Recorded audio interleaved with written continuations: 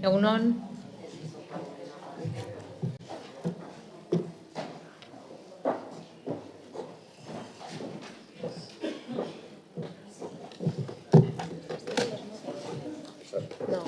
No, ez dakit zein da, norbaitek esan, ez dakit, igual zure ez da, Ni bakarrik.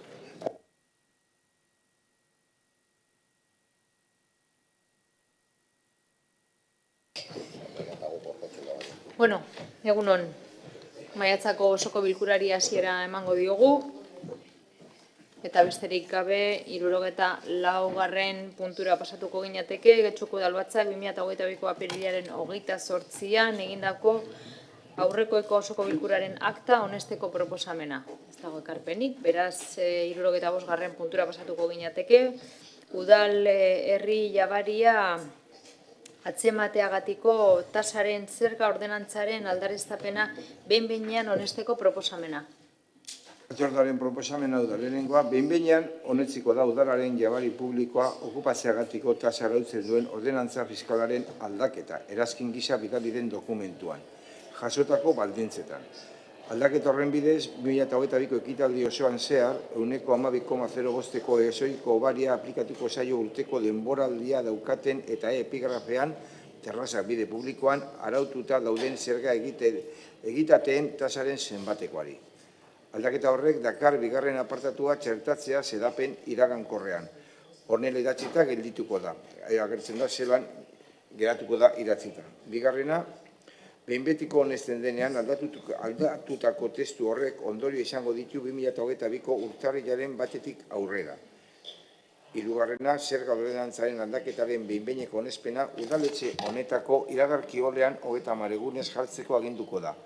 Hala, interesdunek espedientea aztertu eta komenigarritza jotzen dituzten erreklamazioak aurkeztuak izango dituzte. Jende aurreko erakustaldia Bizkaiko aldizkari ofizialean iragarriko da. Baita lurralde historikoko honetan zabalkunderik handien duten egunkarietako batean ere. Laugarrena, erreklamaziorik aurkeztu ez bada, behin betikotzat jotzea ordenantza aldatzeko behin-behineko erabakia.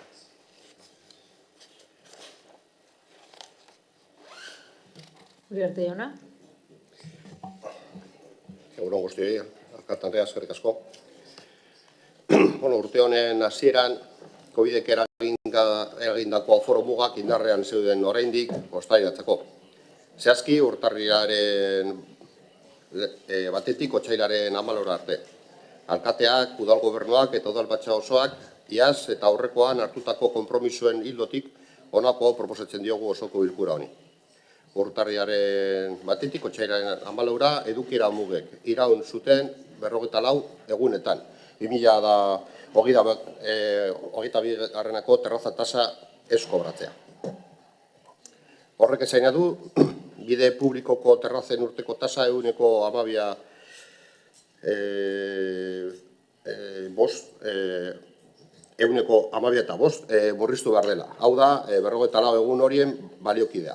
Urteko 75 egune aldean. Espedientarekin batera doazen txosten juridikoek eta ekonomikoek adierazten duten bezala.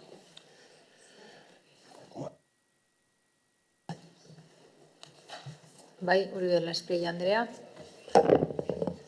Eskerrik asko. Bueno, queremos poner en valor. Balioan jarri nahi dugu esandakoa. Hala, ostalaritzak eskatutakoaren ildotik ez da kobratuko tasa hori 54 egun horiengatik. Hala eta guztiz ere, gogorarazi nahiko nuke, oso une txarrak bizi izan zituztenean, ez zirela neurriak hartu, berehala, noski, eta oposizioak neurriak, txoke neurriak aurkeztu zituenean edo proposatu zituenean, gobernuak erabat ukatu zituen gero laguntza planak aurkezteko, naiz eta horiek guk aurkeztutakoen antzekoak izan. Ostalaritzak aldarrikapenak egin zituen hemen. Egia da, heldu zirela laguntzak baina berandu. Hala, esperientzia hori bizi zuten haiek eta guk, eta espero dugu asko ikasi izana. Abagune bat izan da ostalaritzaren interes komunaren alde antolatu zirelako. Egia da, bide bat sortu zuela udalak, baina bide hori hobetu behar dela eta garrantzitsua dela zuzeneko arreta ematea ostalaritzako sektoreko kidei. Deitu beharko lirateke bilerak beharrezkoa denean, batez ere krisialdi unea gertatzen direnean. Espero dugu berriro ere horrelako egoerak ez suertatzea, baina egotekotan ikasitako guztia aplikatzea eta lasaitasunez jardutea. Eta ostalaritzako sektoreak eta bestelako sektore batzuek babesa jasotzea, kritika gorabe abstenituko gara. Eskerrik asko.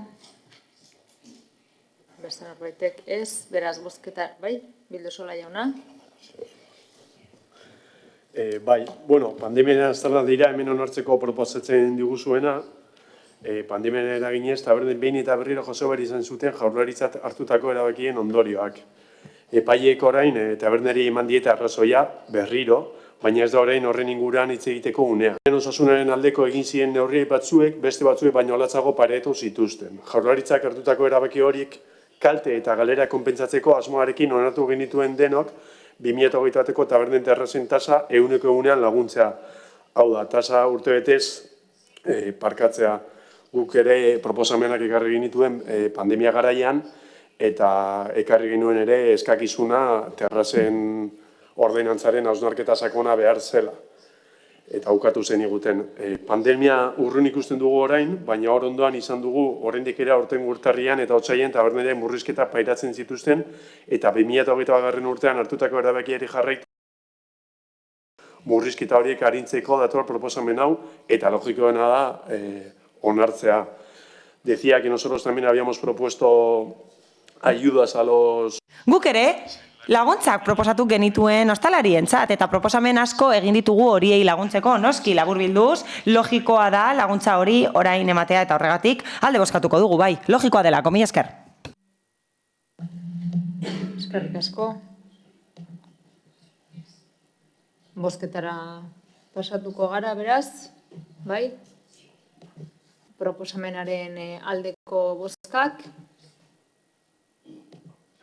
PP, EH Bildu, PSE Euskadiko Ezkerra eta Eusko Alderdi Jeltzalea.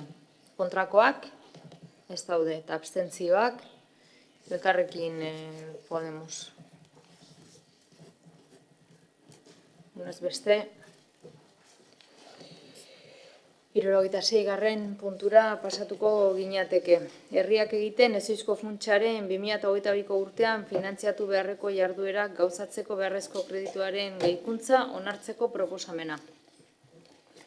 Batzordearen proposamena hau da, onestea, kreditu gaikuntza emateko espedientea, zenbakia 2002-01, zenbatekoa 3.000.005.000 euro duena, eta horrek partida honetan lotuta dagoena. Bertan, zerrendatzen dira partidak, eta dirua dator herriak egitan funtzatik. Uriarte jauna. Andrea, eskerrik asko. Bizkaiko Foru Aldundiak aurtengo apirilean onartutako aparteko fondoari esker, Getxoko Udalak bere biztanle kopuruaren arabera 3.405.000 estra ditu 2023ko abenduaren 31 baino lehen egin beharreko ekintzetan erabiltzeko. Udal gobernuak hurrengoak proposatzen ditu maiatzeko osoko bilkura.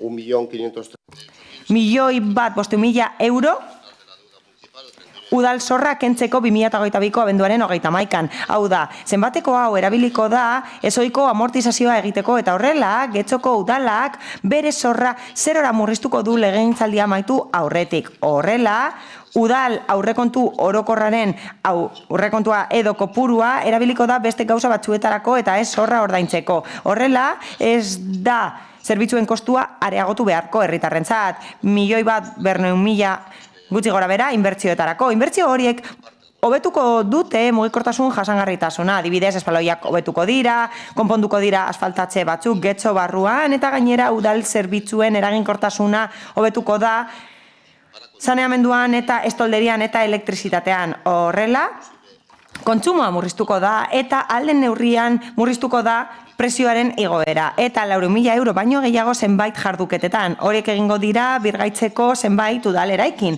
Eta horiek noski erabiltzen dira herritarrei zerbitzua emateko. Eta horien guztien helburua da energia eraginkortasuna hobetzea, mila esker. Eskerrik asko. Norbaitek hitza, ez? Bai, Rodríguez jauna. Bai, bueno, herriak egiten ezoizko funtsa eratzeko aldundiak hartu zuen erabakia eta erabaki hori nola hartu zuen ez da hemen aztertuko duguna, baina bai ordea funtsa horiek nola erabiliko diren, ezta? Ez daukagu inolako zalantzari funtsak onartu egin behar direla, diru hori onartu egin behar dela, kontua da zertarako erabiliko den. Eta ikusten dugunaren arabera, planteatzen diren lan batzuk beharrezkoak dira, baina planteatzen diren lan batzuk aurrekontu igaro dira pleno honetatik. Urtarriaren bueltan gutxi gora bera iragartzen dira inbertsio asko, getxoa berrin, eta abenduan inbertsio horiek egin gabe daude. Zentzu horretan, ona izan daiteke, funtsa horiek horretarako erabiltzea, ikusten baldin bada gainera, horrek burutzeko epe muga bat jartzen diela. Baina badoz beste utxune asko, ez da, funtsa horietan ez dugu ikusten inolako inbertsiorik sustapen ekonomikoan, ez dugu ikusten inolako inbertsiorik gizarte kohesioan, esate baterako adibidez sustapen ekonomikoari dagokionez, lonja mugiarazteko programa eta digitalizaziorako programa oso urri ibili dira aurrekontuen aldetik, eta alde horretatik ez dugu ezer ikusten. Ez dugu ikusi oposizioarekin partekatzeko, edo informazio nahiko partekatzeko inolako borondaterik zentzu horretan, eta gero ekartzen diguzue zorra kentzearen onurak edo. Eta zorra kentzea onurak ekar ditzake, baina baita ere ematen diren aitzakiak nahiko zalantzagarriak dira. Osea, esatea zorra kentzeak ahalbitituko duela herritarrei ez pasatzea inflazioa herri honek, zerbitzuen inflazioa herri honek edo udal honek urtero 5 eta 9 milioi artean uzten dituenean gastatu gabe, ez dauka zentzu handirik, ez da, eta horren gure zalantza da, zorra kentzea da herri honek edo udal honek daukan lehentasuna, baina beste lehentasun batzu dauzka. Galdera guzti hori geratzen zaizkigu erantzun gabe, utxuneak ikusten ditugu, erantzun gabe ikusten ditugu, funtsak hartu behar dira, beraz gu printzipioz azten dituen gora.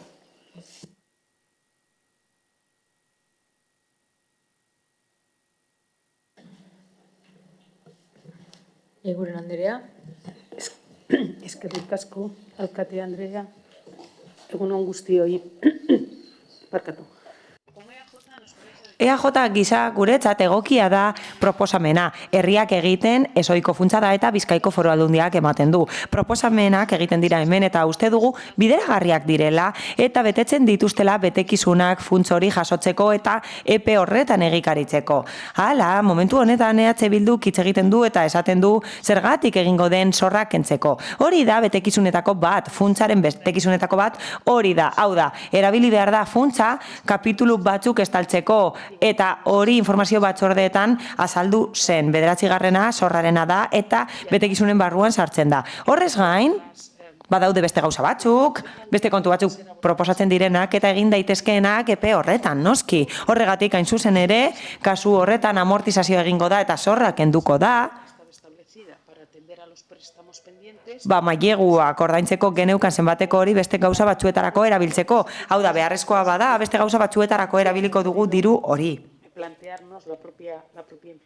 Izan ere, inflazioari aurre egiteko aukera bat da hori. Hala, inbertsioetarako kopuru bat dago bide publikoak hobetzeko, ur hornidurako zerbitzuak hobetzeko, estolderia hobetzeko, argiteria publikoa hobetzeko eta birgaitze lanak egiteko udal eraikinetan, eraginkortasunaren ikuspegitik noski, horiek guztiak bat etorriko dira gure legegintzaldi planarekin, eta bat datoz giza garapen jasangarriarekin ere bai, mila esker.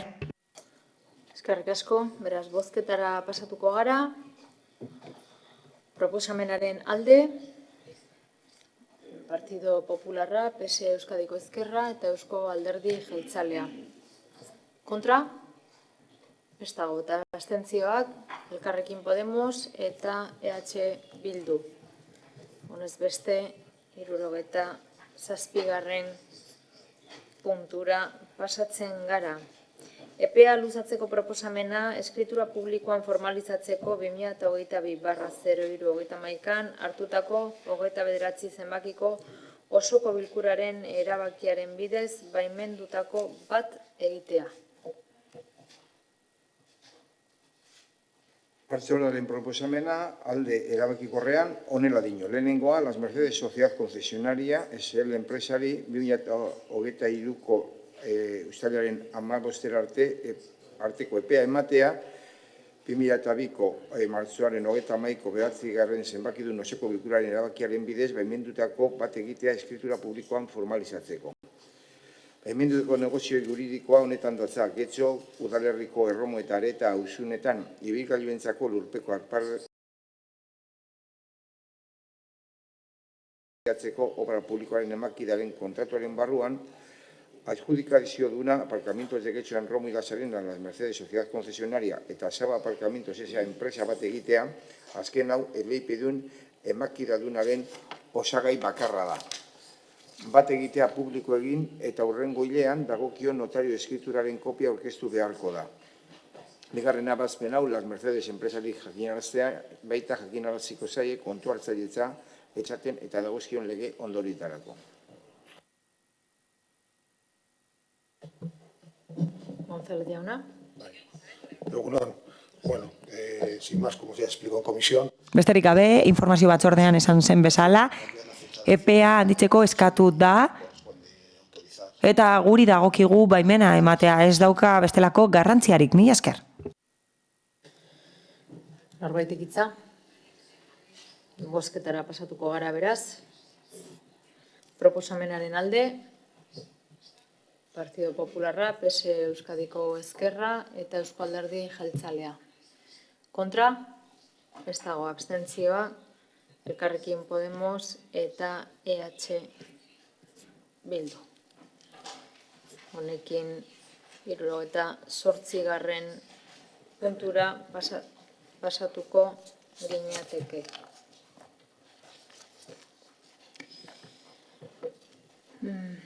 Berraztertze errekurtsoaren ebazpen proposamena Aparcamientos de Getxo en Romo y Las Arenas Sociedad Concesionaria SL enpresak jarritakoa 2022ko martxoaren batean tokiko gobernu batzarrak hartutako 75. erabakiaren aurka. Batzordearen proposamena alde erabakikorrean honela dio. Lehenengoa, Aparcamientos de Getxo en Romo y Las Arenas Sociedad Concesionaria SL enpresak Getxo udalerriko Erromo eta Areta auzunetan ibilgailuentzako lurpeko aparkaleku bi eraikitzeko eta ustiatzeko obra publikoaren emakidaren kontratuaren adjudikaziodun gisa 2022 urterako tokiko gobernu batzarrak hartutako 75. zenbakidun akordioaren aurka aurkeztutako berraztertze errekurtsoa baiestea. Estimazio horren arabera, Erromoko aparkalekuaren erabiltzaileek ordaindu beharreko minutuko tarifa eta horren berrikuspenak 6 tarrekin finkatzen dira.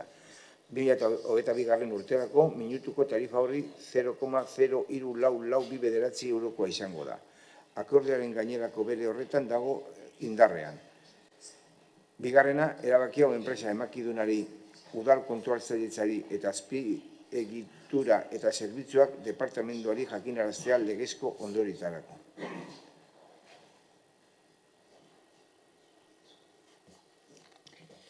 González jauna. Sí, bueno, igualmente, como ya fue explicado también en la comisión, Batzordean azaldu zen bezala, produjo una revisión berrikusi egin zen presioa 4 desimalekin zehazki eta jotzen da orduak pilatzean oso garrantzitsuak direla 6 desimal horiek eta ontzat eman da errekurtsoa eta horregatik 6 desimalak honesten dira besterik gabe, mila esker. Norbaitek hitza? Ez, beraz, bozketara pasatuko ginateke. Proposamenaren aldeko bozka. PSE Euskadiko Ezkerra eta Eusko Alderdi Jeltzalea. Kontrakoak, ez daude abstentzioak, Partido Popularra, EH Bildu eta Elkarrekin Podemos. Beraz, onartua geratzen da, eta 79. puntura pasatuko ginateke, sozioedukatibo eta psikosozialeko zerbitzua emateagatik agintzari kooperatibari faktura ordaintzeko proposamena. Batzordearen proposamen hau da. Ekonomi prozesalagatik prozedurekin jarraitzea eta espedientean prestazioen valorazioari buruz jasotako informazioaren arabera Zerbitzu emaileen aldeko kalte ordaina finkatzea, udala bidegabea beraztea saihestuz aurkeztutako eta adostutako fakturekin bat datorren zenbatekoatan. Honako zitasun hauek arabera. Faktura guztira da, aplikako zerbitzua 30.707 zentimo. Bi faktura horiek onartzea eta horretarako agintzari sozial kooperatibaren aldeko 30.741,77 euroko obligazioa sedatzea eta aitortzea. Uriarte jauna. Andrea, eskerrik asko. Puntu honetara datozen fakturen arrazoia denok ezagutzen ditugu, eskuhartze sozioedukatibo eta psikosozialiko zerbitzua emateko kontratua azaroan amaitu zen. Esleipena garaiz egin zen, baina rekurso bat aurkeztu zen esleipenaren kontra partzialki ontzat eman zena. Hori zela eta zerbitzua esleitzeko lehiaketa berriro ere hasi zen. Prozedura horretan gabiltz, honetan apirileko faktura ordaintzeko baimena eskatzen da. Eskerrik asko, norbaitek zerbait esan nahi du? Ez? Bozketara pasatuko ginateke. Proposamenaren aldeko bozkak.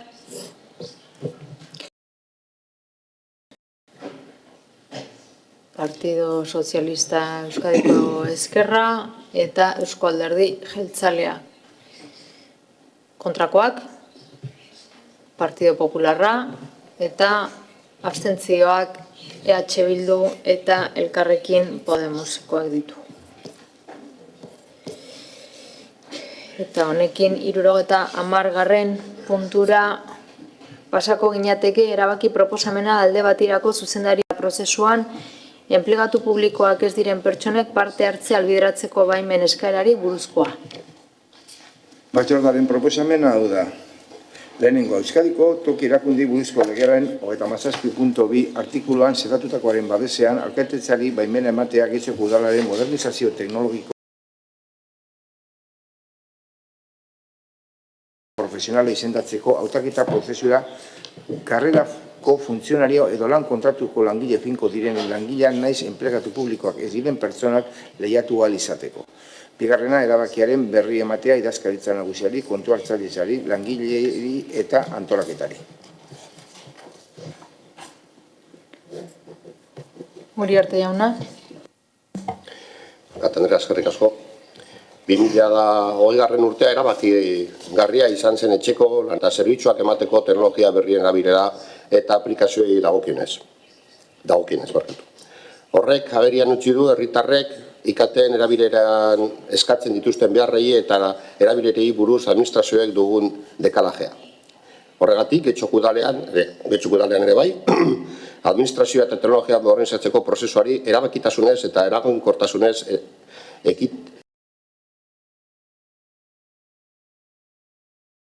hauek dira. Lehenengoa, herritarrei ematen zaizkien zerbitzuak hobetzea, eta bigarrena, gure lan prozedurak eraginkorragoak izatea. Prozesu honen bidez, udaleko sail desberdinek parte hartuko dute. Horrela, antolatuko dira eta ordenatuko dira sail desberdinen ekintzak eta funtsezko prozesuak ezarriko dira administrazio jarduera egokitzeko egungo legera, modernizazioaren eta gobernantzaren eremuan. Horrez gain, gardentasuna eta gobernu irekia sustatuko dira. Helburu bakarrarekin, herritarrei ematen zaizkien zerbitzuak hobetzea. Hala, digitalizazio prozesua egingo da modernizazio teknologiko eta administratiboko plan bat ezarriz. Horren arabera, bultzada berezia eman beharko zaio administrazio elektronikoari eta sustatuko dira gardentasunak gobernu irekia eta herritarren parte hartzea. Horrez gain, lege zein gizarte eskakizunak beteko dira. Hala, modernizazio plana abian jartzeko eta zeharkakoa denez beharrezkoa da batera zuzentzea. Erantzun hobea emateko herritarrei eta bere premiei. Horretarako beharrezkoa da teknikoki arduraduna eta eskuduna den arduradun bat izendatzea. Horrez gain, garrantzitsua da implikazio maila altua izatea eta ezagutza maila altua edukitzea modernizazio teknologiko eta administratiboaren eremuan. Horrela, gure helburua da legeak eskatzen duen zerbitzuen erabateko digitalizazioa lortzea, herritarrek ere eskatzen dutelako. Hala, jarduketaren oinarri izango da 2018-2022 modernizazio teknologiko eta administratiborako plana. hori eguneratuz eta bere ezarpena zuzenduz. Uste dugu beharrezkoa dela langile publiko ez gain, aukera izatea prozesu horretan parte hartzea sektore publikoan ez dauden pertsonek. Hala, tokiko erakundeen legeak hori aurreikusten du eta justifikatuta dago. Hala, beste pertsona batzuen ezagutza eta esperientziak baliatzeko prozesu hauetan sektore pribatuan ere ematen direlako. Eta gainera askotan bere edukia ez dagoelako lotuta administrazio publikoetako egiturazko beste lanpostu batzuen edukiarekin. Egia da, askartu behar dela modernizazioa Getxoko udalean, eta uste dugu hori egin behar dela mugatutako helburu batzuekin eta administrazioaren barruan bertan. Hala, hautaketa prozesuaren hurrengo faseetan zehaztuko dira lanposturako sarbide betekizunak, baina batzuk badaude legean murriztuta edo mugatuta. Hautaketa prozesua egingo da merezimendu gaitasun publizitate norgehiagoka eta egokitasun printzipioen arabera. Iraupena izango da legegintzaldiaren bigarren agintaldia amaitu arte. Ordainsariari dagokionez, A bateko arduradunen soldata jasoko du eta 28. mailako norako osagarria eta berariazko osagarria kobratuko ditu pertsona horrek. Eta gaur egun 80.000 euro baino gehiago izango lirateke urtean eta gordin. Hala, gobernu irekiko eta modernizazioko zinegotziaren menpeko lanpostua izango da eta aurrekontu gaitasuna izango du. Izan ere, berariazko aurrekontu programa bat gaituko da bere jarduera eusteko. Hala, erabakiak hartzeko aukera ere izango du esleitzen zaizkion proiektuen eremuan. Mila esker.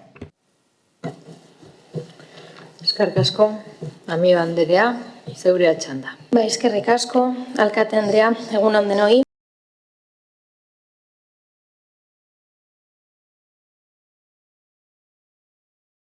Gaudela, hau da, beharrezkoa da teknologikoki eta administratiboki modernizatzea Getxoko udala eta hori orain proposatzen ari da. Are gehiago, baldin eta hori egiten bada helburu horretarako. Herritarrei ematen zaizkien zerbitzuak hobetuko badira lan prozesuen bitartez. Etengabe aipatzen da, bai memorian bai txostenean, modernizazio plan bat dagoela. Eta plenoan proposatu denean herritarrei ematen zaien arreta hobetzea, gardentasuna hobetzea, prozesu parte hartzaileak egitea eta herritarrak entzutea, beti izan da politika publikoen bidez. Erantzuna beti bera da. Beraz, zer eragingo du modernizazio honek?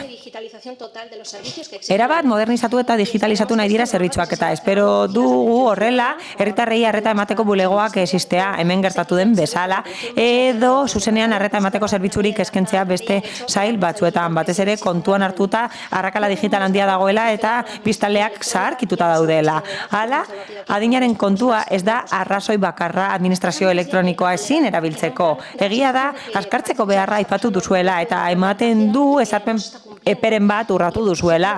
Eta horregatik azkarragoa den zerbait erabiltzen duzuela. Norbait hautatuko da naiz eta zerbitzu edo sektore pribatutik datorren. Hala, inplikazio maila altua eskatzen da eta kanpoko batek ez du izango barnekoek duten inplikazio maila. Hori beste aukera bat da, baina ez da izan behar honena, ez da horrekin ados egon behar ere. Gainera, txostenean esaten den bezala, alkatetzak hautatzen du idazkariaren laguntzarekin, baina ez da oso gardena, naiz eta hori aurretiaz iragartzen den. Gainera, esaten da, ekintza hori mugatuta egongo dela denboran, eta bukatuko denean, hau da, eginkizuna bukatzen denean, hori galduko dela, hau da, izaera hori kenduko zaiola lanpostuari. Uste dugu gauza asko daudela ebasteke eta informazio batzordean ezela eman behar den informazioa. Hala, prozesu batzuek ez dute inbeste arretarik lortu. Adibidez, zeharka txertatzeko proposatu genuen genero ikuspegia zail guztietan. Horretarako ez da proposatu ado kontratazio bat egitea ez da talde bat sortzea ere. Izan ere, berdintasun planetan hori jasotzen da eta uneren batean beharrezkoa izango da genero ikuspegia txertatzea eta modernizazioa bezain garrantzitua izan beharko litzateke eta espero dugu langileak eta baliabidea jartzea horretarako. Orain arte ez da egin eta ikusten dugu prozesu desberdinak garrantzitsuagoak direla gobernuarentzat.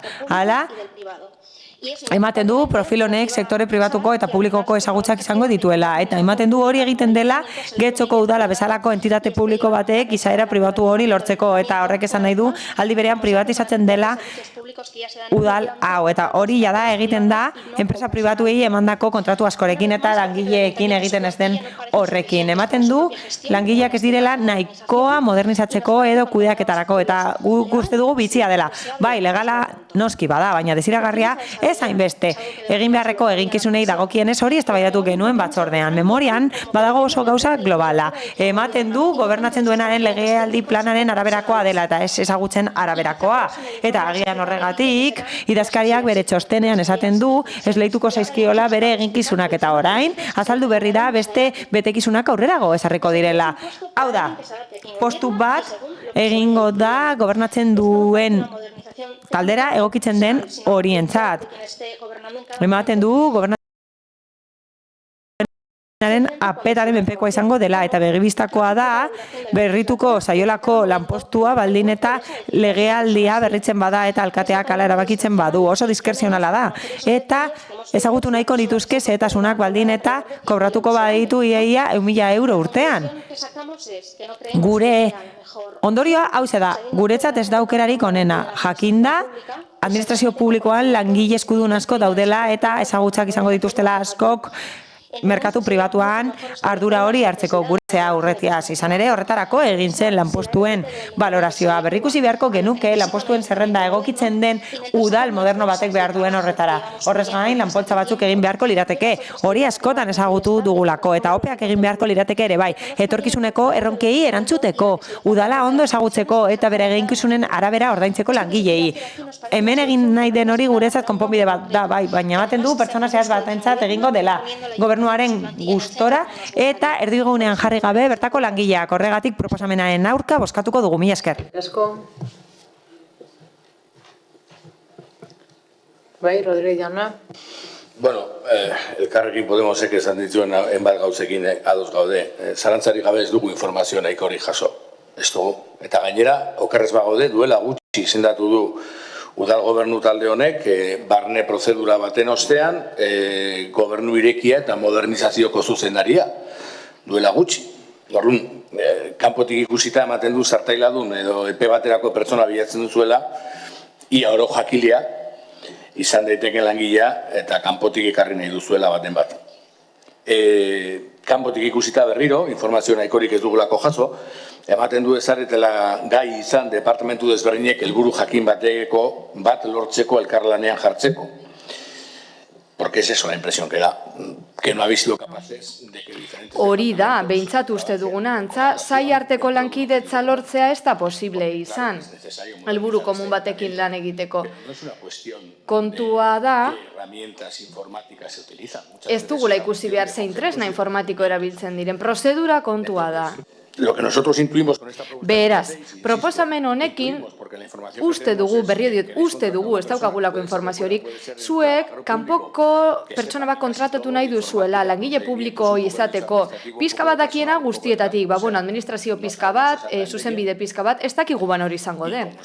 Eta hemen esan den bezala, ez dira aipatu pertsona horren funtzioak, beraz, zer behar duzu egiatan? Hori ez dakigu. Kanpotik ikusita zein informazio daukagu, ezaretela gai izan, barne prozedura bate hasteko. Ez dakiguna da orain arte zer egin duzuen.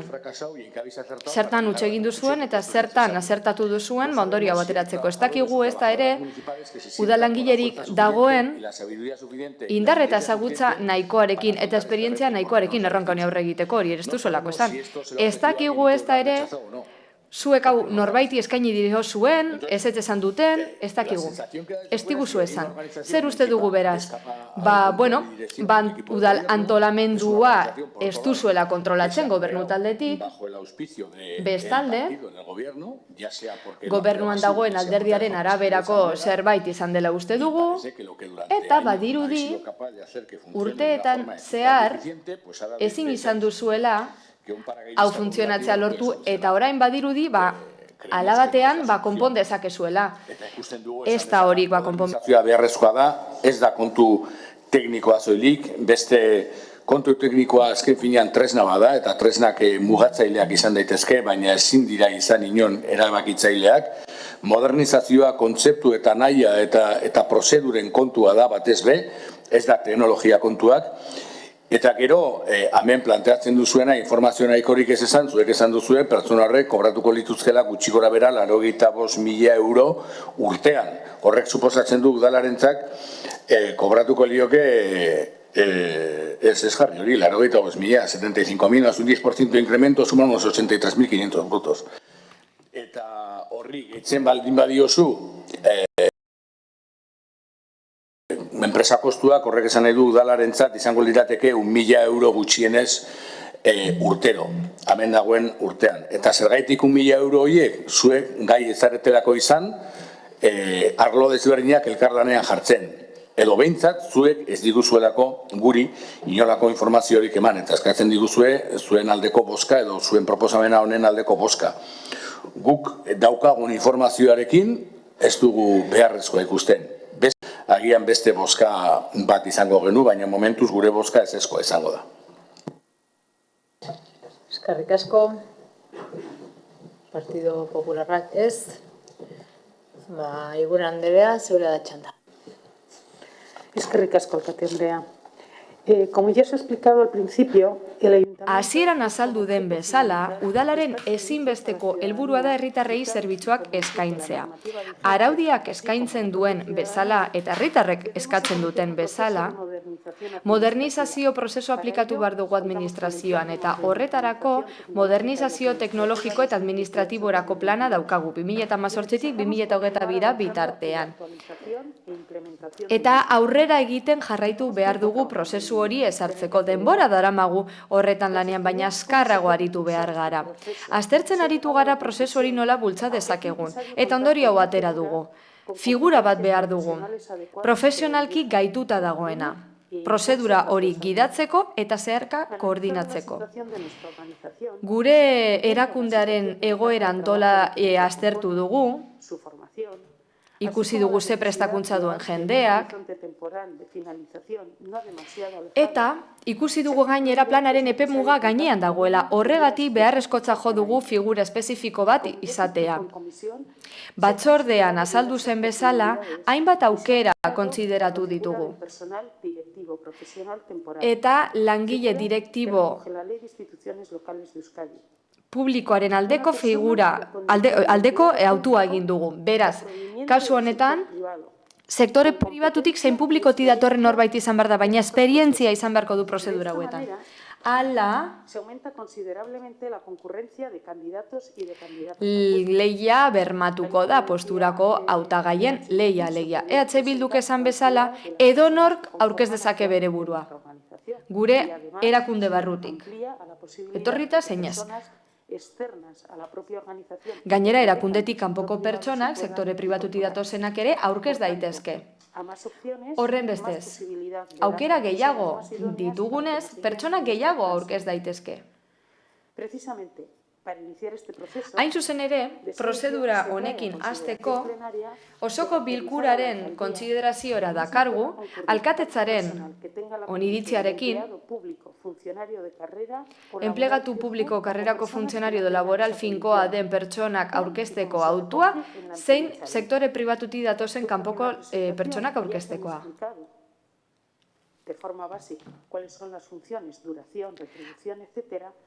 Azaldu dugu ze funtzio izan beharko lituzken pertsona honek eta memoria justifikatiboan ere argi jasota. Geri dira, beraz ez naiz errepikatuko. Hala ere, zera azpimarratu nahi dut. Proposatu den figura eta hura hautatzeko prozedura guztiz legala dira eta gardenak. Legalak eta gardenak. Zuek susmo zantzuren bat erakutsi duzuen arren. EAJ-rentzat egoki da udalari giza baliabide berri bat ematea profil honekin. Modernizazio prozesu aurrera eramango duelako. Labur bilduz, hemen proposatutako akordio proposamena gure babesa du. Izan ere helburu nagusia da, modernizazio teknologiko eta administratiboa egia bihurtzea alik eta azkarren. Eta horrela, zerbitzu eraginkorra eskaintzeko gure herritarrei. Eskerrik asko.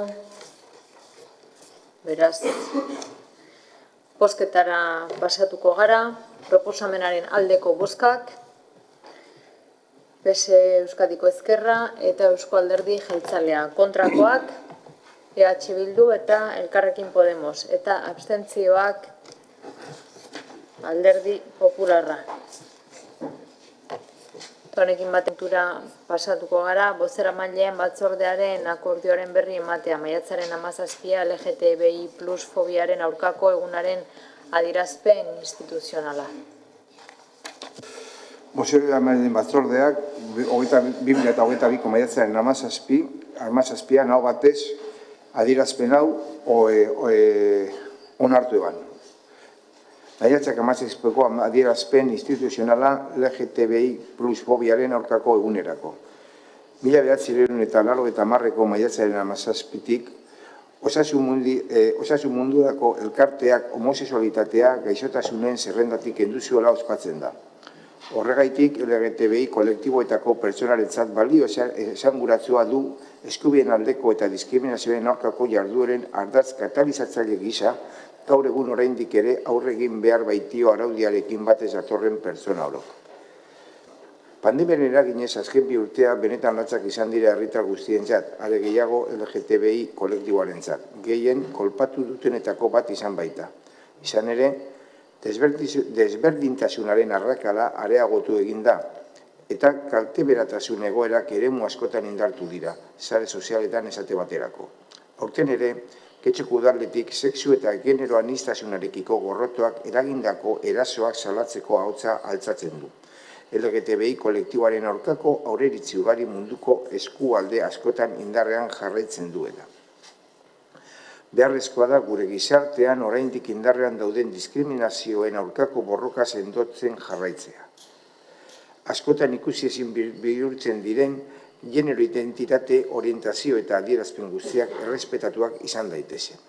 Gizarte osoaren erantzukizuna da diskriminazio eta indarkeri mota guztien aurka borrokatzen jarraitzea. Herritar guztion zeregina da ahalegina batzea gizarte inklusibo eta anitza lortzeko. Aniztasuna aztertzen ari garen esparrutik ulertuta, baina baita zentzu zabal batean ere. Getxoko udalak ahaleginak batuko ditu gizarte eragile guztiekin, gizarte bidezkoagoa, errespetuazkoagoa eta integratzaileagoa eraikitzeko. Berdintasunerako eskubidearen eta sexu eta genero orientazioagatiko diskriminaziorik ezaren alde lan egiten jarraituko dugu, aniztasunaren bizipen askea sustatzeko helburuarekin. Bai maiatzaren 17an, bai urteko beste 364 egunetan, LGTBI pertsonen eta haien ingurukoen ondoan jarraituko dugu, LGTBI fobiaren aurka borrokatzen.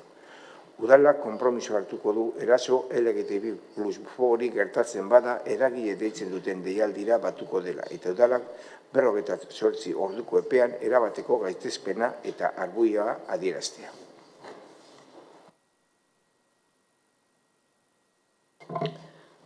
Norbetek hitza hartu nahi du?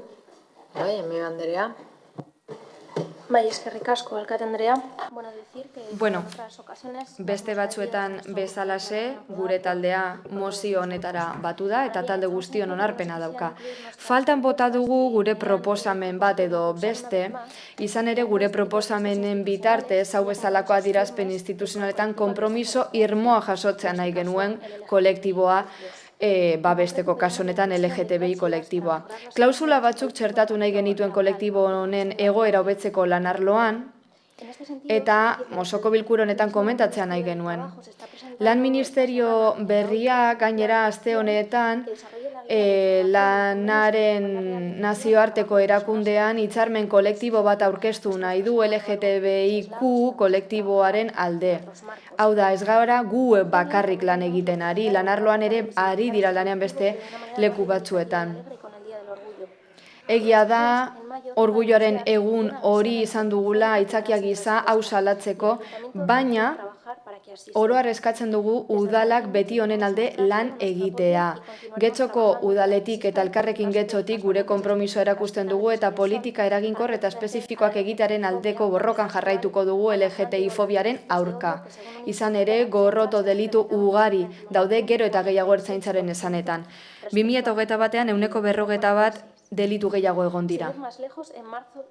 Martxoan esate baterako, Algortako jaietan adingabe bat jasarri zuten. Eta protokoloak egin behar izan dira 2022ko zifrei erreparatuz gero ikus dezakegulako hilabete gogorrak datorskigula eta ziur LGTBI kolektiboa ere pairatuko duela hau. Indarkeriaren aurka egin behar dugu, indarkeria matxistaren aurka gehien bat, benetako berdintasuna lortu arte guztiontzat. Eskerrik asko. Eskerrik asko, ez da norbaitek, bai? Mi esker alkate Andrea. Bioz Andrea. Egunon denari, una declaración institucional. Bueno, adierazpen instituzionala da bai, baina hau azken finean ekintza bat da, sentsibilizazio ekintza bat, eta aldi berean honen bitartez jarrera erakusten du. Hau bezalako momentu baten, Elkarrekin Podemosek esan bezala, beharrezkoa da udalbatzak nahikoa dela, aski dela esate. Ez dugu pertsonen aurkako diskriminaziorik nahi, ni gainera berdintasun zerbitzuaren arduraduna naiz, eta benetan goraipatu nahi dut adierazpen instituzional honen alde lortutako aho batekotasuna. Elkar errespetatuko dugun eta bizikidetza oinarri izango den getxo nahi dugu. Bakoitzaren ezaugarriak eta genero adierazpidea gora bera. Oraindik ez daukagu ez lortu nahi dugun gizarte aktibonen aurkako gorroto delituak. Horregatik udalbatza gisa eta gobernu talde gisa konprometituta gaude, politika publiko horiek aurrera eramateko eta hala LGTBI fobiaren aurka egiteko. Halase egiten dugu urte osoan zehar sentsibilizazio ekintzekin eta batez ere hezkuntza zentroetan egiten dugu lan, hezkuntza afektibo-sexualerako programekin eta indarkeria prebenitzeko programarekin. Berriro ere, zorionak guztioi, aho batez, adierazpen hau onartzeagatik. Eskerrik asko. Bai, Mildesola jauna. Bai, gu posten gara kasu honetan adostasuna lortu dugulako adierazpena onartzeko orduan. Baina askotan esan dugun bezala, espero dugu hemen jasotzen dena adierazpen hutsetan ez geratzea. Badakigulako paperak dena eusten duela. Ezin da gertatu berriro ere otsailean, lehen Elkarrekin Podemosek aipatu du otsailean gertatu zena, eraso legitimo bat ematea Algortako inauterietan eta udalak ez adierazpenik kaleratzea, ez da mobilizazioekin batez egitea. Baina hori bai, maiatzaren 17 datorrenean adierazpena atera eta dena zuritu. Hori dela eta, adierazpen honetan, proposatuko nuen udala konpromisoa hartzean nolabaiteko erasorik gertatzekotan publikoki salaketa egingo duela eta mobilizazioekin bat egingo duela. LGTBI urte osoan egin behar diogulako aurre, 75 egunetan, eta ez bakarrik urtean behin. Gure proposamena onartu izan zen eta horregatik babestu genuen testua. Gero ikusiko dugu ea benetan onartutakoa betetzen den. Edo zelan ere, behin baino gehiagetan planteatu dugu udal honetan berdintasun saila handitzea beharrezkoa dela. LGTBI plus politikak eta politika feministak garatzeko bitarteko gehiago eskaini behar direla. Bai teknikari gehiago, bai aurrekontua handitu eta bestelakoak. Hori ezinbestekoa baita politika eraginkorrak garatzeko. Gainentzeko guztia gure ustez propaganda hutsa da. Eskerrik asko. Bai, Eguren Andrea. Eskerrik asko, Kate Andrea. Labur. Como ya han hecho otros grupos políticos... Beste talde politiko batzuek ere egin duten bezala, EAJ-tik gaiendu nahi dugu aho batez onartu dela adierazpen instituzional hau. Gure ustez, ezinbestekoa da erakundeak eta udalerria elkarlanean aritzea diskriminazio mota guztien aurka egiteko. Nortasun guztiak, orientazio guztiak eta genero adierazpen guztiak errespetatu behar ditu askotan ikusezin egiten direlako. Gizarte osoaren zeregina da, inklusibotasunaren, anistasunaren eta diskriminazio eta indarkeriarik ezaren alde egitea. Guk lanean jarraituko dugu hori lortzeko. Eskerrik asko. Honekin batera, 72. puntura pasatuko gineateke, Getxo udalaren eta erakunde autonomoen 2020-2023 diru laguntzen plan estrategikoa genen egikaritzaren kontu ematea. 2021 urteari dagokiona.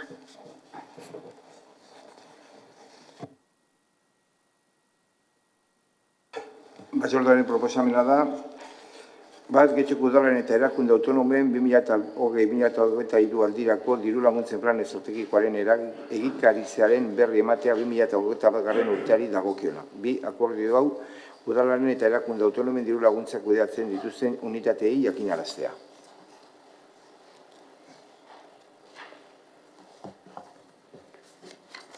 Eguren Andrea. Bai, eskerrik asko, Alkate Andrea. En este punto, puntu honetan, diru laguntzen plan estrategikoaren egikaritze egoeraren berri ematera gatoz 2021 urterako. Horretarako memoriak dituzue espedientean. Erakunde kudeatzaile guztiek egindakoa. Hauxe, era berean, informazio batzordean azaldu zen. 2022ko apirilaz geroztik honen inguruko araudia dago indarrean. Eta osoko bilkuraren eskumenekoa ez bada ere, kasu honetan 2021ko diru laguntzen plan estrategikoaren egikaritzearen kontua ematea bai egin behar da osoko bilkuran. Ebatzi dugu informazio nahikoa eman dela, hemen zein informazio batzordetan. Bukatzeko, antolakuntza eta kontu batzordean esan zen laguntza teknikoa behar zela eta behar izan hori erantzun zaio eta unitate kudeatzaileak beste behar izanik egonez gero erantzungo dio baita ere. Itza? Ez? Orduan, 73. puntura pasatuko gineateke, kontu hartzailetzaren 17/2022ko txostenaren berri ematea. Barne kontrolarako urteko txostena da. Bizkaiko tokiko sektore publikoko erakundeen barne kontrolari buruzko araubide juridikoa arautzen duen Bizkaiko Foru Aldundiaren abuztuaren 22ko 117/2018 foru dekretuaren 37. artikuluari jarraikiz egin dena. Batzordearen proposamena da, alde batetik udaleko kontu hartzaileak egindako maiatzaren 16ko txostenaren edukiaren jakitun geratzea. Txosten hori barne kontrolerako urteko txostena da.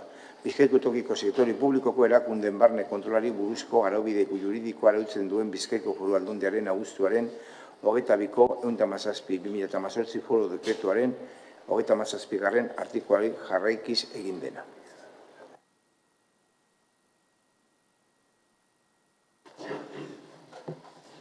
Itza?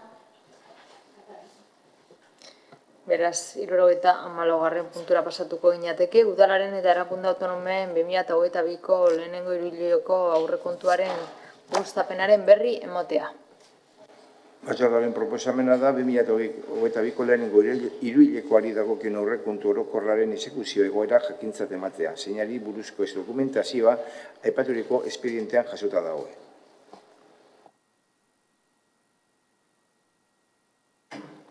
Itza? Ez?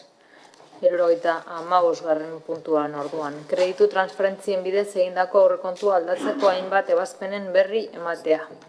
Batzordearen proposamena hau da, kreditu transferentzien erabileraken bidezko aurrekontu aldaketari buruzko zinegotzi esku ordearen ebazpenekin jakitun geratzea. Bertan zerrendatzen dire bi zenbakidun espedienteak. Itza? Ez? 76. puntura pasatuko gineateke, udal diruzaintzaren hiruhileko txostenaren berri ematea 15/2010 legearen 4. artikuluan xedatutakoa bete beharrez. Batzordearen proposamena du da, 2022ko lehen hiruhilebeteko diruzaintzako txostenaren edukiaren jakitun izatea. Txosten hori bete beharrak ordaintzeko legezko epeak betetzeari buruzkoa da. Itza? Ez? Beraz, mozioen atalera pasatuko gineateke.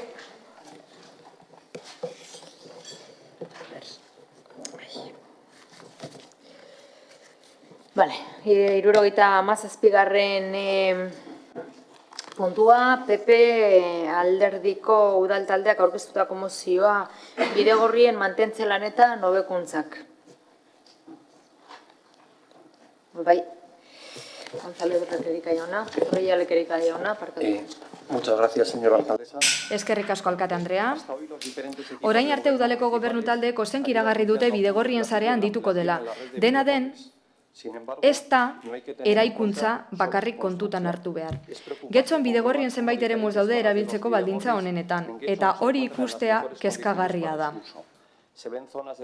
Bidegorri ingune batzuetan zuhaitzen, zuhaizken edo adarren sustraiek eragin dute, eta mugimendua zailtzen dute edo zoruan zuloak ageri dira. Bidegorriek beren funtzioa betetzen nahi badugu, hau da, mugikortasun jasangarrirako erabili nahi baditugu, egoera honean kontserbatu behar ditugu. Hala motibatzen baitzaie herritarrei, gehiago erabiltzeko. Egoera hori dela eta udaleko talde popularrak uste du neurriak hartu behar direla bidegorrien mantentze lanak hobe daitezen. Horregatik guztiagatik udaleko talde popularrak honako erabaki proposamena aurkeztu du. Lehenengoa, Getxoko udala bidegorrien mantentze lanak hobetzeko neurriak hartuko ditu, eta bigarrenik, mozio honen berri emango da udalerriko komunikabidetan. Bai, emendakina dugu. Tenemos una enmienda. Emendakin bat daukagu.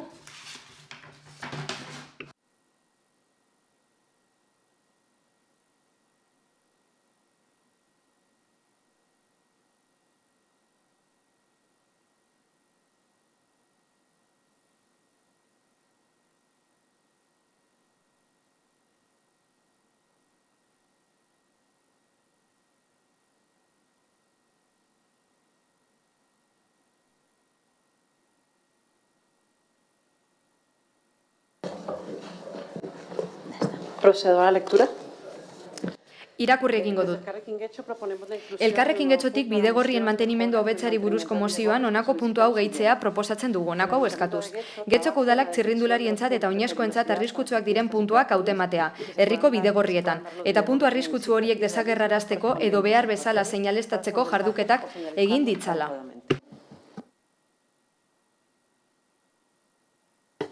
Sí, agradecemos a Elkarrekin Podemos la inclusión de esta moción. Eskerrik asko Elkarrekin Podemosi, onartzen baitugu mozio honeri puntu gehitzea. ¿Pasáis a la defensa? Sí, vale. Defentsara pasako zara mesedez? El Plan de Movilidad Urbana Sostenible de Getxo 2017-2030... Getxok 2017-2030 mugikortasun jasangarriratako planean jasota dago bidegorri sarea zabaltzea.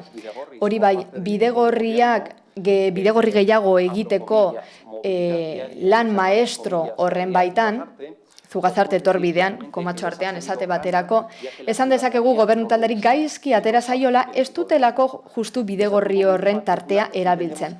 Alderdi popularretik uste dugu mugikortasun jasangarria bidegorrien kasuetan ez dela oinarritu behar udalerrian zehar egitarekin bakarrik. Horrez gain, esfortzu bat egin beharko da bidegorri hoie mantentzeko. Erabiltzaileek kesak dituzte bidegorrien inguruan. Hala, zera diote, hobekuntzak egin behar direla mantentze lanetan. Esan dezakegu, oraintzik hortxe dagoela 2008ko urtarrilaren 20ko prentsako titular bat. Zera dio, erabiltzaileek hobekuntzak eskatu dituzte Getxoko bidegorrietan.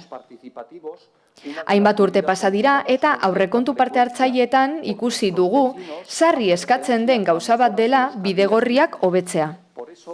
Horregatik, alderdi popularretik mozio hau aurkeztu dugu. Izan ere, ikusi dugu bidegorrien tarte batzuetan berehala hobekuntzak egin behar direla. Gobernu taldeak erantzungo digu horretan ari direla, jada lanean ari direla, eta aurrekontuetan jada agertzen direla partida batzuk bidegorriak mantentzeko. Baldintza honetan mantentzeko, zuzen ere. Hala ere, zoritzarrez, Getxon errealitatea guztiz bestelakoa da. Eta gainera adibidea ditugu horren froga gisa. Hemen ikus dezakezuenez, txopoen etorbideko tarte batzuetan, Salzidutik hurbil, Algortan, adarrak daude, zuhaitz adarrak hain zuzen ere, eta bidegorrien erabiltzaileak ezin dira bertatik pasatu. Bestalde, Algortan baita ere, Bidegorriaren pavimentua Teietze kalearen 21. puntuaren parean, zuloz josita dago. Hilabeteak daramatza bidegorriak horrela. Oraindik ez da konpondu. Bestalde, Areetako kaiaren eta Baristo Txurruka kaiaren arteko bidegorrian ere, tarte batean pavimentua apurtuta dago, eta hilabeteetan zer ez da zer egin. Gauza bera gertatu da ondorengo tarte honetan, kirol portura sartzeko tartean hain zuzen ere, edota Txopoen etorbidearen eta Goierri kalearen arteko gurutza bidean. Aipatutako kasuetan pavimentua apurtuta dago tarte batzuetan, eta hilabetetan ez da konpondu. Era berean, Zuhaitzen sustraiek bidegorri apurtu dute tarte batzuetan Txopoen etorbidean esate baterako, edo Faduran tenis pistetatik hurbil. Esan bezala, tarte horietan bidegorriaren pavimentua altxatu dute Zuhaitzen sustraiek. Beraz, adibide horiekin beste behin ikus dezakegu gobernu taldearen abandonua eta desidia, haren ezaugarri nagusi direlarik. Denbora aurrera doa, bidegorria erabili egiten da, zugasarten ez. Klima baldintzak eror daude, horren guztiaren ondorioz bidegorriak narriatuz doaz. Horregatik neurri zuzentzaileak hartu behar dira hainbat arinen. Beraz, nahi baldin badugu bidegorriek bere funtzioa betetzea, hau da, mugikortasun jasangarria posible egitea, egoera honean mantendu beharko ditugu. Izan ere, horrela animatuko ditugu herritarrak bidegorriak gehiago erabiltzera. Horregatik guztiagatik mozio hau aurkeztu dugu, aldeko bozka eskatzen dizuegu eta gobernu talderi eskatzen diogu mozioan eskatutakoa ondo burutzeko. Eskerrik asko. Bai, Bide Laskei Andrea. Eskerrik asko. Bueno, hoy desde el Partido Popular... Gaur Alderdi Popularretik eskatzen dute Getxoko udalak neurriak hartzeko bidegorrien mantentze lana hobetzeko. Guretzat positiboa da, beti delako egokia, hobekuntzak eskatzea baldin eta egokia bada. Hala eta guztiz ere ez gaude 100% ados bidegorrien egoeraren inguruan esandakoari erreparatuz, naiz eta badakigun hobe daitezkeela. Horregatik, haiek eskatu dute bidegorrien mantentze lana hobetzeko, baina guk zeharkako emendakina aurkeztu dugu apur bat osatzeko bere eskaera eta eskatzeko aldi berean zerbait egiteko arrisku puntuetan. Horiek badaudelako bidegorrietan. Horietako batzuk onartu ziren joan den apirileko informazio batzordean egindako galdera batean. Onartu zen arrisku puntuak daudela. Hala, guk adierazi genituen 2 puntu zeudela arriskutsuak zirenak bidegorrietan. Bertan ez da ziurtatzen txirrindulen lehentasuna. Hala, ibilbide batzuk daude, Txopoen etorbidean, Lezarreta kalearen parean, eta beste bat dago Santisteban egoitzaren parean. Hala, udal gobernuak orduan aitortu zuen lege zaharkitutako bidegorriak zirela, eta jarduketak egingo zituztela bai bertan bai beste puntu batzuetan hori konpontzeko. Horregatik hain zuzen ere gaur guk nahi genuen hobekuntza konpromiso hori egi bihurtzeko eta gehikuntza emendakin batean zehaztea. Horregatik eskerrak eman nahi dizkiogu Alderdi Popularrari, horregatik alde bozkatuko dugulako. Hala, espero dugu udal gobernuak hobekuntzak horiek abian jartzea. Argi dagoelako mugikortasun jasangarritasunaren eremuan doazelako. Hala eta guztiz ere komentatu nahi dugu osoko bilkura honetan Alderdi Popularrak askotan aipatu dituela bidegorriak, baina ez duela inoiz aurkeztu horrelako moziorik. Horregatik guretzat deigarria da. Gure mugikortasun eredua desberdina delako. Eta hori badakigu. Guk lehenesten ditugu oinezkoak eta bere kasuan ibilgailu pribatua lehenesten dute. Horregatik eskerrak ematen dizkiegu, ematen du interesa dutela. Eremu honetan askotan eskatu dute sugatzarteko bidegorriak kentzeko eta orain moziora itzulita gustatuko litzaidake bidegorriak hobetzearen alde gaudela, baina gustatuko litzaigukeela bidegorriak handitzea. Elkarrekin Getxotik uste dugu bere bizikoa dela bidegorriak luzatzea, horrela airearen kalitatea hobetzeko, espazio publikoa berresku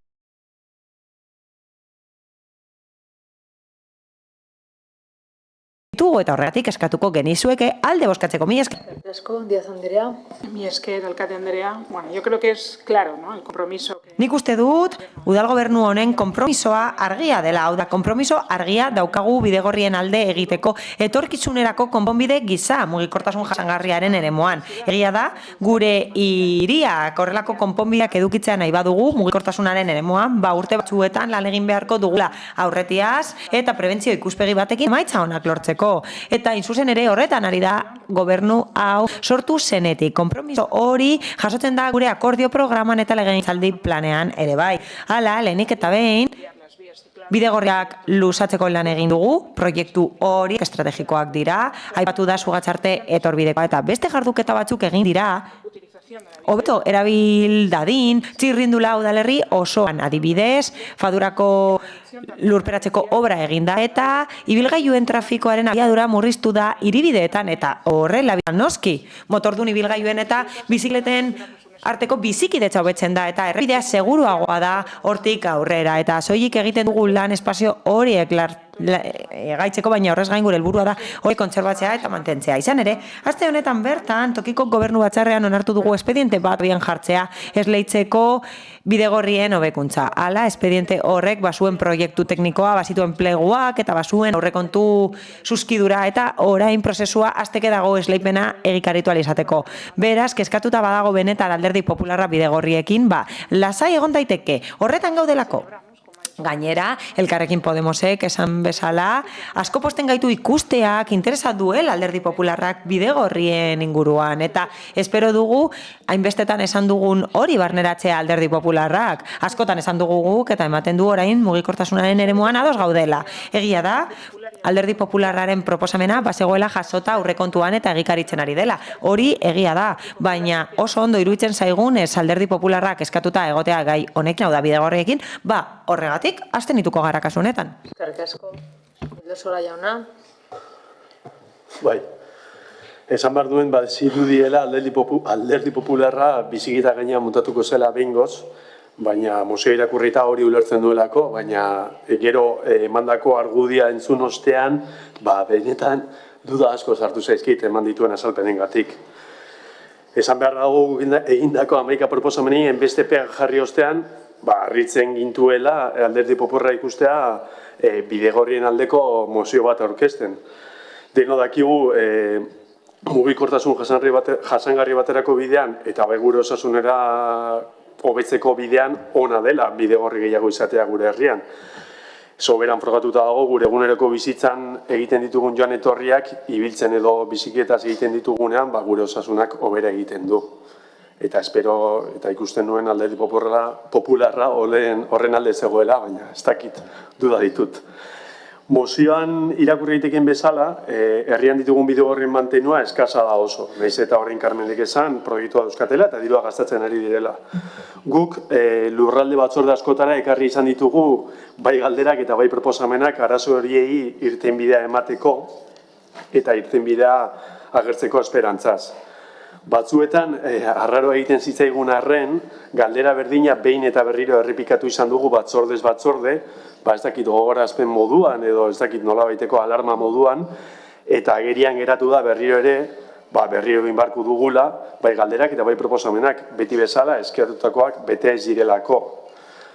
Zeitzuk ez dira bete, oraindik ere, berdin jarraitzen du getxo bateko bidegurutze famatu horrek, guk aspaldi eskatu genuen egoera hori konpontzeko lanak egin zitezen, eta galdetu genuen enegarren aldian, 11garren aldian edo 10.000garren aldian, erantzuna simplea izan zen.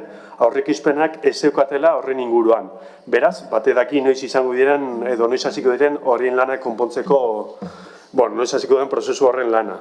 Esperoan jarraitzen dugu ere bai, hemen Makaletako etorbidea aipatu dute Alderdi Popularrekoak, esperoan jarraitzen dugu etorbideko hainbat puntu arriskutsuak noiz konponduko dituzten. Badakizue, orain garrantzitsuena Sugatzarteko bidegorria da eta hori bakarrik existituko baliz bezala dirudi. Ahazturan utzita guk ekarritako 11 proposamen, bai Sarriko basoko bidegorria, Teietzeren hobekuntza, Berangokoekin konexioa, Askorrirainoko bidegorria eta beste hainbat. Besterik ez. Eskerrik asko. Ocio Andrea. Bai, eskerrik asko alkate Andrea. Getxoko bizikleta sarea etengabe hasiz joan da 2007 urtean lehenengo bidegorria egin zenetik. Udalak duela zenbait urtetik hona mugikortasun jasangarria bultzatzen du, ingurumena eta herritarren osasuna errespetatuz. Udal gobernuaren legegintzaldi planak helburu hori erdiesteko lan ildoak eta ekintzak definitzen ditu. Gaur egun, 30 kilometro bidegorri baino gehiago ditugu eta helburua kilometro gehiago izatea da. Badakigu bizikleta sarea hobetu daitekeela udalerri osoa lotzeko, eta horretan ari gara lanean. La apuesta por una movilidad sostenible es una estrategia... Mugikortasun jasangarriaren aldeko estrategia ez da zalantzan jartzen hiri arteko eta hiriko desplazamenduetarako, eta beharrezkoa da azpiegitura egokia edukitzea mugikortasun jasangarri efektiboa eta egokia sustatzeko. Hala, badaude txirrindulentzako azpiegiturak Getxon eta badaude bestelako ekipamendu batzuk Getxon eta batzuk sarkituta daude eta betu behar dira segurtasuna sustatzeko. Hala, jakin badakigu puntu batzuetan hobe daitekeela Getxon eta hori egiten ari garaia da. Ildo horretatik urtero jarduketa asko egiten dira, birjartzeko eta berriak egiteko, inbertsio berriak egiteko. Adibidez, plangintza bat aurreikusi da 2022ko eta jarduketa kombinatu desberdinak egingo dira. Aste honetan bertan, kontratatzailearen profilean 400.000 euro baino gehiagoko zenbatekoarekin argitaratu da jarduketa bat. Hobekuntzak egiteko gure sareko puntu desberdinetan. Hala, Benantzio eta Errotatzu poligoaren arteko bidegorria lusatuko da. Haren Eazpikoa lusatuko da Txopoen etorbideraino eta Faduraraino. Eta hori egingo da Izalde kalearen bitartez. Hobetuko da komunikazioa Aingeruaren etorbidean, Mugarra kalean eta Lagalea errepidean. Eta laugarrenik hobetuko da eta berrituko da Soladura Haren Eazpi eta Txopo etorbidearen artean. Eta gainera, idazten ari gara beste hobekuntza batzuen multzoa. Adibidez hori egingo dugu Eduardo Kosten, Txopo etorbidean, Labanzadan eta Leioa etorbidearen artean, eta Salzidu eta Txopoen artean,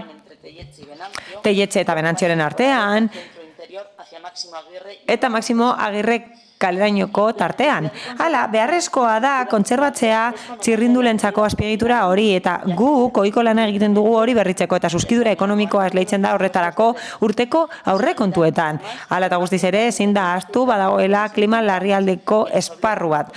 Horretan gaude eta apustu egin behar dugu horrelako ibilbideak finkatzeko. Ikus dezakezuen bezala, zalantzarik gabe, lan handia egiten da eremu honetan eta horregatik, abstenitu egingo gara, lan handia egiten dugulako jada eta detengabe egiten ditugulako gauzak zentzu horretan. Mila esker. Eskerrik asko. Bai, Zorrilla Lekerika jauna. Gracias, señora alcaldesa. Yo... Eskerrik asko alkate anderea. Sentitzen dut, ematen du bitzia dela alderdi politikoentzat entzutea guk esan duguna. Guk ez dugu gure jarrera aldatu, hau da. Nik, nolabait esan dezaket, zilegitasuna dudala bidegorrien inguruan hitz egiteko erabiltzen ditudalako batzuk. Eta badakidalako gabeziak daudela. Uste dut, zilegi dela nik hori esatea eta zugatzarteko etorbideak ez dauka zentzurik, baina ez nik esaten dudalako baizik eta herritarrek esaten dutelako eta ez dutelako erabiltzen. Herritarrek ez dute erabiltzen eta bai, ni ez naiz areetan bizi, baina bertatik igarotzen naizen bakoitzean ez dut inor ikusten horiek erabiltzen. Kaikoa edo errepidekoa erabiltzen dute herritarrek eta hori bateragarria da beste ideia honekin, hau da guk eskatzen dugu horiek hobetzeko eta bateragarria da guztia esatea. Hala, proposamen bat eztabaidatu genuen orain dela 2 osoko bilkura eta eskatzen genuen hiri autobusa jartzeko. Hau da, guk noski sinesten dugu mugikortasun jasangarrian, horregatik egiten ditugu proposamenak eta hau ere bada mugikortasun jasangarria hobetzeko. Jakin badakigu, udalak esfortzu egiten duela, baina batzuetan ez da nahikoa eta adibideak eman ditugu. Esan dugu obra batzuk egin direla eta obra beharrezkoak direla eta hobekuntzak egin behar direla orain dela nahikotxo. Soladura esenatxo apurtu eta gaur esaten dugu. Ez, badaude gune batzuk, soladura gune batzuk apurtuta daudenak orain dela nahikotxo, orain dela denbora luze eta hori da herritarren keza bat, hori da erabiltzaileen kezka. Horregatik guk uste dugu, edo beto esan da, ez dugu ulertzen alderdi politikoek esandakoa. Ematen du guk iritzi aldatu dugula eta nik ez dut hori ulertzen, nik argi eta garbi esan dut. Gune batzuetan noski, txirrindulek lehentasuna izan behar dute, noski, eta erabat zentzuduna da, eta gero beste mozio batean azalduko dugu hori, baina beste gune batzuetan agian ez da hain egokia bidegorri bat egotea. Kontua ez da bidegorriak egotea udalerri osotik. Arrazonamendua koherentea eta logikoa izan behar da, batez ere kontuan hartuta gure biztanleria. Guk uste dugu bidegorri batzuk egun hobetu behar direnak, funtsan mantentze lan hobetu behar da kasu batzuetan, bai, 185 puntua da, proiektu bat dago, 400.000 euro baino gehiago, errotatxo poligonoa eta bar, eta bai, ezagutzen dugu proiektua, baina hala eta guztiz ere guk uste dugu hobekuntzak egin behar direla mantentze lanean, eta ez guk esaten dugulako, baizik eta erabiltzaileek eurek esaten dutelako, mila esker. Beste norbaitek, bai, Uribe de la Espriella. Bai, guk atzo ikusi genuen aurrekontua atera zela hori egiteko eta kontratazioa atera zela bidegorriak hobetzeko eta hori honetzi zen asteazkenean. Beraz, apur bat kointziditu du, kontu honek mozioarekin kointziditu du, esan beharra dago. Kointziditu du, besterik gabe. Baina bai, egia da, ezin dugu ukatu mugikortasun jasangarrian aurrera egin dugula gure udalerrian. Ezin dugu ukatu eta aurrera egingo dugula gehiago. Ez soilik hobekuntza hauekin. Kontratu bat egingo da, baina horrez gain, luzatuko dira bidegorriak, sarea handituko da, eta konexio bat egingo da. Eta hori eukiko dugu Leioa eta Getxoren artean behingoz. Erandio da Getxo lotuta egongo dira ere bai behingoz, eta hori oso garrantzitsua da. Gainera, martxan jarriko dira emisio basuko guneak eta hori oso garrantzitsua da, baina gauzak daude egiteke. Adibidez, hiri autobusa behar da, intermodalitatea sustatu behar da autoarekin eta garraiobide publikoaren artean, ibilgailuak kendu behar dira udalerritik, disuasio aparkalekuak sustatu behar dira eta aztertu behar da beste aparkalekuren baten eraikuntza disuasio helburuetarako eta gainera patineten eta txirrindularen erabilera sustatu behar da. Horregatik, hau esan nahi dut, maiatzaren 10ean Bilboko udalak iragarri zuen lehenengo aldiz Sabian jarriko zituela Bilbao bizikleta bonuak. Hala, horrela, bizikleta elektrikoak eros ditzakete herritarrek eta beste laguntza batzuk emango dira konpontzeko bizikleta guretzat, neurria oso positiboa da eta PSek eta EAJak sinatu dute Bilbon. Hala, 2020ko ekainean gure proposamen bat eztabaidatu zen.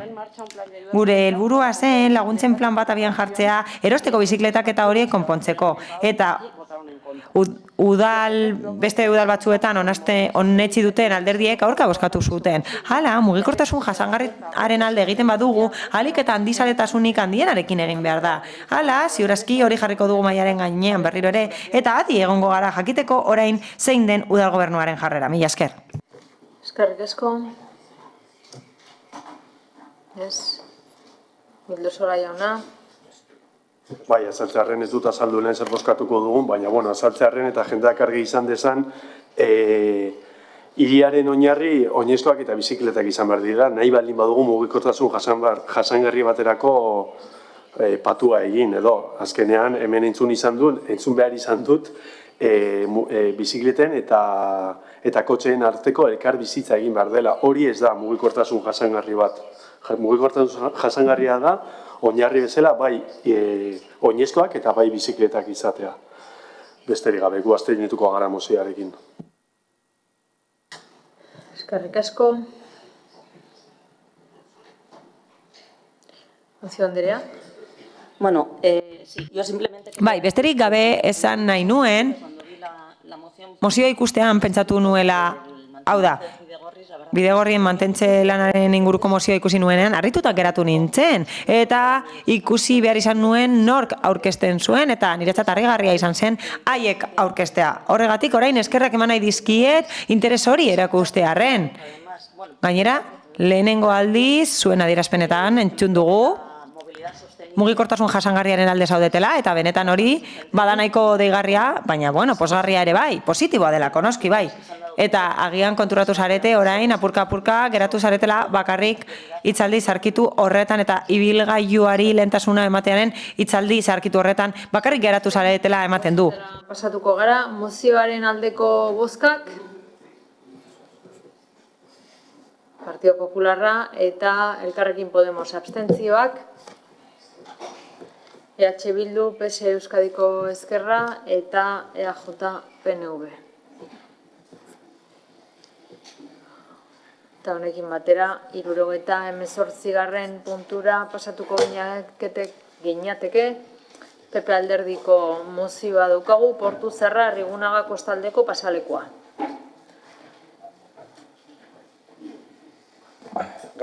Eskerrik asko, alkate Andrea, eta egunon guztioi. 2018ko apirilean Alderdi Popularrak aurkeztutakoaren arabera osoko bilkura honetan eztabaidatu eta bozkatu zen Portu Zaharraren amaieraren eta Arrigunagako hondartzaren artean kostaldeko itsaspasealeku jasangarria eraikitzeko aukera eta gure iritziz beharra. Bilboko itsasadarrari paralelo eta haren gainean Bilbo eta Getxoren artean bizikletetarako eta oinezkoentzako pasealeku berria egiteko aurreikuspena dago, beraz, berriz ere mahaiaren gainean jarri behar da planteatu genuen pasealeku hori eraikitzea. Gure ikuspegitik, Portu Zaharreko zabaldegiaren amaieraren eta Arrigunagako hondartzaren artean kostaldean zehar konexio egitea oso erakargarria eta interesgarria litzateke. Modu horretan kostaldean konexio osora iritsiko ginateke. Halaber, Next Generation funtsei esker, proiektu honetarako Europako finantzaketa jaso daiteke mugikortasuna sustatzen baitu eta aldi berean ekologikoa eta jasangarria delako. Izan ere, naturagunea errespetatzen du eta bizikletaz eta oinez aritzea bultzatzen du. Horregatik guztiagatik, Alderdi Popularrak honako erabaki proposamena egiten du. Hala, Getxoko udaleko osoko bilkurak gobernu taldeari eskatzen dio Portu Zaharraren eta Arrigunagako hondartzaren artean oinezkoentzako eta bizikletetarako pasabidea eraikitzeko proiektua egitealdera behar den guztiak gauza dezan. Eta eraikitzeko Next Generation funtsen bidez finantzaketa eska dezan. Bigarrena, mozio honen berri emango da udalerriko komunikabideetan. Municipales. Desde luego para el Partido Popular... Alderdi Popularrarentzat hauze ez da berria eta deigarria da EAJak esandakoa. Hau da, esaten du, orain egiten dugula mugikortasun jasangarriaren alde, ez dakit zer den haientzat, baina ez da haiek egiten dutena. Kaleak iztea, pasabidea mugatzea, aparkalekoak kentzea, hori ez da mugikortasun jasangarria. Hala? Sarbidea mugatzea ez da mugikortasun jasangarria. Guk emendakin asko eta proposamen asko ekarri ditugu, hiri busa eskatzen dute herritarrek eta ziur nago egingo dela. Azkenean, plan integrala ekarri dugu askorriko arazoa konpontzeko eta konpondu behar da baina ez da egingo. Eta beti ekartzen ditugu proposamenak bide horrien inguruan, baina gauza batzuetan ezin da babesa eman errotatzun aparkalekoak kentzea proposatzen da. Margotzeko 54 aparkaleku kentzeko hori ez da mugikortasuna, ez da mugikortasun jasangarria ere molestatzea da. Pintura bote bat, ez da benetan konponbide bat, ez da mugikortasuna, ez da hori, argi gera dadin. Hala, gu berriro ere etortzen gara proposamen batekin, eta bai, Getxotik sortu da, eta Getxorentzat. Beti ere herritarrek egiten dizkigute proposamenak. Gure herritarrak dira, bertakoak dira, eta proposamenak egiten dituzte Getxorentzat. Eta urrun daude beste taldeek egiten dituzten proposamenetatik. Bere proposamenek balio dute Espainia osorako orokorrak direlako eta ez daudelako beren beregi lotuta Getxorekin oso ondo daude plenoak betetzeko, baina noski ez gaude hitz egiten Getxoz. Gure proposamena Getxorentzat eta Getxotik sortu da eta berriro ere ekartzen dut 2018an aurkeztu ondoren nobedadeak daudelako. Lehenik eta behin sortu da bidegorri bat Bilbotik Getxoraino sortuko da bidegorri hori, itsasadarraren gainetik egingo da eta egitura berriekin egingo da eta itsasadarraren gainean egongo da ezkerraldearekin konektatzeko eta horrek aukera ematen digu beste zerbait egiteko. Hala? Tamalgarria da Arrigunagan eta Portu Zaharrean klabatutak geratzea eta zirkulatzen jarraitu ezin izatea. Horregatik nobedade hori kontuan hartu behar dugu 2018tik ona aldaketa egonda eta nobedadea kontuan hartu behar da eta noski Next funtsak diru asko ematen ari da Europatik, baina ez da aprobetxatzen ari eta erabili daiteke horrelako obrak egiteko askotan errazten dutelako mugikortasun jasangarria. Horregatik guztiagatik berriro ere ekartzen dugu proiektu hau osoko bilkura areto honetara. Nik uste dut nobedade bi horiek oso garrantzitsuak direla. Agian 2018an batzuek aurka bozkatu zuten, baina agian bere jarrera aldatuko dute eta gure mozioaren alde bozkatuko dute. Mila esker. Eskerrik asko. Uribe Laspi Andrea. Eskerrik asko. Bueno, con esta moción el Partido Popular... Mozio honekin Alderdi Popularrak eskatzen du pasabide bat eraikitzeko oinezkoentzat eta bizikletentzat Portu Zaharra eta Arrigunaren artean amilegietatik eta Next Generation funtsekin finantzatzeko eskatzen du. Badakigu neurri hori proposatu dutela beste batzuetan, 2018an, aurrekontuetan eta batzordeetan ere bai aipatu dute. Eta honen inguruan guk gure iritzia mantentzen dugu, ez zaigu inoiz gustatu eta ez dut uste aurrerago gustatuko zaigunik. Horregatik koherenteak izango garenez, gure iritzia mantenduko dugu eta beste espazio batzuetan esandakoa errepikatuko dugu. Guretzat proiektua ez da beharrezkoa Getxorentzat. Lehenik eta behin bere ingurumen eragina oso handia delako eta gure ustez ez delako hori aztertzen. Hala esaten da pasabide ekologikoa dela, baina ez da ekologikoa bizikletak pasa daitezkelako. ingurumena errespetatu behar da, eta horrek esan nahi du ez duela eraginik izan behar bioaniztasunean, biodibertsitatean, paisaian eta bar. Eta horrez gain uste dugu kontzeptu bat duela oinarrian. Ematen du natura guk erabili dezakegula eta gozatu behar dugula horretaz, eta ez errespetatu. Bestalde, konektatu nahi dira bi hondartza horiek, ez da kostaldeko bide bat, baina badago konexioa hobe daiteke, irisgarriagoa izan daiteke, hobeto seinaleztatu alda, batez ere getxokoak ez diren pertsonentzat edo turistentzat, jakin dezaten nola joan hondartza batetik bestera, udalerrikok badakigulako joan gaitezkeela goiko pasabidetik. Baina horrez gain uste dugu, bai, abagune bat dagoela funts gehiago lortzeko, baina balia dezakegula hori beste proiektu beharrezkoetarako, gizartearen babes handiagoa duten horiek egiteko, eta horretarako gerta daiteke kontsultatzea herritarrekin eta elkarteekin eta gainerako indar politikoekin, naiz eta hori ez den orain arte egin. Uste dugu, honek ez dauka zerikusirik Erandioko bidegorriarekin. Egia da, bizikletaren bidez lotuko direla Bilbo eta Getxo, guretzat eraikuntza baldintzak ez dira berberak. Horrez gain, uste dugu, pasabidea elementu turistikoa izate ez dela egokia. Hau da, gure ustez, ez dugu uste turismoa hobetuko denik horri esker. Horregatik, ez da justifikatzen inola ere, horregatik hain zuzen ere, aurka bozkatuko dugu. Mila esker. Eskerrik asko. Aio jauna. Sí, gracias, egunon.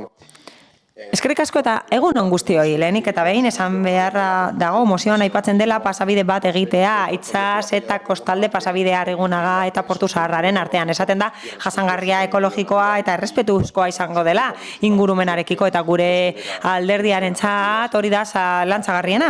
Hau da, gure ustez, bai egia da pasealeku horrek interes turistikoa izan lezakeela, ba ez da bideragarria. Zuzen ere horregatik, ingurumen eragin handia izan duelako edo izan lezakeelako gure kostaldearentzat. Esaten da, proiektua jasangarria, ekologikoa eta errespetuzkoa izango litzatekeela ingurumenarekiko, baina ez da esaten zergatik, naiz eta ematen duen proiektua ikusita aurkakoa dela, eta hori esan dugu alderdi politikok beti 2018an eta beste batzuetan proiektua proposatu duzuenean. Gogorarazi behar da, hildo honetatik eta Karolinak esan du dagoeneko, badagoela pasealeku bat, bi puntu horiek konektatzen dituena Maldaren goiko partetik, eta nik gehitu behar dut bide horretan hobekuntzak egin direla. Eta konexioa bermatu da, igogailu baten bidez, agertoki honetan guretzat, ez da lehentasun bat proiektu hau udalerriarentzat. Gainera, eskatzen da, finantzatzeko proiektua Next Generation funtsen bitartez, eta guretzat oso deigarria da hori. Hala, alderdi popularrak Madrilen diputatuen kongresuan aurka bozkatu du, dekretuaren aurka bozkatu du eta funtsak bertan arautzen dira, eta aitzitik orain behintzat udal honetan mozioak aurkezten ditu pleno guztietan Next Generation funtsekin finantzatzeko eskatuz.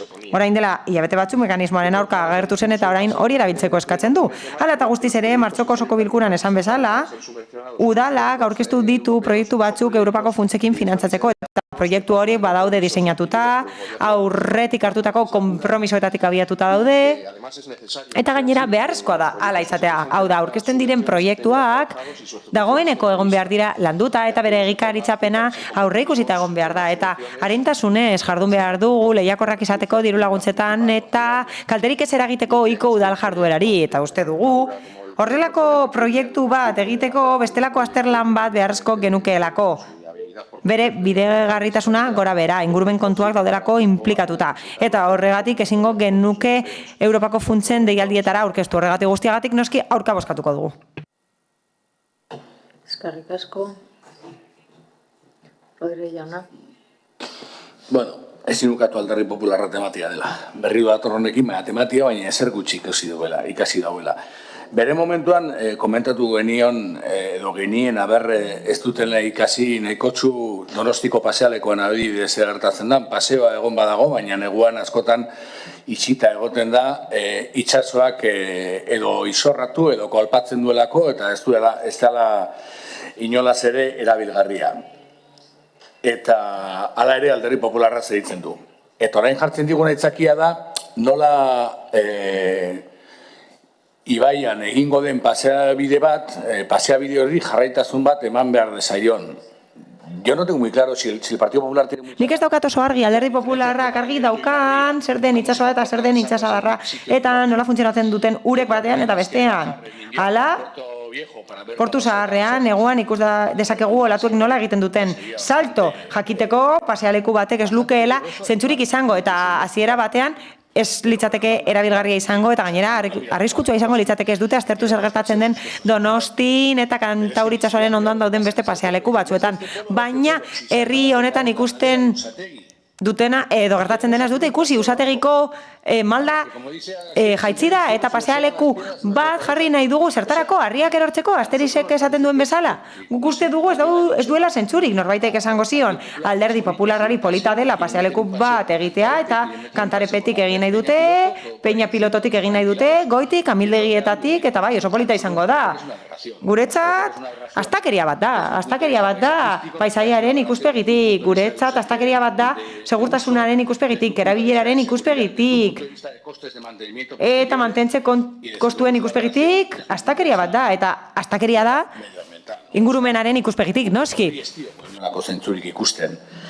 Eta amildegiak politak izaten dira askotan, bere horretan uzten ditugunean. Osea, gizakiok ez dugu esku hartze beharrik leku guztietan, eta inguru hortan nahiko esku hartze dago. Ez da orduan, amilde hori polita dira, baina zertako sartuko dugu hortik paseabide bat. Kantarepera jeitsi nahi duzu, badaukazu bidezidor bat, jeitsi hortik, eta kitxo, eta inork hori ezautu nahi baldin badu ezautu ezala bestera batera, baina amildegiak eta naturak behar du bere horretan irautzea, eta hor bizi diren animaliak eta landareak behar dutena da lasaitasuna. Beraz, ezakit gehiago azaltu naiteke, baina nahiko argi geratzen zaigu ingurugiroaren ikuspuntutik, turistikoaren ikuspuntutik, erabileraren ikuspuntutik, segurtasunaren ikuspuntutik, mantenuaren ikuspuntutik, edozein ikuspuntutik, txorakeri bat iruditzen zaigula Alderdi Popularrak planteatzen diguna. Eskerrik asko, Arrei jauna. Eskerrik asko, alkate, egunon guztiai. Mozioaren testuak berak esaten duen bezala, 2018an hobeto esan da, jada udal taldeok beste proposamen bat aurkeztu genuen errealitatera hobeto egokitzen zena gaurkoaren aldean.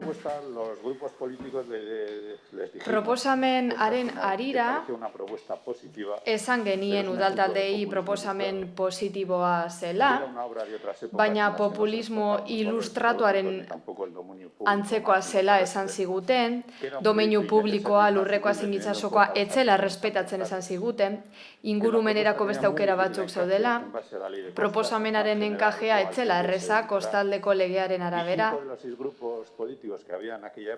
eta garaiko bospasei talde politikok esan zuten kostaldeko pasaleku hori egitearen aldekoak zirela, baina ingurumen balioak kaltetu gabe. Garai hartako gobernuak esan zien proposamen hura etzela ingurumenaren ikuspegitik guztiz bideragarria, eta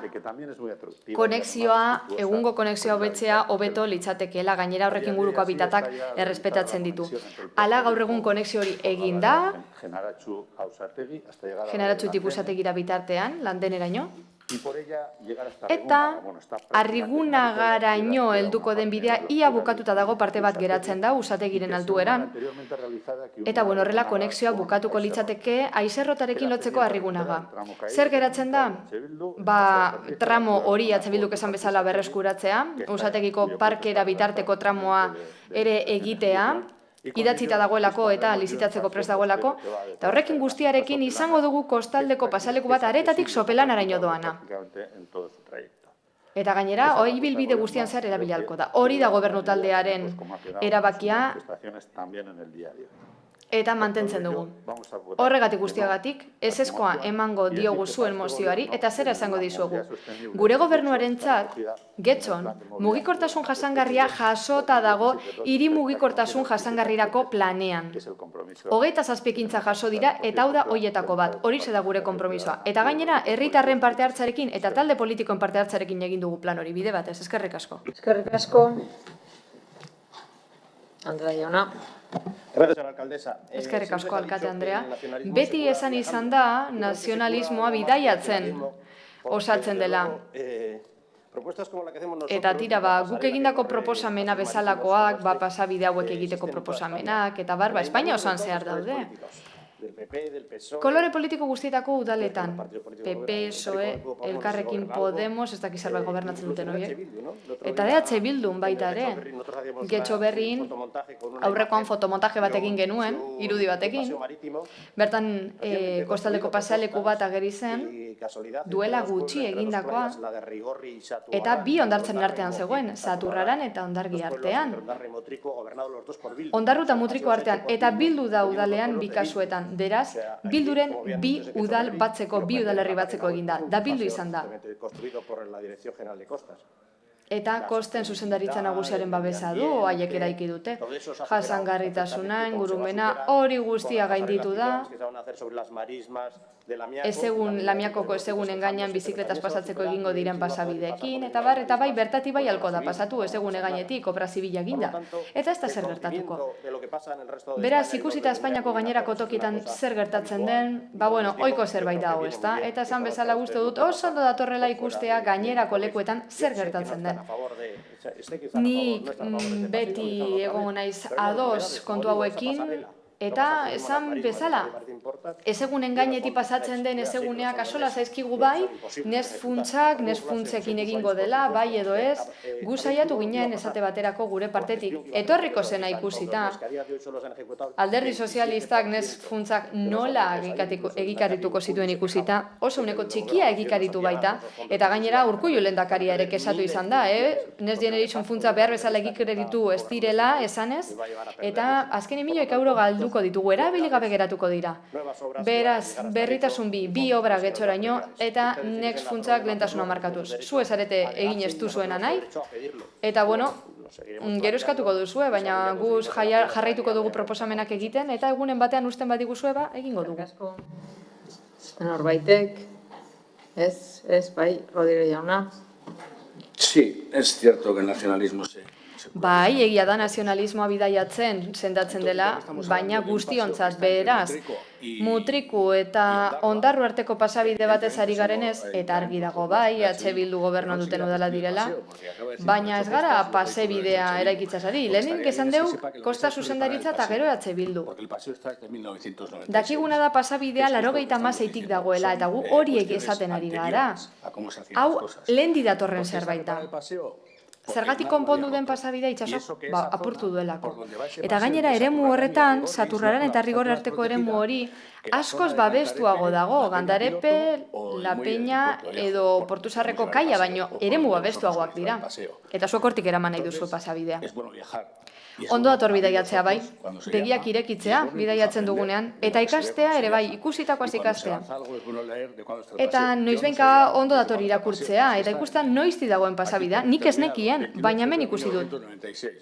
96ko otsaiak 29an, eta hauze da Kosta Ministerioaren albiste bat, beraz, goazen bidaiatzera, baina guztiok, eta ikastera, baina guztiok. Pasabide hori konpondu egin dute, eta zuek diozue berriro pasabide bat egitea, gero berriro konpontzeko eta dirua zagutzeko.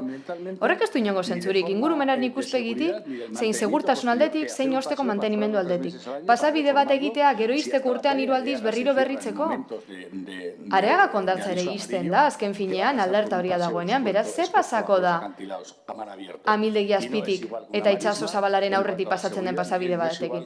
Ezegunen kontua ez da berbera segurtasun aldetik eta itxasoaren jarreraren aldetik. Eskerrik asko, bozketara pasatuko gara. Beraz, mozioaren aldeko bozkak, Partio Popularra, kontrakoak, PS Euskadiko Ezkerra, EH Bildu, EAJ, PNV eta Elkarrekin Podemos. Eta honekin 79. puntura pasatuko ginateke. Hemen ere PP alderdiko mozioa dugu, udalerri guztian metroa lurperatzea. Horri alekereka jauna. Gracias, señora alcaldesa. Eskerrik asko, alkate Andrea. La moción. Mozioa irakurriko dut. 2008 uztailaren 21 Europar Batasuneko Gobernuko eta Estatuko buruek finantza laguntzen sorta bat erabaki zuten COVID-19 pandemiaren ondorio sortutako ekonomia eta gizarte krisi larria arintzeko eta Europako ekonomiak eraldatzeko. Helburua da berdeagoak, digitalagoak eta resilienteagoak egitea. Xede horrez, Next Generation EU aldi baterako suspertze programa diseinatu zen. Next Generation EU 750.000 milioi euroko baliabide publikoen zuzkidura duen programa da. Bere osagai nagusia da suspertze eta resilientzia mekanismoa. 6 urteko iraupena du 2021-etik 2026ra eta zenbateko osoa 672.500 milioi eurokoa da.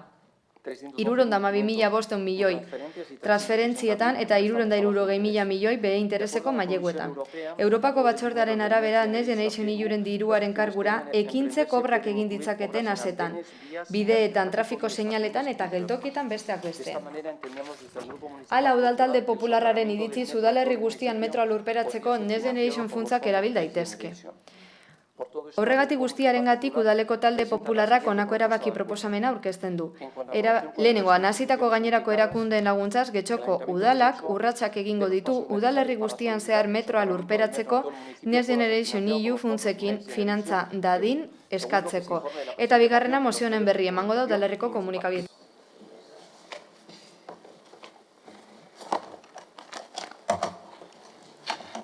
Tal y como está explicado en el texto de la moción, Mozioaren testuan azaldu bezala, proposamen hau egin dugu udalerri osoan zehar metroa lurperatzeko. Gero eta eztabaida handiagoa dago honen inguruan, eta ez Getxon bakarrik. Izan ere, udaltate popularrak emendakinak aurkeztu zituen 2021 eta 2022ko ekitalditarako aurrekontuetan, eta eskatu zuen udalerri osoan metroa lurperatzeko izapide lanak egiteko. Sopelan ere, bizilagunek bideragarritasun azterlan egiteko eskatu dute metroa lurperatzeko, baita Leioan ere. Bertan, osoko bilkuretan sarri eztabaidatu izan dute eta gobernu taldeak erabaki batzuk hartu ditu, gaur azaldutako gaiaren inguruan. Leioan Leioan gertatutakoa ikusita, gustatuko litzaiguke guri ere, alkate Andrearen partetik, Leioako alkate Andreak esandakoa betetzea. Egoki diren erakundeekin, akordio eta hitzarmenak sinatuko dira, beharrezkoa diren guztiak, metroa lurperatzeko eta ekonomikoki lan horietan parte hartzeko. Metroa lurperatuta, espazioa berreskuratuko genuke, aretatik bidezabalera bitartean. Gainera, hiria eraldatuko genuke tarte horretan. Hala, aparkatzeko leku gehiago, eremu berde gehiago, pasealeku gehiago, jolasteko eremu gehiago eta bidegorri gehiago izango genituzke. Berriro diot, bidegorri gehiago, hori da Alderdi Popularrak eskatzen duena. Baina, hemen bai, pasabide hauetan eta ez zugazarte. Hiriak espazio irabaziko luke, mugikortasuna eta irisgarritasuna hobetuko genituzke, auzoetako banaketa murriztuko litzateke, eta gainera bizilagunengandik hurbilago geratuko lirateke geralekuak.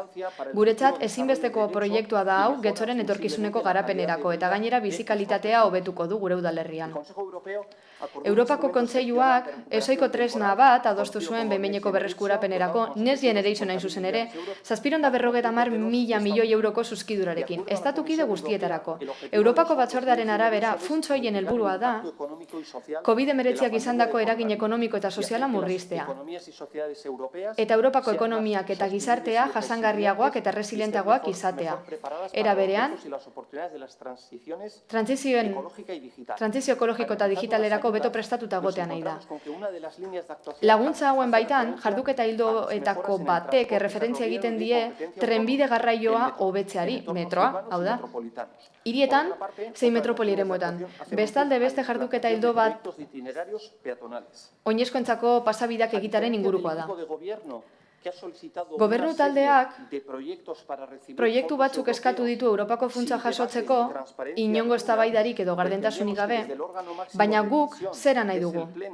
Osoko bilkuratik, eztabaidatzea eta erabakiak hartzea. Europar Batasunaren Next Generation funtsen finantzaketa jaso dezaketen proiektuen inguruan. Konplexua da bai proiektu hau, baina ilusionantea eta handinaia.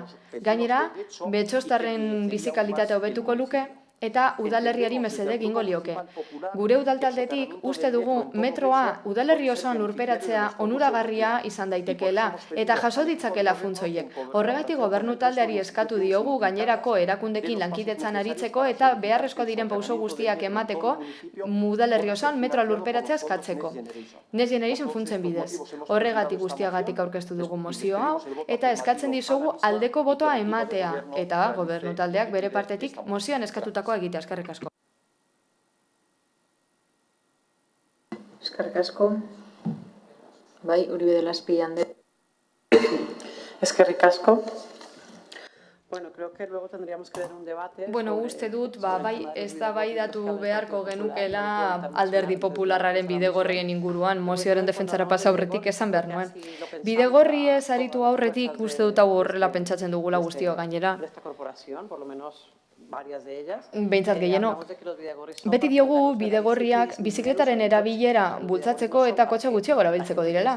Bidegorriak ez dira jendeak bizikleta erabiltzeko aiziarako, zuhaitzetatik, kanpo polititatik, ondo dago.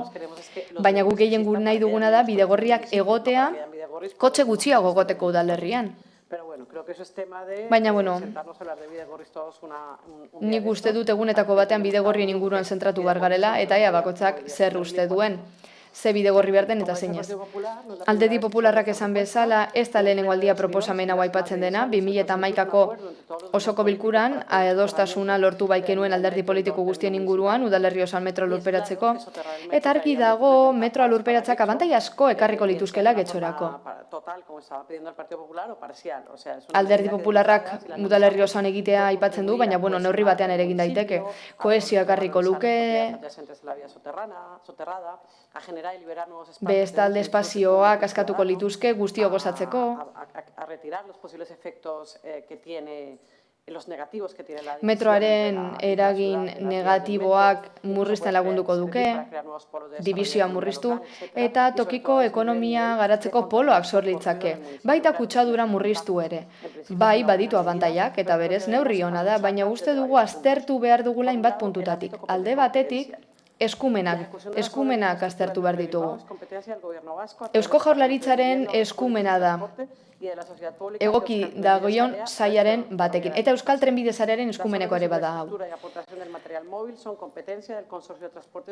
Bizkaiko garraio partzuergo arduratu behar da obra guztiez, eta horretarako sortu zen guztiok ezagutzen dugun enpresa Metro Bilbao S.A. Hala diogu, kontuan hartuta udal gisa, zer egin dezakegula. Eskaera egin, exigitu, eskumena dutenei, lurperatzeko eskatu. Eta egoki deritzogu. Udala da, gainera, herritarrengandik hurbilen dagoen erakundea eta bera jakin dezakeo beren herritarrek zer behar duten. Negozia eskatu dezake beste erakundekin batera eta lankidetza eskatu. Proiektu honetarako zein aurreskola baterako, udalerriari kalte egiten dion araudi bat aldatzeko, eta bar. Horregatik, gaurkoan, gure ustez, egoera ulantzea garrantzitsua da, exigitu behar diegu erakundei zerbait egita gure udalerrian, baina harrituta gaude, izan ere, Alderdi Popularrak, guk, osoko bilkura hauetan eskatu izan dugun bakoitzean aurreskolaren kontua bezan izan du ez dela gure eskumena, eta ez dugula egin behar. Eta badirudi, orain, metroa lurperatzearen kontua bezalakoetan, bai, esan dezakegula eskumenea dugula eta erakundekin hitz egin dezakegula, baina gero beste kontu batzutarako ez, aurreskola bat eskatzeko ez.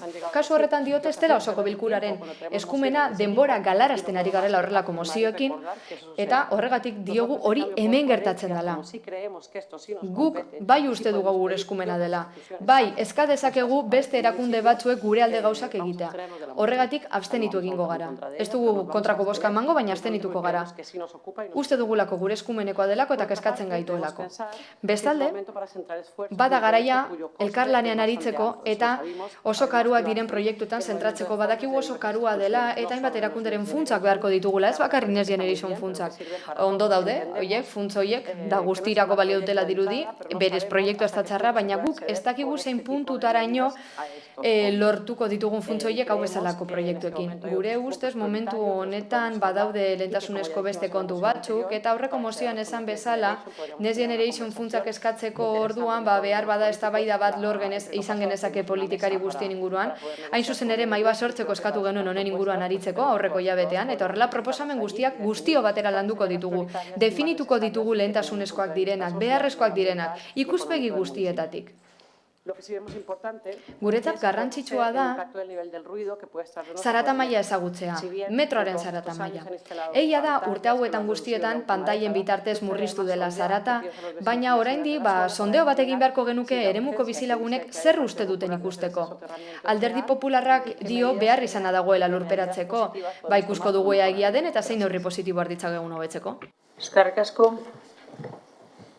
Bai, Díaz Andrea. Mi esker, Alkate Andrea. Bueno, esan dugu, ez dela osoko bilkura honetan metroa lurperatzeko kontua lantzen dugun lehen aldia. 2008an Alderdi Sozialistak berton proposatu zuen. Proposatu zuen, udalaz gaindiko erakundei eskatzea metroa lurperatzeko. Berangora bitartean. Egia da, 2011an Alderdi Popularrak mozioa aurkeztu zuela, eta al administrazio eskumenari eskatu zitzaiola metroa lurperatzeko, eta bestela manpara akustikoa jartzeko. Zein da desberdintasuna? Lurperatzeko lan hau Next Generation funtsekin ordaintzeko eskatzen dutela orain. Aurrekariak ikusita argi dago metroa lurperatzea ez dela udal eskumena. Argi dago baita ere udal talde guztien iritzia zein den. Hala adierazi dugulako. Gure udalerriarentzat aurrera pauso handia litzateke metroa lurperatzea trazatu guztian zehar.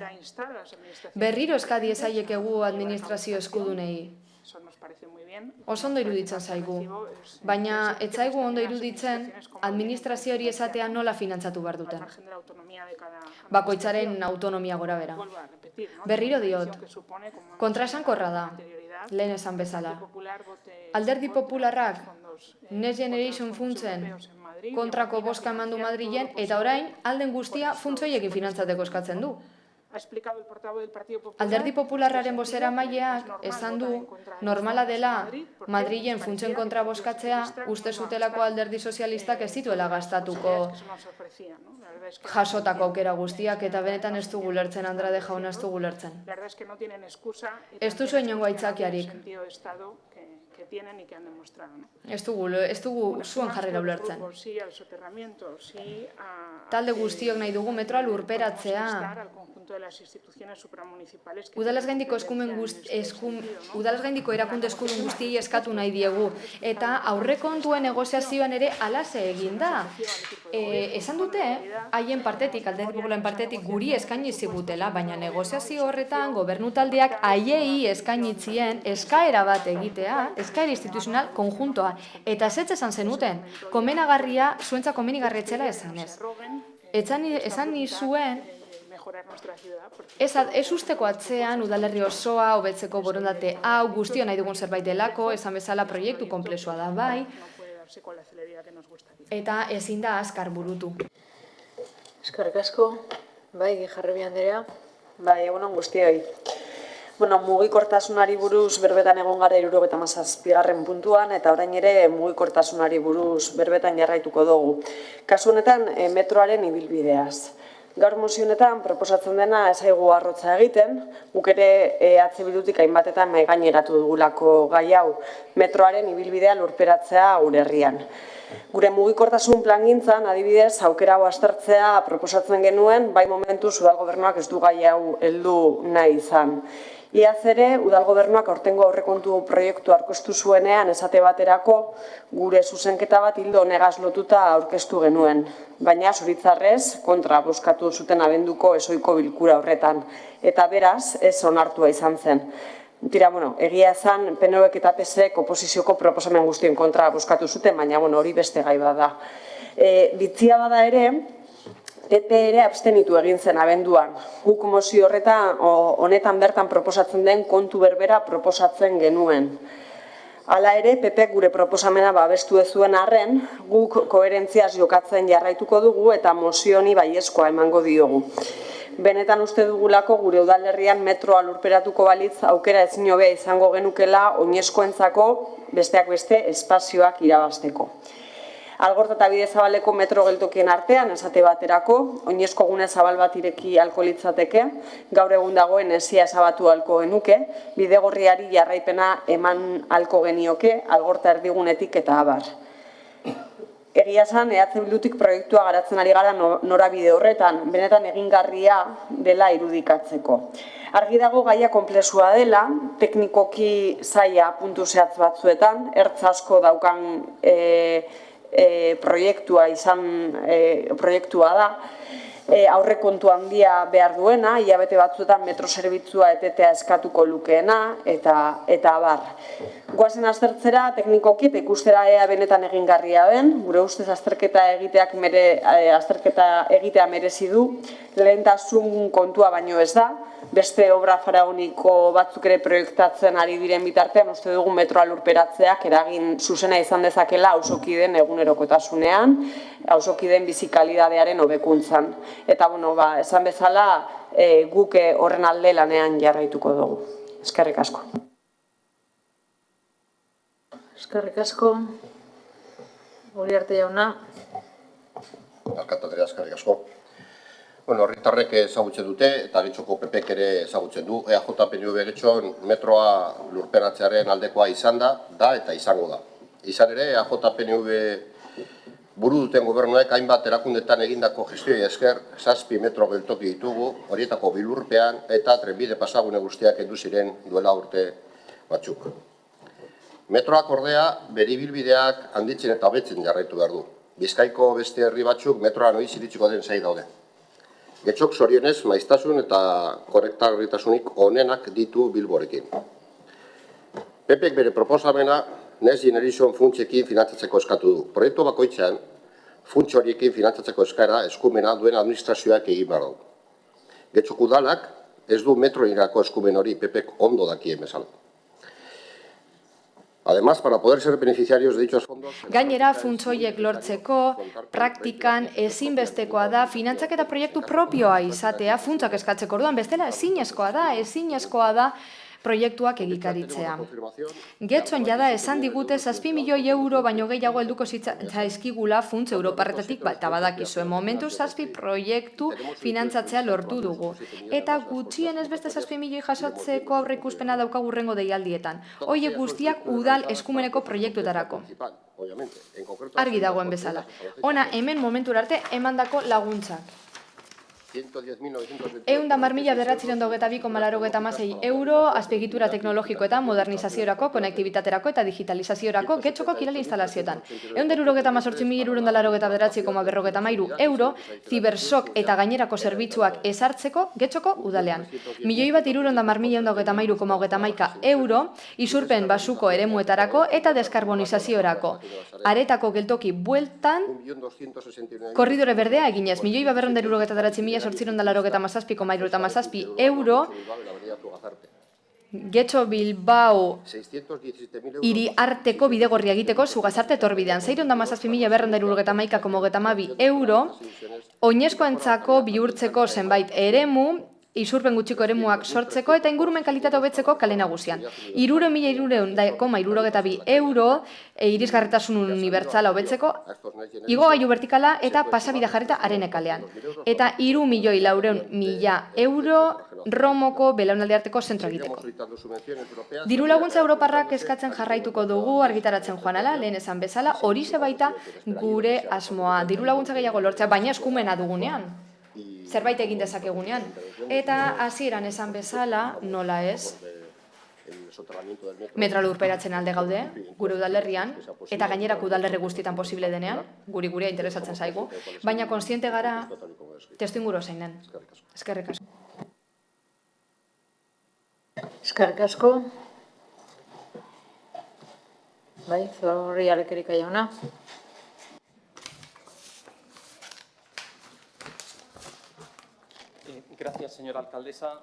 Eskerrik asko, alkate Andrea. Lehenik eta behin, eskerrik asko gure mozioa babestuko duten taldeei. Eta eskumenen kasuan. Arazoa honako hau da.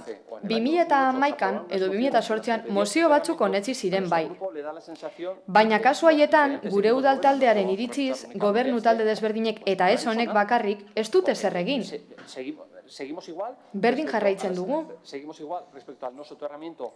Metroa ez da lurperatu gobelan, Aiboan, Negurin, Bidezabalen, seguimos igual. egoera berean gaude. Yo creo que debieran tomar Nik uste dut, por ejemplo, el ayuntamiento de Lejona... gainerako udalek egindako aintzat hartu behar duzuela, begira Leioan. Leioako udalak orain gutxi pasaden urtean, enpresa bati esleitu zion memoria bat egiteko lana. Areta eta Leioaren arteko metro tartea lurperatzeko. Kontratu txikia zen, ez dira arruinatuko honekin. Baina Leioatik egin dute. Eta alkateak gainera zera adierazi du. Mahai gainean jarri dizuegu metroa lurperatzeko proposamena, kasu honetan Lamiakon. Beraz, guk zer uste dugu? Leioan alkatetzak edo gobernutaldeak zerbait egiten duela, eta hemen ez, berdin jarraitzen dugu. Jarraitzen dugu mozioak honesten, bai, baina gero irigintzako espedientea bezala, pilatzen eta pilatzen. Mozioekin eta espedientekin gauza bera gertatzen da, hortxo geratzen dira. Eta kitxo, nik ulertzen dut, edo uste dut behintzat, hitz egin behar duzuela eskudumena duten erakundekin, aldundiarekin eta Eusko Jaurlaritzarekin metro lurperatzeko. Bestela eztabaidatzen goaz 10 urtero edo 7 urtero, eta bozketak antzekoak izango dira beti, baina gero zer? Zoritxarrez, egoera berean jarraitzen dugu. Zer askatzen dizuegu, mesedez, serio hartu. Gure ustez, aukera bikaina dugu. EH Bilduri erantzuteko. Aurpegiratu digute, gu abstenitu ginela, haiek aurkeztutako emendakin batean, bai, arrazoi batengatik. Zuek proposatzen zenuten lurperatze proiektuak Algortako auzoa baino zuen barne hartzen. Eta kanpo guzten zituen Gobela, Areta, Neguri, hau da, eremuetako bat baino etzen lurperatzea proposatzen, beraz gure ustez proiektu osagabe zegoen, horregaitik abstenitu ginen, besteak beste. Eta kontraesanari dagokionez, Eduardo Andrade kideak esan dakoaz gain, guk albisteak irakurri ditugu. Doñanako jauregia birgaitzeko lanak funtze Europarrekin ordaindu ziren, badetraka. Eta hau duela 3 egun jakin dugu. Klaro, gure alderdiak estatu mailan esan zuen behar bada proiektu batzuk ez zirela guztiz onuragarriak biztanle osoentzat, eta hau dugu adibide. Guk ulertzen dugu metroa lurperatzeko proposamena arrazoizkoa dela, eta azterlana lehenago egin jagon izan balitz, askoz posibleago izango litzateke, orain aurkeztea funtsa hauek jasotzeko. Baina etzen ez egin, orain aguantatu behar. Beste norbaitek, Uribe de la Espriella Anderea. Muy breve, solo comentar... Labur, besterik gabe, bai, egia da, Elkarrekin Getxorentzat harrigarria izan zen orain dela 10 urte, akordio bat egon zen jada osoko bilkura honetan eta aho batez honetzi zen gai hau. Eta guretzat deigarria izan zen, ikusten dugulako islatzen dela, zein gutxi egiten diren edo egikaritzen diren akordioak. Gobernuek ez dituzte egikaritu akordioak, eta zentzu horretan bai, eskuzabaltasuna erakutsi nahi diogu zinegotziari, Alderdi Popularreko zinegotziari, tamalgarria delako eta herritarrentzat ez delako egokia. Alderdi politikoek akordioak lortzen dituzte, baina gero esean geratzen dira eta hori nahi genuke azpimarratu. Mila esker. Lejarrobia Anderea. Bai, eskerrik asko, labur. Guke abenduko esoiko udalbatza horretan proposatzen genuena zera zan, Algortako erdiguneko Algortari dagokion espazio hori oinezkoentzat bilakatzea eta metroa lurrazpian esartzea, baina, klaro, guk proposatzen dugu horrela, zergatik, argi dagoena da, olako proiektu batek, olako proiektu bat faseka egin beharko dalako, bai, eta guk proposatzen genuena lehenengo fasea zen. Hori da argitu nahi dudana, ze badirudi, badakizue batzuetan PPek aitzakiak bilatzen ditu edo sointokitan EH Bildutik egiten ditugun proposamenei baiezkoa ez emateko. Baina, argi geratu dadila, egiten genuen proposamena hildo horretatik zijoala. Eskerrik asko. Bozketera pasatuko gara, mozioaren aldeko bozkak, Partido Popularra, kontrakoa, zuek ALDE eta EH Bildu. Berriro hasiko gara, bale? Zentratu gaitezen. Mozioaren aldeko bozkak, bale, EH Bildu eta Alderdi Popularra. Kontrakoak, PSE Euskadiko Ezkerra eta Euskal Alderdi Jeltzalea. Abstentzioak, Elkarrekin Podemos. Eta honekin atxeden alditxo bat egingo dugu, 20 minututxu gehienera, pixka bat aireztatzeko espazioa. Eskerrik asko. 20 minutu barru hasiko gara,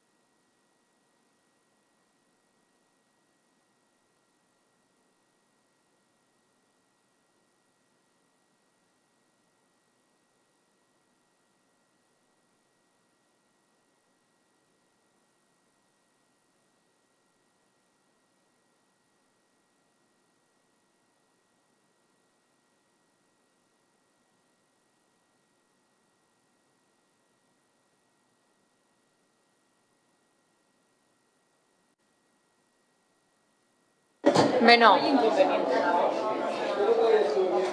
Hasiko gara, bai? Mesedez. Mesedez. Hasiko gara. Mesedez. Hasiko gara, bai.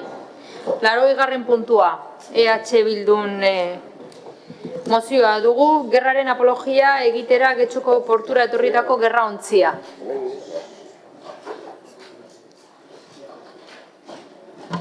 Rodríguez jauna. Bai. Maiatzaren 6, 7 eta 8 asteburuan Getxoko portura Mendez Núñez izeneko gerraontzia etorri zen. Ontziaren etorrerarekin batera, berau barrutik ikusteko ate irekiera antolatu zen. Zoritzarrez, hau ez da izan olakorik gertatzen den lehen aldia. 2019 Juan Carlos I eta Juan Sebastián Elkano ontziak izan genituen gurean, eta 4 urte lehenago 2015 Blas de Lezo izenekoa. Azken 7 urteetan beraz 4 gerraontzi gerturatu dira gurera. Gerraontzi hauei gure herrian ongietorria ematea eta horietan antolatzen diren ate irekierak baimentzea edo sikiera ez zalatzea, gerra eta honek suposatzen duen guztia zuritzea da.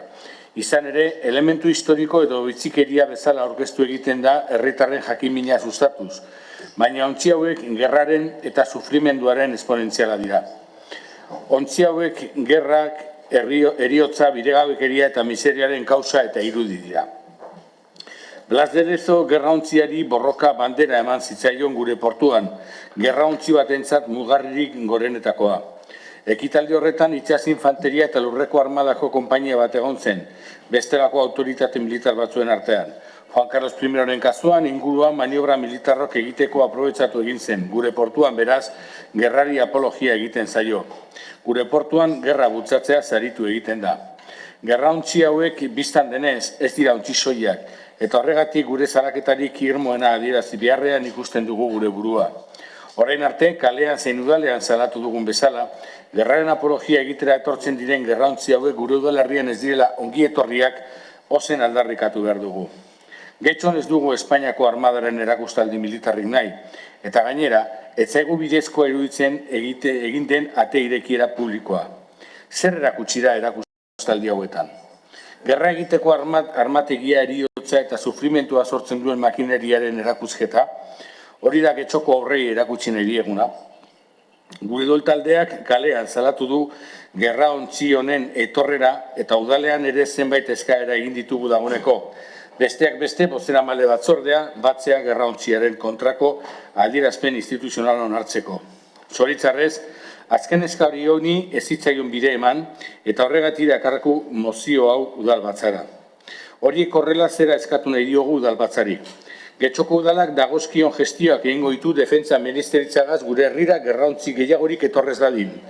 Getxoko udalak dagozkion gestioak egingo ditu gerraen apologiarik egin ez dadin. Bueno, egia esateko, ohitura txarrak hartzen dira, eta batzuk gurean, eta ohitura txar horietan udal gobernuak kasu honetan txarrera egin du, ezta. Esan bezala, 2019 urtean udaltzi bat etorri zanean PNV, PS, Elkarrekin Podemos eta EH Bilduk etorrera hori gaitzestu genuen, eta oraingoan alkateak ez da gai izan bozeramalen batzordea deitzeko, eta hori ez dugu lertzen. Eta gerraontziak esan bezala ez dira jostailuak. Gerraontziak jendea hiltzeko diseinatutako itsasontziak dira. Besterik ez dago beste interpretaziorik. Batzuk mozorrotu nahi izango dute, edozerrekin, baina gauzak diren bezala dira. Ejertzituak gerra egiteko daude. Gerraontziak gerra egiteko dira, jendea hiltzeko. Eta jakin badakigu gerretan, inoiz ez dira gerra erabakitzen dutenak hiltzen, edo galtzaileateatzen. Ez dira boteretsuak euren bizitza horrelako gerraontzioi kainoietako zuarengatik hiltzen direnak, edo eta kainoi hoiekin tiro egiten dutenak. Los barcos de guerra son eso, de guerra. Y en la guerra siempre mueren las mismas personas. No importa ni su bandera, ni importa su ideología. Muere la gente que no decide la guerra. Mueren las clases trabajadoras y las clases populares. No mueren los poderosos que deciden dónde hacer la guerra desde un despacho. Esos jamás mueren. Hacer una jornada de puertas abiertas en un barco de guerra es una invitación a la guerra Y hacerlo con niños es una auténtica aberración. Enseñar a los niños cómo el sistema en el que viven es capaz de diseñar armas para matar cuanto más rápido y más gente mejor es una auténtica aberración. Y no se puede decir que se está a favor de la paz y hacer ostentación de la guerra. Eso no es compatible. No se puede permanecer en silencio cuando una de las organizaciones más jerárquicas y antidemocráticas que existe, como es el Ejército o la Armada, y no se trata del Ejército o la Armada español, que también, sino el Ejército o las Armadas en general, donde el debate y el raciocinio brilla por su ausencia, viene a las puertas de tu casa a hacer apología de la guerra y nos quedamos callados. Y eso es lo que ha hecho el PNV al negarnos la Junta de Portavoces solicitada. El PNV y la alcaldesa se han querido poner de perfil ante una visita indeseada. Han sido incapaces de hacer este año lo que hicieron en 2019, condenar la guerra. Eta ez da onargarria, errefuxiatuekiko kezka agertzea, eta aldi berean gerraren apologia ahalbidetzea edo behintzat horren aurrean isilik geratzea. Agintzen dutenen gerrak dira sufrimenduak eta errefuxiatuak sortzen dituztenak. Badirudi ez dugula ikasten. Ukraina, Siria, Palestina, Yemen, Myanmar, Afganistan, Etiopia eta Hego Sudanen izugarrikeriaz hitz egiten dugu, eta isilik egoten gara aldiz, gerrantzi bat gure uretara iristen denean, eta heriotzaren apologia egiten duenean, umeengan gainera. Horregatik guztiagatik, gobernu taldeari, alkateari eskatzen diogu, beharrezko kudeaketak egin ditzan gerrantzia gure portuetara iritz ez daitezen. Inork gerraren apologia egin ez dezan, eta horren bizipoza intosika ez dezaten. Defentsa ministerioaren edo beharrezkoa denaren aurrean beharrezko kudeaketak egin ditzala. Baina ez dugu gerrarik nahi, Ukrainian, Yemenen edo inon, eta ez ditugu getxon gerren apologia egiten dituenak nahi. Eskerrik asko. Amiba Andrea. Eskerrik asko, alkate Andrea. Bueno, como bien dice la moción... Mozioak dioen bezala, eta saldu den bezala, gai hau tokiko gobernu batzarrean jorratu behar zen 2019an bezala ze. Orduan, ukatu zuen udalak de facto ontzi hori etortzea. Gainera, testu bat onartu genuen eta akordio zabala lortu genuen. Izan ere, orain egingo bagenu, ziurazki akordioa zabalagoa izango zatekeen. Ez dakigu zergatik horrelako gai bat ez den jorratu tokiko gobernu batzarrean. Hori delako espazio egokia gai horren inguruan hitz egiteko eta barne arautegiak hori esartzen du. Getxoko gaiak jorratzeko tokiko gobernu batzarra edo bozeramaileen batzarra deitzen da. Eta guk oso argi esan nahi dugu erabat argudiatzen ditugula gerra simboloak. Gainera, horiek erakargarri turistiko gisa tratatzen dira, baina erabateko aurkakotasuna dute, hau da, erabat aurkakoa dira, gerra eta masakrea islatzen dituzte, herrialde batzuetan non herritarrek asko pairatzen dute armaden gandik. 2019an esan den bezala, gerra simboloek ez lukete lekurik izan beharko getxon, bake eta bizikidetza balioak islatzen ditugulako getxon, eta horren beste ez, kontraesan hori ez litzateke gertatu beharko. Bukatzeko, babesa, erakutsi nahi diegu kolektiboei, gerraren aurka egiten duten kolektiboei eta horrelako simboloak gaitzestearen alde lan egiten duten kolektiboei. Adibidez, errefusiatuak getxok manifestaldi bat egin zuen ontziaren gaitzespena egiteko eta guk babestu nahi dugu hemen egiten duten jarduera. Horregatik guztiagatik alde bozkatuko dugu. Espero dugulako hori honestea eta horrelako bestelako egoerarik ez sortzea getxon. Bai, Díaz Andrea. Mi esker, alkate Andrea. Bueno, pretende EH Bildu con esta moción. Mozio honekin EH Bilduk lotu nahi du armadak egindako lanen aintzatespena nahastea gerra apologiarekin. Gazteluak birgaitzen ditugu eta alardeak ospatzen ditugu eta horrek ez du esan nahi gerra apologia egiten dugunik. Hala, alderdi sozialistak aurka egiten du, gerraren aurka egiten du, baina mozioarekin lortu nahi dena bestelakoa da. Eskatzen dutena da armadarik ez egoteko Europan, Espainian, eta hori da errealitatetik kanpo egotea. Hala, defentsa sistemaren alde gaude, Espainiako armadaren alde gaude, uste dugulako egon behar dela. Bake misioetaz arro gaude. Garai demokratiko honetan egin direlako. Guretzat, defentsa bere bizikoa da erkidegoarentzat. Eta bakearen zerbitzura jartzen da. Eta gure konstituzioaren zerbitzura jartzen da. Gure jarrera eztabaida honetan ez da armada egon behar den edo ez. Hori ez da gure jarrera. Hausnartu beharko genuke indarraren erabileraren inguruan eta etikak esartzen dituen mugen inguruan.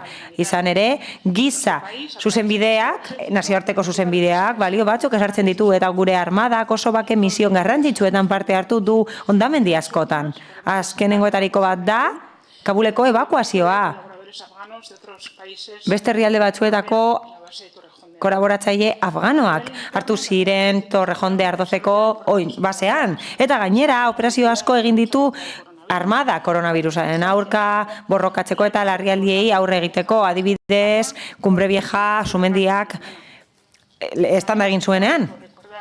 Edo Filomena hondamendia gertatu zenean. Mendez Núñez etorri da maiatzean eta horrek parte hartu zuen Alakran itsasontziaren erreskatean. Eta Gara egunkariak Bermeon esan zuen arrantzale batzuek eskatzen zutela operatibitate gehiago. Horrela bere segurtasuna babesteko eta sustatzeko eta zalantzarik gabe, bai badakigu EH Bilduren profila oso argia dela antimilitarista, baketsua eta indarkeria ororen aurkakoa. Baina bizita hori lotzea Mendez Núñez ontziaren bizita gerra apologiarekin hastea guretzat gehiegi da. Gainera, bidegabea da, eta horrela zaie behar duten ospe ona ematen langile horiei.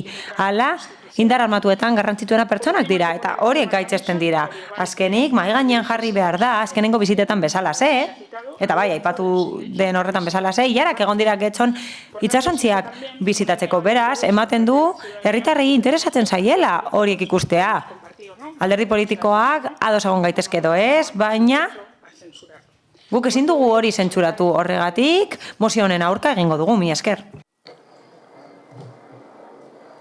Eraurtza jauna. Buenos días, muchas gracias. Egun on guztioi eta eskerrik asko, alkate Andrea. La verdad que su moción... Egia esan, no sé por dónde coger. ez dakit nondik hartu zuen mozioa. Hasieratik eta amaieraino, ez dauka zentzurik, faltsutasun eta gezur asko esaten dira. Eta amaieratik hasiko naiz. Beharrezko kudeak eta gerraren apologia ez egiteko. Hala, zuek esaten duzue gerraren apologia egiten dela gure portuan. Zaritzen dela gerrari bultzada. Eta hori zuek esaten duzue emozioan. EH Bildu sortu batasuna eta azken fineanetaren herederoak dira. Naiz eta bere beso politikoa diren. Orain ematen du eta antolakuntza baketsua zela eta nahikotasuna bultzatzen zuela eta bake eragileak zirela. Hala, iraina da.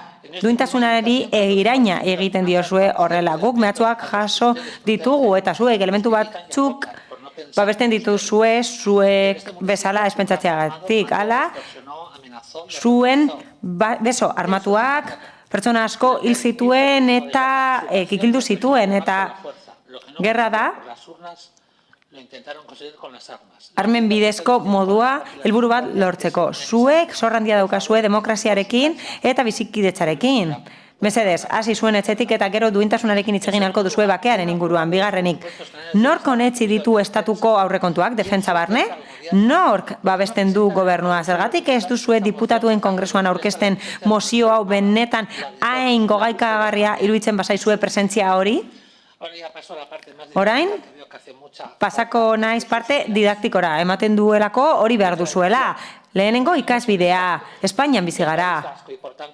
Euskal Autonomia Erkidegoa eta Getxo Espainian daude, kostaldeak, portuak eta hondartzak Espainia dira. Bigarren ikasbidea, Espainiako armadak legezkotasuna betetzen du eta bere ekintza guztiak daude jasota legeetan eta horiek gorteetan onesten dira eta bertan zuek ordezkariak dituzue eta ematen du ezaizuela gustatzen ez bere lana, ez horrek dakarrena. Hala, gerraontziek bizitatzen dituzte Espainiako kostaldeak, baita gurea ere, eta hori egiteko eskubidea dute baldin eta agintaritza eskudunak egokitzat jotzen badu. Blas de Lezo etorri zen.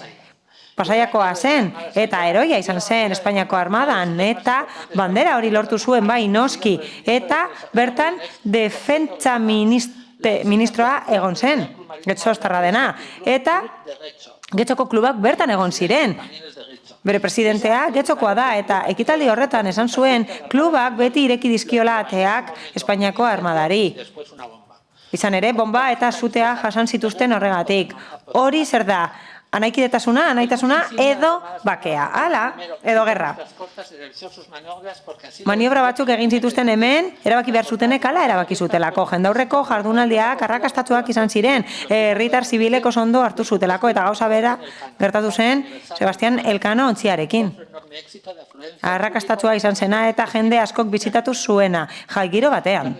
Hala, Berriki Mendez Núñez etorri da eta horrela herritarrek kantxatetzi zuten eurek egindakoa. Hala, Alderdi Sozialistak esan bezala parte hartu zuen atuneruen erreskatean. Hala, Somaliako piratek baitutakoa. Beraz, ez dakit non zaudeten zuek. Arrantzaleen gandik hurbil edo piraten gandik hurbil. Hala, Espainiako armadaren helburua da besteak beste, inbaditzaileen gandik besteak. Gaur egun, gure armada sartuta dago OTANen barruan, eta horrela jakingo dute inbaditzaileen gandik babesten, eta ez naiz ari fikzio zientziaz. Ez dakizuen Rusia saiatzen ari den Ukraina inbaditzen. Ematen du ezetz, baina gauza horiek gertatzen direla. Hala, armada ejerzitoaren parte da, eta giza ekintzetan parte hartzen du. Humanitarioen kontua zuei ez zaizue gustatzen, gehiago gustatzen zaizkizuelako bombak. Eta adibide gisa, Mendez Núñez fragatari esker, Bermeoko atuneruek zuzendutakoa gaur egun, segurtasuna berma daiteke Ozeano Indikoan eta askatasunez faena dezakete euskal atuneruek, batez ere bermeotarrak direnak. Eta badakit zertaz ari naizen, Bermeoko enpresa batean lan egin dut 32 urtez, eta itsasoetako irratietatik askotan esaten dute Espainiako armada bertan dagoela, eta euskal arrantzaleak horrela badakite babestuta daudela eta piranten gandik babesa jasoko dutela, eta horren aurrean besterik gabe arrantzaleek, familiek eta armadore eskerrak baino ez dituzte ematen. Besterik gabe, bukatzeko gustatuko litzaidake Espainiako armada beti izango dela ongi etorria gure udalerrian. Ikusi izan dugun bezala gure kaietan egindako bizitetan. Eta hori zuek nahi duzuen arren ez duzue azaldatuko. Eta bukatzeko Amie Banderea, gogorarazi nahi dizut gobernuan zaudela eta defentsa ministerioa Espainiako gobernuak defendatzen duela. Eta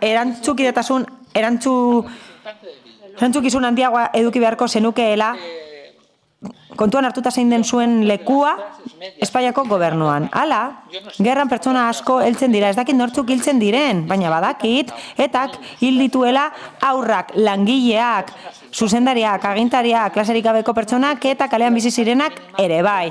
Hau da, ematen du, ez dutela inoiz aztertu nor hiltzen zuten. Mila esker.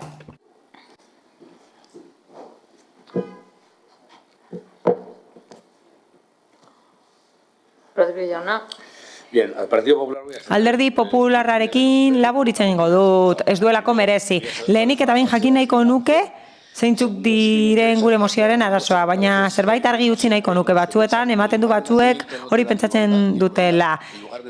Non jaiotzen zara ez da hain garrantzitsua. Barne ministerioak etxostarra izatea ez da ona, berez. Hala, pertsonen aurkako minak fabrikatu zituen eta horrek bai erakusten du nolakoa den. Eta nahi duzunean prest nago konparatzeko etaren indarkeria Espainiako gobernuaren indarkeriarekin. Edo esain momentutan ez daukat inolako arazorik hori egiteko. Hortik aurrera, bai, aipatu dira nazioarteko misioak, eta bai, adibide gisa aipatu da Kabul. Orain dela gutxi, albistetan ikusi dugu Kabuleko emakumeek beloa eraman behar dutela telebistan. Hala, nazioarteko misioen arrakasta hori da, afganoak ustea Talibanen esku, adibidez. Baina nazioarteko misioak egon ziren Kosovon ere bai. Zenbat armada eta gudari, eta ez Espainiako armadan soilik, zenbat daude zehatuta bere misioetan egindako atrozitatengatik, astakeriengatik, pentsa dezagun horren inguruan. Hala, aipatu da zer egin den pandemian zehar, bai, noski. Brigada batzuk baditugu erreskaterako edo giza laguntza emateko. Horiek izango bagenitu, agian ejerzitoek ez lukete esku hartu beharko. Eta bide batez, Mendez Núñez, ontziak, omenaldi eskaintzen dio, Valdelparaiso bombardatu zuen bati. Eta hemen hori erakustea, eta nahi duten lekuan erakustea Valparaison, Afganistanen, Rusian eta Ukrainian, azken finean gerraren apologia egitea da, egiten den lekuan egiten dela. Zoritxarrez, egungo sisteman, Eta egungo nazioarteko egoerarekin ejertzitoak, armadak beharrezkoak dira, eta beharrezkoa da batzuetan, ez dakit, ez dut adibiderik emango, pasatuko naizelako, baina beno. Beharrezkoa izateak ez du esan nahi goraipatu behar direnik armadak. Aur bati, erakustea, nola ontzi batek ainoiak dituen eta nola gai den pertsonei segimendua egiteko eta disparatzeko eta zenbat pertsona hil ditzakeen eta zein distantziara, astakeria da, hemen eta Txinan. Eta norbaitek Ukrainaren inguruan hitz egin nahi badu, hitz egin dezakegu horren inguruan, otanen inguruan, eta egiten duten guztiaren inguruan, baina ezakit pentsatuko duzuen, Ukrainian hau gertatzen ari den. Espainiako armadak gauzak egiten dituelako ere bai. Nik gogoratzen dut, al alba y con fuerte viento de poniente, hori esaten zuen ministro batek, Alderdi Popularreko batek, berriro ere konkistatu zutenean perejileko islotea. Ba, nik uste dut argi dagoela. Gaur egun, armadak edo ejertzitoak behar dira, baina ez dira goraipatu behar. Horrez gain, ez da beharrezkoa aurrei erakustea nola hiltzen diren pertsonak, eta ez da nire armada. Niri, milia egitea egokitu zitzaidan, eta izan nuen guztia egin nuen ez joateko. Eta lortu nuen, eta ez nintzen joan, eta horretaz oso harronago. Mila esker. Mami Banderea. Bai, eskerrik asko, Alkate Andrea. Bueno, sin más, decir que... Bueno, besterik gabe. Uste dugu ejertzitoak misio humanitarioetan egin dezaken lana goraipatzea eta hau bezalako estimuloik uko egitea bateragarria direla uste dugu. Bueno, ez du denbora askorik galdu nahi, uste dugu Alderdi Popularrak azken finean defentsa egin ezin duenean eraso egiten duela ez da hobena, eta gainera zuk zeuk esan duzu lekzio didaktikoak eman dituzula, ez ditugu behar, iritzi desberdinekoa gara da respetatu barra dago. Esan duzu gobernuan gaudela bai, baina defentsa ministerioa ez darama Podemosek. Eta eramango balu ere, eztabaida desberdinak daude kontu desberdinen inguruan. Esate baterako Saharako kontua da berriena. Getxon ere izan dugu. Eta iritzi desberdinak izan ditugu, ez da zer gertatzen. Alderdi desberdina gara gobernu talde bereren barruan, eta iritzi desberdina dira, eta normala da, ondo dago, beti ere bestearena respetatzen bada. Eta uste dut hori ez dela hemen gertatu, ez da respetatzen bestearena. Eta harritu nau bai, ikustea zuek aurreko legegintzaldian asko errespetu handiagoz tratatu zenutela kontu hau, gainerakoenganako errespetu handiagoz, bozero maile batzarran barne, eta gaur eraso baino ez duzu egin, eta beste kontu batzuk atera tokiaz bada ere. Baina, bueno, uste dugu hau lantzen ikasi beharko zenutela, eta, bueno, guk argi utzi dugu uste dugu. Eskerrik asko. Bozketara orduan pasatuko gara. Ai, no, bigarren txanda.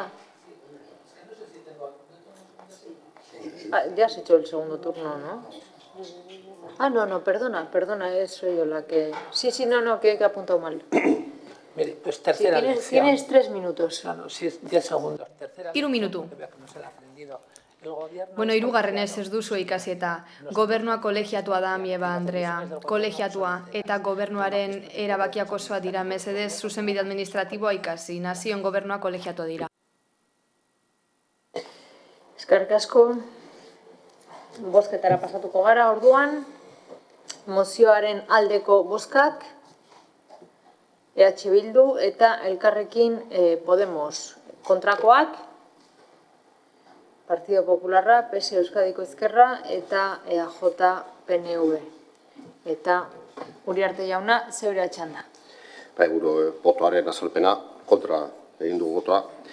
EAJ PNV gure portuan garrantziak egotearen aldekoa ez dela jakina da. Baina era berean, ez gara haren presentziari publizitate handiagoa ematen dion polemika batean sartuko. Inora bez.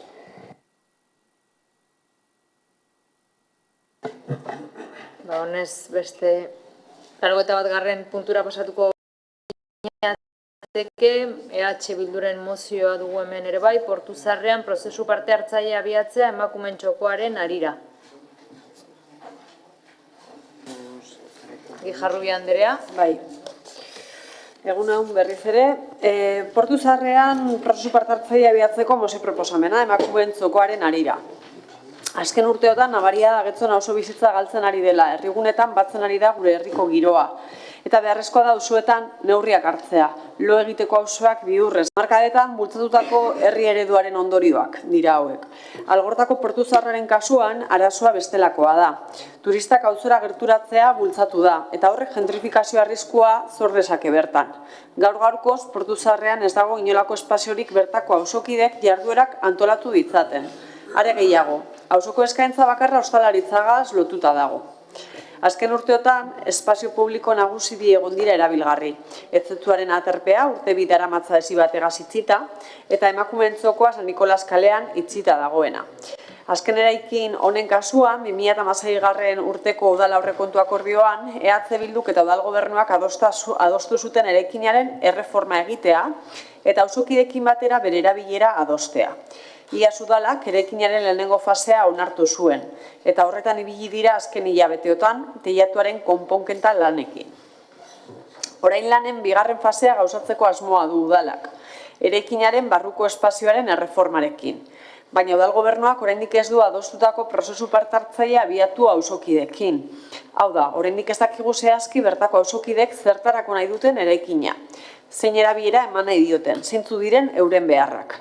Izan ere, eraikinak 11 erabilera esan ditzake. Bilera gelak, bertako auzokide elkartearen edo jai batzordaren bilerak antolatzeko adibidez, ludoteak atziki bat, zine aretoa, bizikleta gordetzeko espazioa, garbigailu lergailuen gela, baina noski, erabilera bakoitzak baldintzatuko du barruko espazioaren antolakuntza. Gela handiagoak edo txikiagoak egokitzeko, behar ezberdinak aurreikusteko. Lehenik eta behin beraz, komeni da jakitea zentzu diren bertako auzokideen nahi eta beharrak. Eta horren arabera erreforma gauzatzea, behar horiek kontuan hartzeko lanak egiterako orduan. Bestela gerta daiteke prozesu parte-hartzailean behar batzuk agertzea saltzea, baina egindako erreformak esalbidetzea behar horiek gauzatzea. Egoera honen aurrean eta jakin daudalak erreformaren bigarren fasea abiatzear dagoela, honako akordio proposamena aurkeztu diogu Getxoko osoko bilkurari. Getxoko udalak prozesu parte-hartzailea abiatuko du lehenbailen, Algortako portu zaharreko auzokideen artean, emakumeen txokoaren erabilera denon artean adosteko asmoz. Getxoko udalak prozesu parte-hartzailea hori abiatuko du emakumeen txokoaren barruko espazioaren erreforma, egin baino lehen, erreformak eraikinari emango zaion erabilera baldintzatu eta mugatu ez dezan. Eta azkenik, prozesu parte-hartzailea loteslea izango da emakumeen txokoari emango zaion erabilera adosteko orduan. Gaur hona ekarri dugun mozio proposamena gure ustez zentzuzko eskaera da. Espazio baten erreforma bat abiatu baino lehen erabakitza espazio horren erabilera. Eta espazio hori portu zaharreko auzokideentzat izango bada, lehenago portu zaharreko auzokideen berba egin beharko delakoan gaude, euren beharrak zentzu diren ezagutzeko. Mozioan aipatu bezala, 2016 urtean adostu genuen eraikin publiko honen erabilera, bertako auzokideekin batera erabakitzea. Horrela jaso zen aurrekontu akordio horretan, eta 6 urte igaro dira eta udalak denbora honetan guztian aukera izan du prozesu parte-hartzaile hau abiatzeko, ekarpena jasotzeko, alternatiba ezberdinak planteatzeko. Hau guztia noski lanak abiatu baino lehen. 6 urte izan ditugu prozesu hau bultzatzeko, ez ezagun orain egin harin eta korrika, eta eman diezaiogun parte hartzeari merezi duen garrantzia. Horretarako edo hori da mozio honek azpimarratu nahi duena. Kontrakoa egitea hau da, prozesu parte hartzailerik ez abiatzea, ez egitea, gure ustez hanka sartzea litzateke, eta parte hartzeari modu batera iruzur egitea. Ezin dugu oro parte hartze berba erabili, gero benetan ez bagaude prest auzokideen beharrak entzuteko eta horren arabera kudeatzeko. Espero dugu beraz, gure eskaera aintzat hartzea, uste dugu oso zentzuzkoa dela, eta proposamen honen bidez nahi duguna da, edo gure helburu nagusia da, benetan prozesu parte hartzaile bat egongo dela bermatzea eta prozesu parte hartzaile hori loteslea izango dela ondoren emakumeen txokoan egingo denarekin. Beraz, besterik gabe, uste dugu prozesu honek benetan ekarriko dituela onurak Portusarreko herritarrentzat, auzokideentzako, eta denontzat aberasgarria izango dela. Eskerrik asko. Bai, Amiba Andrea. Bai, eskerrik asko, Alkate Andrea. Bueno, desde nuestro grupo municipal... Bueno, gure udal taldetik oso egokia iruditzen zaigu proposamen hau, eta uste dugu gainera hobekuntza demokratiko handia dela kontsulta egitea herritarrekin eta politika publiko guztiak egiterako orduan egin behar den zerbait da. Gainera gure ustez modurik onena da jenteak erabakietan parte hartzeko, gardentasuna hobetzeko eta herritarren handik hurbilago egote. Hori guztia positiboa izango da beti. Gainera, legegintzaldi amaieran eztabaidatu genuenean Romen aldaketa, ikusi genuen aukera bikaina zela ordenantza bat edo erregelamendu bat sortzea herritarren parte hartzerako. Behintzat prozesu garrantzitsuetat. Etzen kontutan hartu proposamen hori, baina gure ustez beharrezkoa izango litzateke hau bezaleko prozesuetan beti bide beharra jarraitzeko. Emakumentxokoa salbuespen izan baita, edo beste proiektu batzuk ere baditugu adibide. Horrela, normalizatu egingo genituzke herri kontsultak proiektuak ditugunean, eta ziurrenik getxok herritarren implikazioa irabaziko luke. Mozioaren aldeko boto emango dugu, eta benetan espero dugu mozio hau aurrera ateratzea eta espazio aliketarinen birgaitzea, eta gainera modurik erabilgarrienean auzokidentzat. Horrela bizirik mantenduko baitugu Portusarra. Eskerrik asko, Diaz Andrea. Eskerrik asko, Alkate Andrea. Bueno, argi dago, birgaitzea ezinbestekoa zela eraikin honen kasuan, eta fase horretan gaude, birgaitze fasean. Gaude mozioan bertan, esaten den bezala, saneamendua eta hobekuntzak egiten ari gara, eraikinaren edukitzailean, eta oraindik ez gara urrengo fasera sartu edukiaren eta erabileren fasera. Ibilbide horrian jasota dago nola egingo dugun, gure legegintzaldiko planean, proiektu desberdinak egiten ari gara, Elkarrekin Podemosek eskatu bezala parte hartzea aurre ikusten dugu, eta epeak markatzen ari gara plangintzaren arabera. Beraz, momentuz abstenituko gara. Eskerrik asko. Andrea jauna. Guk uste dugu neurri batean proposamen hau zentzuzkoa dela justifikatuta dagoela, ezta? Ez dugu ezagutzen zertarako erabiliko den, eta beraz birgaitzea absurdoa da guztiz. Ez du zentzurik, ez badakigu ludoteka jarriko den, garbigailua jarriko diren, edo arrantzalaren museoa egongo den, edo bestela itxasontzi edo ontzi txikia birgaitzeko zentro bat jarriko den. Gauza da, horren arabera jardun behar dugula. Bestalde, esan da parte hartze prozesua bertako bizilagunentzat bakarrik izan behar dela, baina behar bada algorta osorako izan beharko litzateke. Edo getxo osoa edo algorta osoa.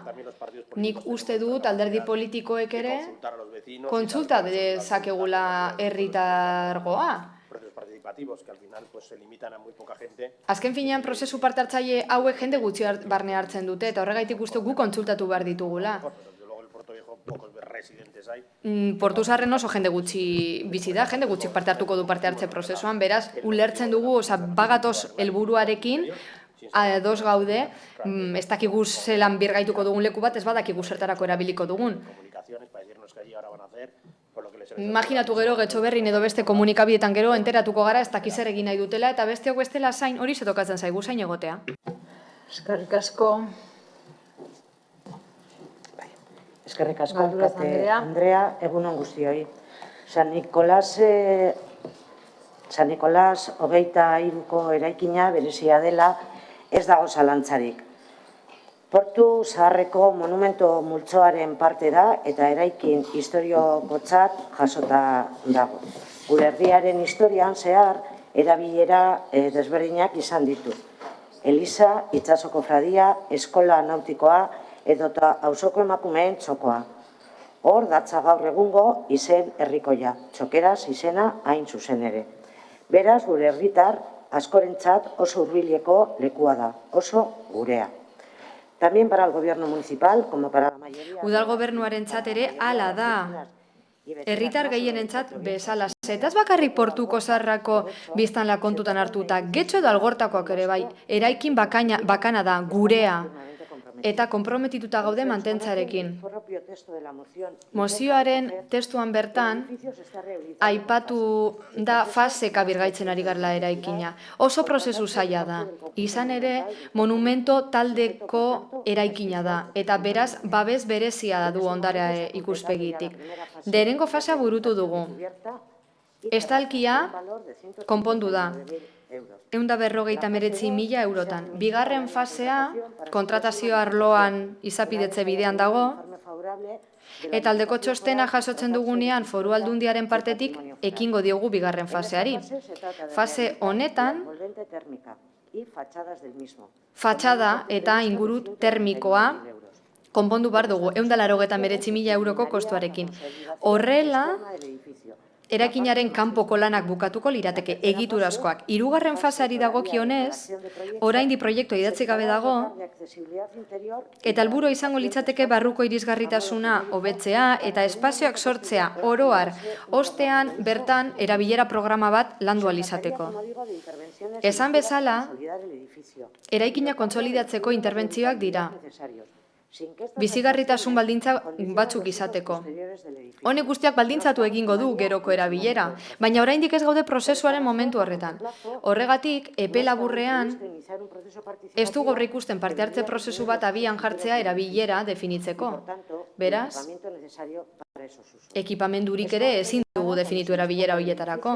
Eraikina prest dagoenean egingo dugu hori.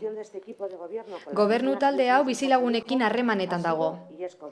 Beti egonda eta hala egongo da.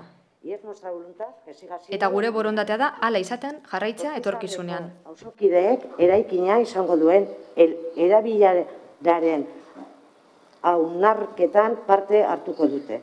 Beraien iritziak eta asmoak entzun eta partekatuko ditugu. Baina partaidetza hori dagokion momentuan egingo da. Hori da gure borondatea eta gure konpromisoa.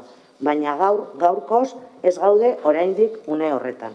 Orain, eraikina finkatzea da helburua, etorriko da erabilerak erabakitzeko momentua.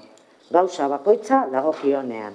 Horrezagatik, gaurkoan abstentziora joko dugu mozioan. Eskerrik asko. Eskerrik asko, Galduroz Anderea. Bai, Jarrubi Anderea. Bai, pentsaezina izan da emakumeenetzeko prozesuan lehenik eta behin espazio bat ontzea, egokitzea eta ondoren erabilerak pentsatzea. Baita beste prozesu partartzaietan ere, baina emakumeentzokoari buruz ari garenean, kasu honetan badirudi arraroa edo zentzugabekeria dela prozesu partartzaile bat abiatzea haren erabilerak adosteko. Beraz, arraroa eta inkoherentea iruditzen zaigu udal gobernuaren edo udal gobernua osatzen duten kideen iritzia. Ze kasu batzuetan zentzuduna da, prozesu partartzaile baten ondorioz esparru baten erabilera erabakitzea, eta beste batzuetan ez, eta kasu honetan badirudi ez da logikoa. Posten gaitu entzuteak prozesu partartzaile bat abiatuko dela, baina, adierazi den bezala, bigarren fasea hastear dago, eta hirugarren fase horretan erabakiko da edo aurreikusita dago espazioaren erabilera mugatuko duen lanak egitea. Bigarren fasea hasiko badugu, ez dakigu noiz bukatuko dugu, ze badakigu udal honen lan egiteko modua geldoa eta astiro eta nahiko astiro doala, baina landabe uste dugu garrantzitsua dela hirugarren fasea aurretik prozesu partartzaile bat abiatzea.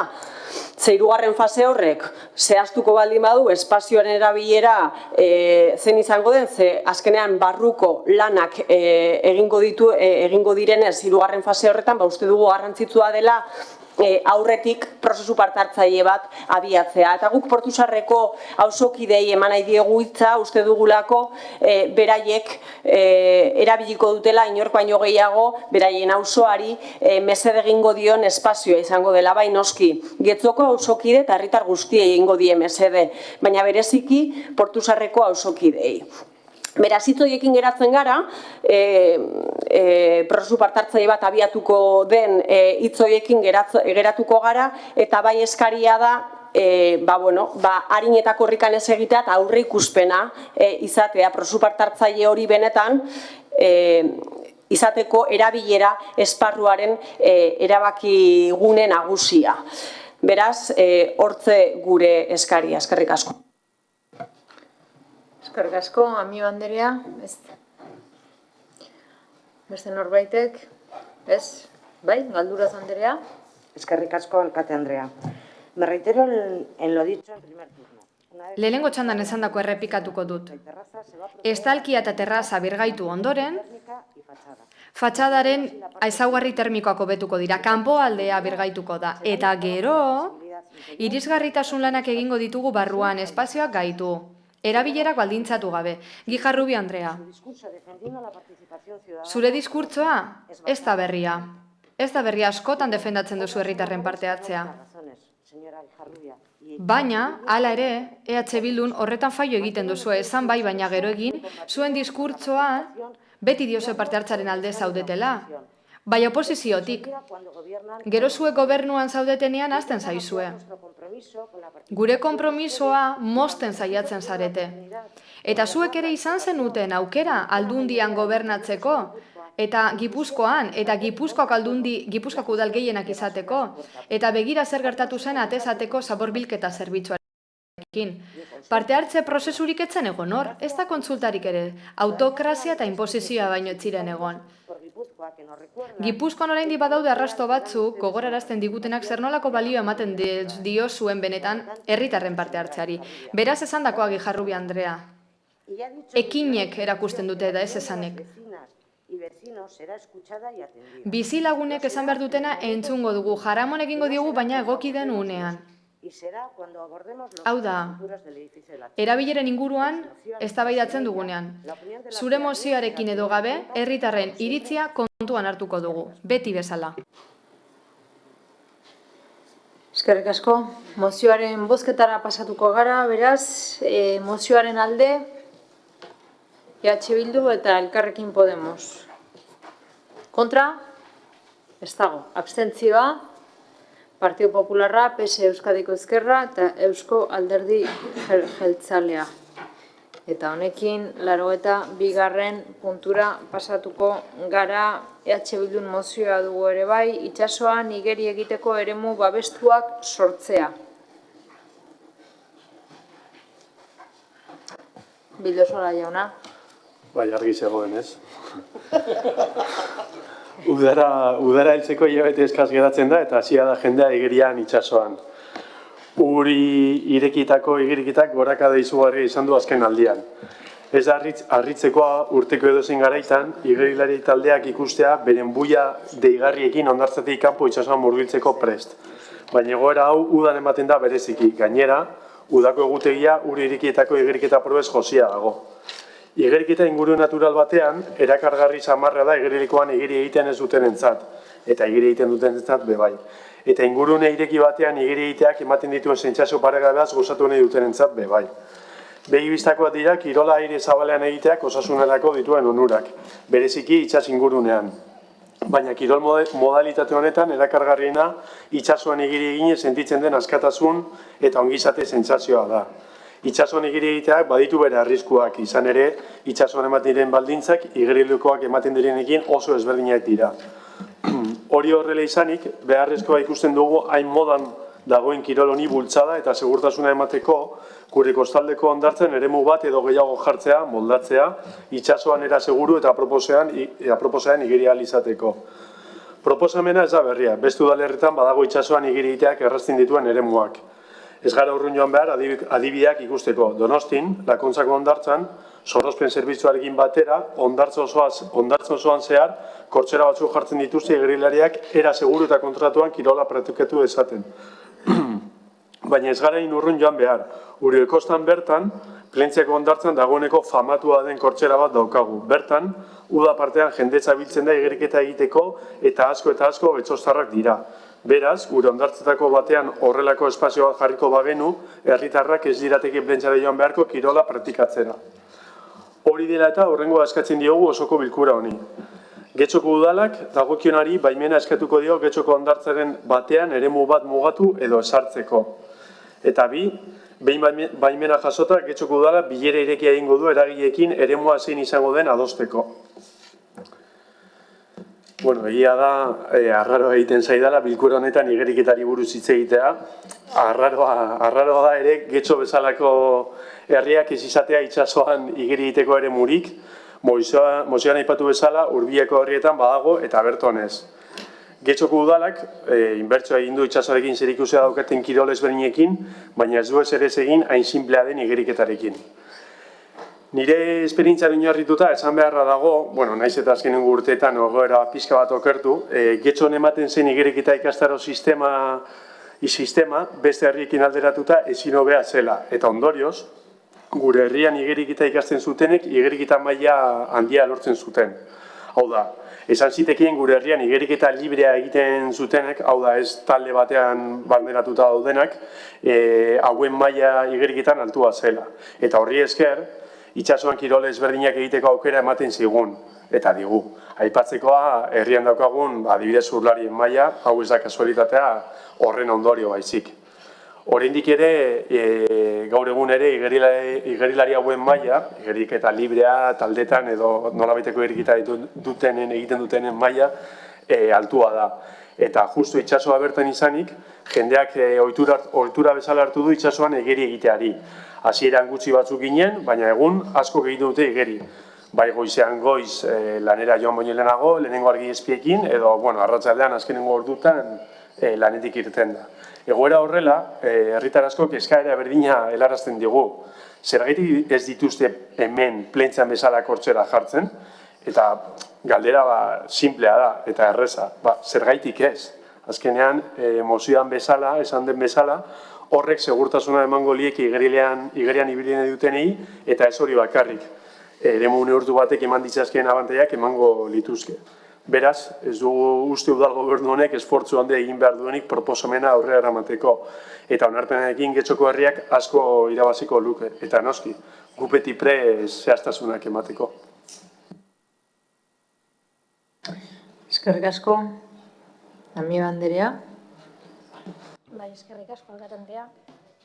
Bueno, una vez analizada la propuesta, hemos... Proposamena aztertu ostean ikusi dugu egia dela, beste udalerri batzuetan neurri hau hartu dela, eta ez bakarrik Euskadin, estatuko gainerako tokietan baita ere, ohikoa da esate baterako Katalunian eta Valentzian. Gure ustez, apustu argia da naturan kirola sustatzeko, segurtasun baldintzetan beti ere, hori oso positiboa da. Jada egiten da hondartza batzuetan eta kasu horietan esaten da eremu mugatu horiek izateak neurri bat dela kirol politiken baitan eta hondartzen hobekuntza neurrien baitan. Gure kasuan ere, gure inguruko hondartzen erabilera hobetzen lagunduko luke. Oso garrantzitsua da neurri argiak hartzea, boia jartzea esate baterako. Mugatzeko, ontzientzako eremuak, igeri egiteko eremuak eta arriskuak saihesteko. Gainera, horrela, ontziak toki batzuetara sartu ezin badira ura garbiago ere egongo da, eta segurtasuna emango du. Bestalde, badakigu zer nolako aplikazioarekin egiten den proposamen hau profesional batek eskatu duelako. Eta bide batez, Bizkaiko Foru Aldundiak emandako rekonozimenduagatik zoriondu nahi dugu, Mikel. Komentatutako guztiagatik benetan proposamen positiboa da eta aldeko bota emango dugu. Eskerrik asko. Eskerrik asko. Aio jauna. Sí, gracias. Poder disponer de canales de nado en las playas de nuestro municipio. Gure udalerriko hondartzetan igeri egiteko tokiak izatea oso ondo iruditzen zaigu guri ere. Uste dugu horrela zerbitzu berriak eta kalitatezkoak eskainiko genizkiela getxostarrei, bisitariei, erakargarriagoak izango ginateke kirolaren eta turismoaren ikuspegitik, eta gainera aukera berriak eskainiko genituzke itsasoan igeri egiteko, segurtasuna bermatuz. Guztio dakigu, igeri egitea ezin hobea dela gorputzarentzat. Malgutasuna hobetzen du, muskuluak indartu eta beste hainbat onura dakartza. Formal mantentzeko oso kirol egokia da eta gainera osasun mental eta emozionalerako lagungarria da. Hala ere, proiektu hau ezin dugu martxan jarri goizetik gauera, izan ere aztertu egin behar da zein eremu diren egokienak, segurtasun baldintzak ezarri, izan dezaken eragina neurtu eta behin betiko plangintza bat egin beharko dugu, ze baliabide behar diren ikusi behar bezala funtziona dezan. Ezin dugunez, hau bezalako martxan jarri, hor uda honetarako, uda gainan dugulako, abstenitu egingo gara, espektatibak esortzeko ez garelako gai izango uda honetarako hau betetzeko. Hori bai, aztertuko dugu bideragarritasuna, eskerrik asko. Eskerrik asko. Sergio jauna. Bai, Andrea.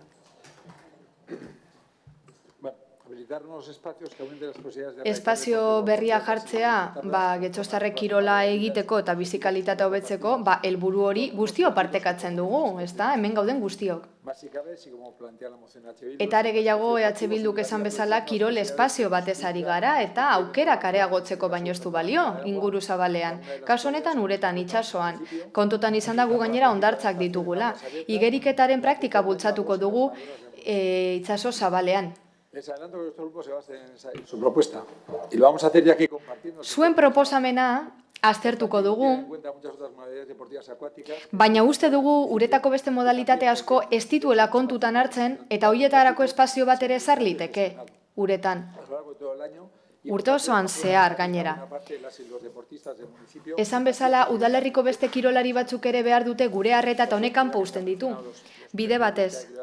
Bizkaia kirola sariak aipatu direnez, gure kidea saritu dute, eta beste 3 modalitate ere saritu ziren, getxoko kirolariak izan gintuen, bela, arrauna eta piraguismoa.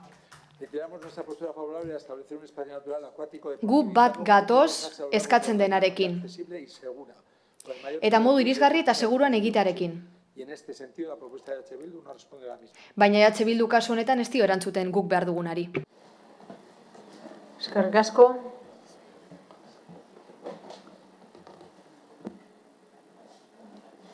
Bai, labur erantzuteagatik bakarrik itsasoan igeri egiteak ez ditkentzen perspektiba jakiteko bestean bat kirol egiten direla itsasoan eta bak izain den problematika, horregatik ekarri izan dugu mozioa hau ez nik ekarria, baizik eta herriak eskatutako mozioa da. Gure proposamenean eskatzen genuen bilera ireki bat egitea eta hor bertan egin zitekeena da galdetu eta posibilitateak edo aukerak ikustea adibidez orain ez bada abuztuan proba piloto bat egiteko adibidez horrelako zer, baina bueno, eskertzen dugu behintzat kontrako botoa ez eman izana. Mila esker. Bozketara pasatuko gara, beraz, mozioaren aldeko bozkak, EH Bildu eta Elkarrekin Podemos kontrakoak, ez daude abstentzioak, Partido Popularra, PS Euskadiko Ezkerra eta Eusko Alderdi Jeltzaleak. Eta honekin 83. puntura pasatuko ginateke, EH Bildu alderdiko mozioa dugu, Getxoko hirigintza antolamenduko plangintza orokorrarekin herri kontsulta antolatzea. Ijarrubi Andrea. 2015 proposamena aurkeztu genuen, lantzen ari zen Getxoko hirigintza antolamendurako plangintza orokorrarekin APO herri kontsulta antolatzeko. Getxostarren iritzia ezagutzeko, herritarrak aktibatzeko eta prozesu osoari zilegitasuna emateko. 7 urte igaro dira ordutik eta APOren onarpen prozesuak atzerapen handia izan ostean, hurrengo hilabetetan helduko da Getxoko APOren aurrerapenaren onarpena osoko bilkura honetara. Hirigintza antolamendurako plangintza orokor guztietan bezala, bertan gure herriko etorkizunaren hainbat arlo diseinatu eta erabakiko dira. Herri eredua, eraikuntza berriak, etxebizitza, mugikortasuna, lurren kalifikazioa. Zalantzari gabe, APO herrimintari garrantzitsuena da tokiko erakundetan gure herriko etorkizuna baldintzatzen eta zehazten duelako. APO honen lanketaren hasierako urtetan, hainbat lantalde aritu ziren plan berri honen ezaugarriak lantzen. Eta bertan proposatu zen bezala, APOren onarpena ezin da mugatu bulego barruetan hartzen diren erabakietara. Ba onargitaratzen diren dokumentuetara edo alegazioak aurkezteko epeetara. Benetako parte hartze prozesua gauzatu beharko genuke APO sozializatzeko eta herritarrek benetan plan honek dituen alde guztiak ezagutzeko eta onartzeko. APOko lantalde horietan parte hartu zuten talde asko herri galdeketa eskatu zuten eta eskari honen berri izan zuen osoko bilkura honek. Lantalde haietan egin zen lana, behin eta berriro entzun dugu gaur egun, APO aurkeztu dizkiguten arduradun politikoen ahotan. Baina gauza batzuk kontuan hartu behar dira. Nahiz eta esan lantaldetik ateratako proposamen batzuk bere egin dituela APO proposamen honek, ez da horrela izan. Are gehiago, inork ez daki zehazki zeintzuk diren onartu diren proposamenak eta zeintzuk izan diren horretarako irizpideak. Bestalde, ezin ahaztu lantaldeen lana 2014 urtean bukatu zela. 8 urte pasatu dira geroztik. 8 urte horietan APOaren aldaket partzial asko bultzatu ditu udal gobernuak. Gure herrian hainbat eraldaketan nabarmen sortu, Iturribarrin ikus daitekenez esaterako. Lantaldeen lana aintzat hartzea eta balorean jartzea igaro den denboran eta batez ere gure herriaren etorkizuna herritar guztion kontua hartzea delako, herri kontsulta edo galdeketa antolatzea beharrezkoa dela iruditzen zaigu. Ea herritarrek EAJ eta PC proposatutako herri eredua egokia ikusten duten, ala ez jakiteko. Jakin badakigu Getxoko udala ez dagoela behartuta herri kontsulta antolatzera APO onartzeko, baina jakin badakigu ere legeak ez duela horrelako trabarik jartzen. Horretarako atea irekitzen baitu, borondate politikoa besterik ez da behar horretarako. Herri kontsultak antolatzea parte hartzea ariketarik gorena da. Herritarrek hauteskundetan erabakitzen dute zein alderdi eta zein programa bozkatu, baina plan honetan agertuko diren alde gehienak ez dira alderdi politikon programetan agertzen. Herritarrek ez dute honen inguruan euren iritze emateko aukerarik izan. Ez diezaiegun beldurrik izan herriaren hitzari. Aldundu ditzagun Getxoztarrak eta udal politika agintzan parte aktibo bihurtu. APOren onarpena aukera bikaina da horretarako. Honegatik guztiagatik Getxoko udaleko osoko bilkurari honako puntuak onartzea proposatzen diogu. Getxoko udalak herri kontsultan antolatuko du, Getxoko hirigintza antolamendurako plangintza orokorra onartzeko eta galdeketa horretan jasotako emaitza errespetatuko du. Bueno, parte hartzea berriz ere. Tenemos una enmienda para presentar. Badaukagu emendakin bat, zuzenketa bat aurkeztu nahi diogu.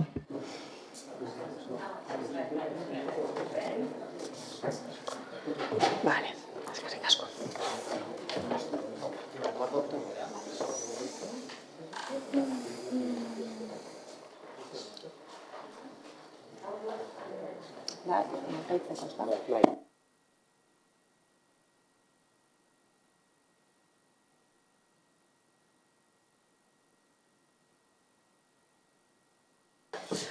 Procedo a la lectura de la enmienda. Irakurriko dut emendakina. Elkarrekin Getxotik APOaren inguruko herri kontsultari buruzko mozioan puntu hau gehitzea proposatzen dugu. Getxoko udalak bizilagunei APOari buruzko informazio nahikoa eta egokia emango die eta informazio hori ulertzen laguntzeko gidaliburu bat argitaratuko du. Bertan orain arte egindako lanari buruzko informazioa jasoko da. Irakurketa erraza bultzatuz laguntza bisualekin eta proposamenen laburpenekin. Hala, herritarrek kontsultan parte hartu halko dute eta alegazioak aurkeztu halko dituzte. Gardentasun osoz. Bai, eskerrik asko onartu egingo dugu. Bai. Bai. Bueno, parte hartzea esaten nuen, berriz ere parte hartzea. Egia esan, EAJ-ko parte hartze zinegotziak esan duenez, parte hartzaren alde askotan aritu izan gara. Bai, bilakaera luzea daukagu honetan parte hartzearen alde. Guk gobernatutako herri eta hiri askotan jarri dugu praktikan. Eta bueno, bertan ere prozesu partartzaileak abiatu izan dira. Bueno, gaiak nahastea ez zait asko gustatzen, baina gaiak nahastuta esan dezaket Uzurbilen herri galdeketa egin izan dugula, Hernanin ere egin izan dugula tesatekoa esartzeko, besteak beste datu bezala. Baina bueno, harrigarria egiten zaidana da, batzuek arrotzea parte hartzearen inguruan hitz egiten dutenean. Izan ere batzuek EAeko udallegeak hala agindu arte ez zituzten prozesu parte hartzaileak abiatu. ezin dugu ahaztu 2017 urtera arte, etzala hemen aurrekontuen lehen prozesu partartzailea abiatu. Eta gainera izan zen EH Bildurekin egindako akordioaren ostean. Beraz, gogoratzeko gauza batzuk zertzelada batzuk, eta bai, parte hartzaren alde gaude, egon gara eta egongo gara getxon, bai? Eta kasu honetan, hirigintza antolamendurako plangintza orokorrarekin lotutako parte hartzea ekarri dugu ona, gure herriko etorkizuna irudikatuko duen erremintarik garrantzitsuena delako. Denok jakitun gara plan honek duen garrantziaz eta gure herrien izango duen eraginaz. Mugikortasunagaz, etxebizitza politikaren ardatza ere irudikatuko du, lurren kalifikazioak, dendari txikiei eragiten dizkieten neurriak, ondare historikoaren zaintza, berdegune eta lanen babesa. Gure ustez, aporen onarpena ezin da udaletzeko bulegoetan edo osoko bilkura honetan bakarrik hartu, auzokideak protagonista bihurtu behar ditugu, informazio guztia helarazi behar diegu, ganoraz azaldu behar dira hain teknikoak diren erabaki eta irizpide hauek, eta beharrezkoak diren auzokide bilerak antolatu behar dira. Bai, legeak behartzen gaituena, baino gehiago. Horretarako beharrik badagoelako. Alegazioak legiteak aurkezteko epenaikoa utzi behar da, eta zergatik ez, modu zuzenean auzokidek erabaki dezatela plan honegaz bat egiten duten ala ez, galdeketa baten bidez. Beste herri batzuetan posible izan da hirigintzagaz lotutako erabakiak hartzea, Durangon, oraingoan Durangora joango naiz, gero batzuetan aurpegiratzen diguzue beste udalerri batzuetan egindakoa, kasu honetan Durango ekarriko dut adibide. Eta gure galdera da, zergatik getxon ez? Bai, jakin badakigu bertan izan ginelako, 2014an bukatu zela prozesu partartzailea, apoaren oinarriak esartzeko abiatu zen herritarren prozesu partartzailea, lantaldeetan antolatutako prozesu horretan hainbat eta hainbat herritarrek parte hartu zuten, baina behin baino gehiagotan adierazi izan dugun bezala, herritarren parte hartzea ez litzateke prozedimenduaren une zehatz batera mugatu beharko, are gutxiago ia 10 urte pasa direnean ordutik. Agian, esango diguzue, legeak esaituztela behartzen herri kontsulta bat antolatzera, eta egia da, aipatu dugun bezala, ez dago behar legalik horretan, baina horretarako oztoporik ere ez dago. Edo agian esango diguzu hauteskundeak badaudela horretarako, baina plan honetan zehazten diren arlo eta jarduera ugari ez ziren alderdien hauteskunde programetan agertzen, horregaz bat egingo duzue behintzat, ez da? Andramarin milaka edo, Andramarin edo zenbait etxe bizitzara ikitzea, adibidez ez dugu zuen programetan topatu, hau da, herritarrek ez dute horren inguruko iritzirik eman, ez da hauteskundetan botua eman dutenean ere. Gai hau gainera berezik eztabaidatua da gure herrian, denok dakigun bezala. Zergatik bada ez diegu herritarrei utziko zuzenean erabakitzen plan honegaz bat egiten duten ala ez. Zergatik ez bultzatu herri kontsulta bat, plan honi zilegitasuna emateko eta herri bezala plan honegaz bat egiteko. 2015 urtean EH Bildutik mozio bat aurkeztu genuen eskaera hau eginez, herri kontsulta bat antolatzea eskatuz, gaur bertan aurkezten dugu puntu horregaz beragaz.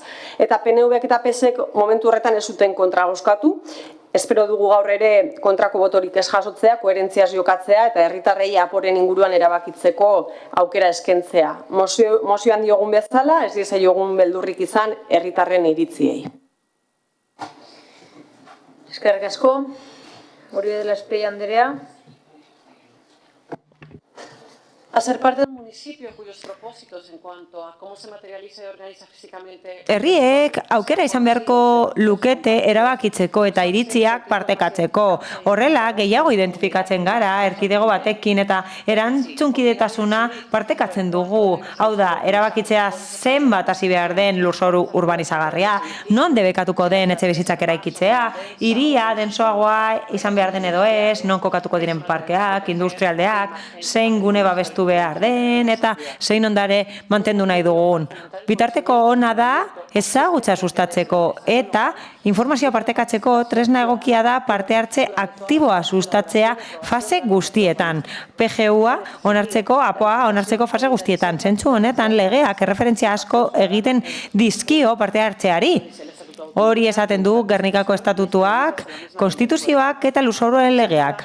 Egia da, hala ere, hirigintzaren eremuan, oro har legeriak besterik gabe adierazten duela desiragarria dela parte hartzeko bideak ezarri gabe EH Bilduko kideak esan duen bezala. Ez du debekatzen, baina ez du esaten nola egin behar den, baina beren beregi ez du debekatzen. Praktikan, herritarren parte hartzea, eztabaida fasean urrun dago, hau da, asmo horiek betetzetik urrun dago, eskazak dira adibideak zeinean arago joan den. Normalean, legea betetzea besterik ez da herrien helburua, udalen helburua, eta guk nahi dugu getxon egoera aldatzea. Hala, herri kontsultak egin daitezke PGO edo APOen lanketa prozesuan, eta ez dira asko erabili, baina gero eta gehiago erabiltzen ari dira. Nik uste dut elorrion bat egingo dutela, iragarri dutelako, eta badaude beste leku batzuk estatuan dagoeneko egin dutena. Gainera, legera egokitzen da eta badago, auzitegi gorenaren epai bat, 2008koa, esaten duena zuzenbidearekin bat datorrela herri kontsulta bat egitea almuñekarreko APOaren inguruan. Beraz, pentsa genezake legearen aurka doala, baina badaude epai batzuk hori berresten dutenak. Horregatik, positiboa da eta gomendagarria da ohiko jardunbide bezala txertatzea udalean APOak aurkeztea herritarrei. Horrela, garapen prozesua gardenagoa izango litzateke eta parte hartzaileagoa, baina parte hartze hori erreala hurbila eta eraginkorragoa izan dadin, beharrezkoa da herritarrek informazio guztia edukitzea eskura eta informazioa argia eta eskuragarria izan dadin. Nik uste dut egia dela herritar gehienentzat zaila dela ulertzea APOa edo hirigintza plangintza orokorrean, eta hori bere bizikoa da erabakitzeko kontsulta batean, baina baita alegazioen fasean parte hartzeko ere, ez naiz ari zehetasun tekniko ez. Hori logikoa da, baina askotan ez jakintasuna dago plangintzaren inguruan, askotan ez dakite zer jasotzen duten APOek, eta bertan jasotzen dira hirigintza helburu orokorrak eta horiek lortzeko bitartekoak. Horregatik eta teken arren herri kontsultetan komunikazio prozesu handia egingo dela eta informazio zehatza emango dela bozketa sedearen inguruan, funtsezkoa da hori ematea eta ahalik eta hoberen ematea informazio hori. Horregatik, emendakina aurkeztu dugu eta asko eskertzen diogu EH Bilduri hori onartu izana. Gure helburua da APOaren ulermena erraztea herritar guztiei. Horregatik eskatzen dugu gida bat argitaratzeko. Informazio guztia jasoko duena, irakurketa errazarekin eta ikus laguntzekin. Horrela, herritarrek parte hartu halko dute kontsultan eta alegazioak aurkeztu halko dituzte. Bilbon adibidez gida aurkeztu zen eta horrela herritarrek eta interesdunek aukera zeukaten informazio egokia jasotzeko. Gida honetan laguntza bisual asko agertzen dira, marrazki asko daude ikus dezaten non eraikiko den, non ez den eraikiko, non kenduko diren etxe bizitzak eta bar luze bat. Nik uste dut oso adibide ona dela, zoragarria da eta hori kontuan hartu beharko genuke eta erreplikatu beharko genuke gure udalerrian. Guk uste dugu aukera daukagula kontsulta hori egiteko eta APO bat sortzeko zeinean denok egingo ditugun gure proposamenak. Horretan kolektiboek aukera izango dute horiek egiteko, baina batez ere abagune bat da APOa jendearekin eraikitzeko. Horregatik mozioaren alde egingo dugu. Eskerrik asko EH Bilduri aurkezteagatik eta espero dugu gobernu taldea kontuan hartzea. Mi esker. Sí, gracias. Eskerrik asko alkate Andrea. El decreto 46/2020 46/2020 dekretuak esartzen ditu tresnak APOaren eremuan eta hirugarren artikuluan mekanismo batzuk esartzen ditu herritarrek parte hartzeko APOaren izapidetzean. Zehazki, behartzen du formulazioaren hasieran edo aldaketaren hasieran eta APO esari naiz parte hartze prozesu bat egitera. Horretan helburuak, estrategiak eta mekanismoak ezarriko dira. Nahikoak izango direnak herritarrek parte hartzeko eskubideak gauza dezaten. Baita elkarteek ere getxon, indarrean sartu horretik arau hori, prozesu parte hartzaile hori egiten zen. Eta hori definitu zen alkatetzaren dekretu baten bidez. Hori egin zen 2012 urtean, dekretu horrek APOa berritzeko prozedura ezartzen du. Fase guztiekin eta mugarri guztiekin.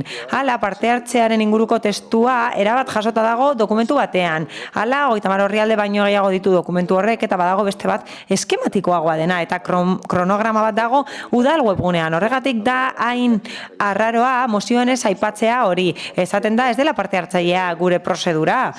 Eta esan bezala hori ez da egia. Gainera, aipatu da zilegitasun terminoa. Eta dokumentuaren arabera 7 fase daude berrikuspen prozesuan. APOaren berrikuspen prozesuan eta horietan parte hartzea ematen da. Aurreti asko azterlanetatik behin betiko nespeneraino. Hala, hasiera batetik ezarri zen parte hartzeko prozesua lantalden bidez. Hala, lantalde gisa sortu ziren eta horien xedea zen idazketa taldearen lana elikatzea. Horrela, Esan beharra dago, saio asko egin direla, eta prestakuntza saioak ere egin zirela hasiera batean, hori baino lehen, noski. Hala, herritarren talde horiek parte hartu dute aurrerapenean eta beste prozedura guztietan. Hori guztia jendaurrean jartzen da, ingurumen eraginaren azterlanarekin batera. Laster epe bat irekiko da alegazioak egiteko, eta hori egingo da hasiera batean onetzi aurretik, eta iradokizunak egingo dira, eta jendaurreko esapidazko egin dira, eta idazketa taldeak horiei erantzuten die banan-banan. Hala, hasiera batean, onetzi ostean osoko bilkuran, epe bat egongo da alegazioak egiteko.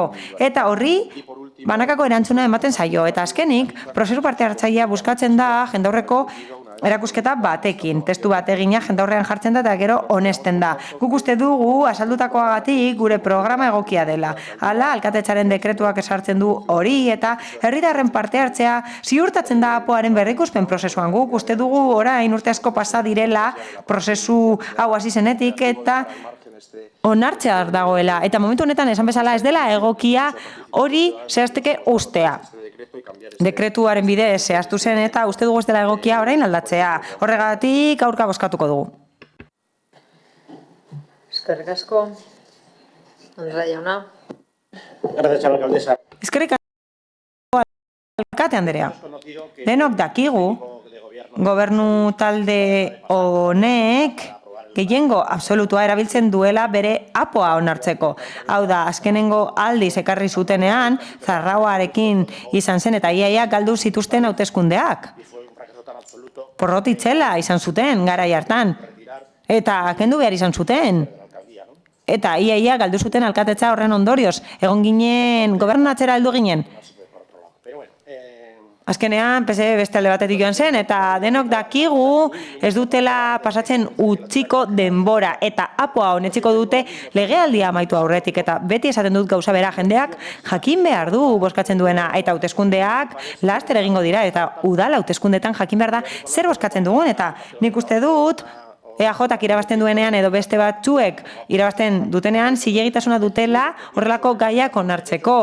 APOa oso gai garrantzitsua da eta denok dakigu zer pentsatzen duten. Beraz, bozkatzen dutenek badakite zer bozkatzen ari eta zer egingo duten. Hala, programaren kontuak oso argiak dira. Batzuk ez dira hain ezagunak, baina hauteskunde horien ostean denok dakigu nondik doa gure hirigintza garapena, Getxon, beraz irizpideak badituzte bozkatzeko. Egia da, alderdi batzuek aldatzen dutela bere programa gobernuan daudenean. Gonzalok esaten duen bezala, bere programa ez dute betetzen. PSek beti aldatzen du bere programa, baina bai, EAJak akordio bat zuen bere herritarrekin, eta horiek etortzen dira ona, eta ematen du ez dela APOan jasotzen bere akordioa, herritar horiekin ez da betetzen, egia da, baina hauteskundeak egongo dira, eta argi dagoen erreferendum handia egingo dela. Eurek bere plana honetziko dute, eta ikusiko dugu benetan borondatea dagoen, hauteskundeen ostean hori egiteko eta erreferendumin honena hori izango da. Plana justu hauteskundeak baino lehen honetziko dute eta hori ikusiko dugu benetan babesten duten. Kontsulta bat egitea aurretiaz ez legoke txarto, noski. Ez dute denborarik.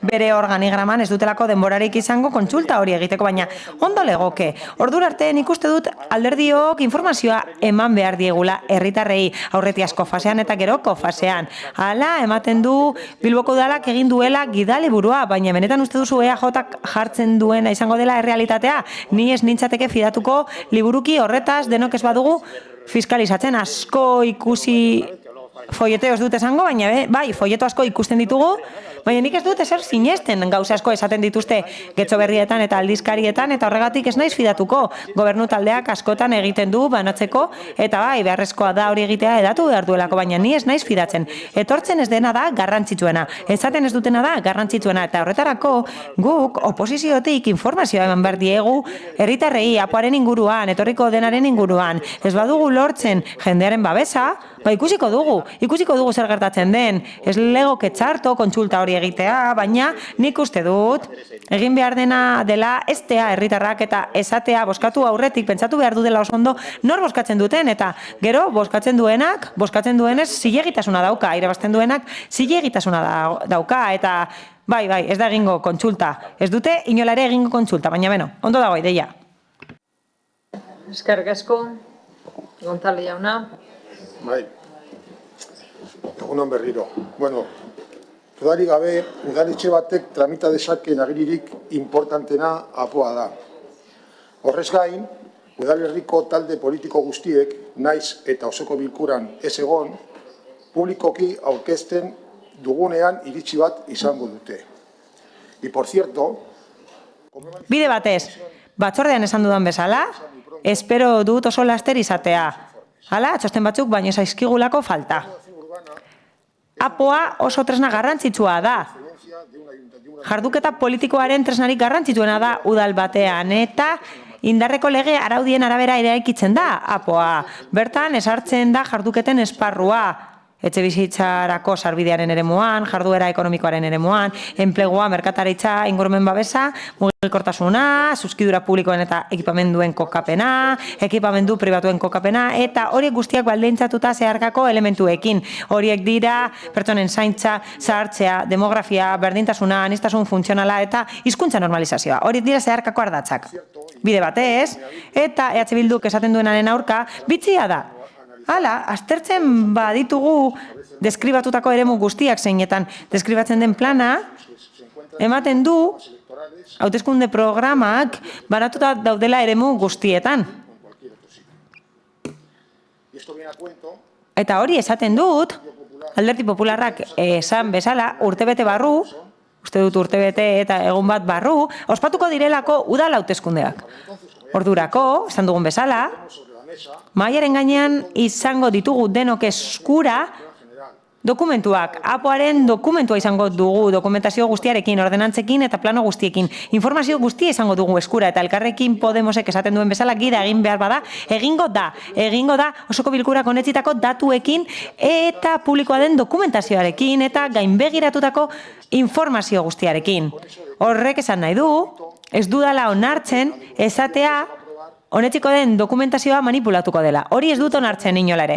Hala, suposatuko dut alderdi politiko guztiok nahi dutela bere bizikoa izatea APOa, oso garrantzitsua dela APOa, eta hauteskundek balioko dute jakiteko zer nolako hiri eredua babesten duten herritarrek. Hala, alderdi politiko bakoitzak iritzi bat dauka, eta bere iritzia emango du APOaren inguruan, hasierako dokumentu horretan oinarrituta. Mila esker. Eskerrik asko. Jarrui Anderea. Bai, bueno, mozio honetan ez da zalantzan jartzen udal honek legeak zehazten duen ibilbide horria ez duenik betetzen. Hemen proposatzen ari garena harago joatea da, beste urratz bat ematea. Legeak zehazten duen prozedimendutik harago, parte hartze zabalagoa eta gardenagoa sustatzea da proposatzen duguna, eta horregatik ekartzen dugu kontsulta herri galdeketa egiteko proposamen hau. Jakin badakigu herritarrek euren helegiteak egiteko aurkezteko aukera izango dutela, baina uste dugu hori labur geratzen dela APOa herri eredua zehazten ari garenean. Uste dugu harago joan behar dugula parte hartzean kasu honetan ere bai, eta horregaitik gure proposamena. PSeko bozeramaileari esan behar diot ez dudala omisiorik egin. Lehenengo momentuan onartu dut, azaldu dut, prozesu parte hartzaile bat izan zela, 2014an bukatu sana. Legeak hala agintzen du eta hala gertatu da prozedimendu osoa. Baina, bueno, urte batzuk pasa dira, igaro dira ordutik. Eta uste dugu, herritarren parte hartzea ere sustatu aktibatu behar dela. Eta, bueno, eskerrik asko ere, APOaren prozedimenduaren nondik nolako guztiak azaltzeagatik. Eskerrak zuei, bestela ez genuke jakingo zein den bide horria.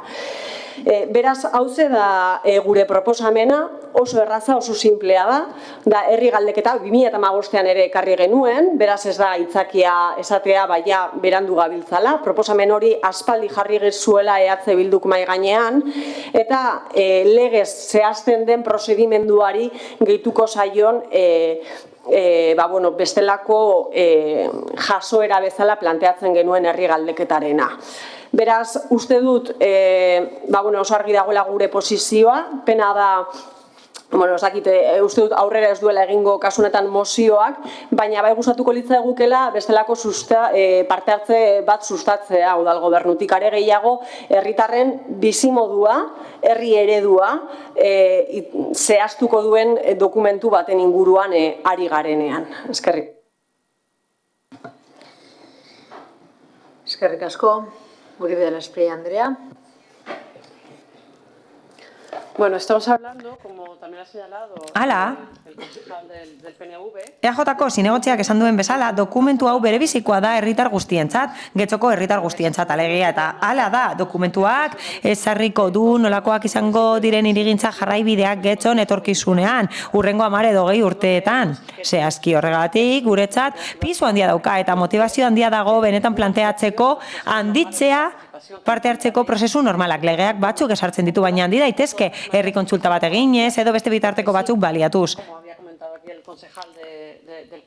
PSeko zinegotziak esan bezala, bai, egia da, prozesu hauetan egiten dela legeak esartzen duena, bai. Hori ondo dago, baina legeak ez du esaten hori ezin denik handitu. Borondate politikoa badago, noski. Borondate politikoak gutxieneko horietatik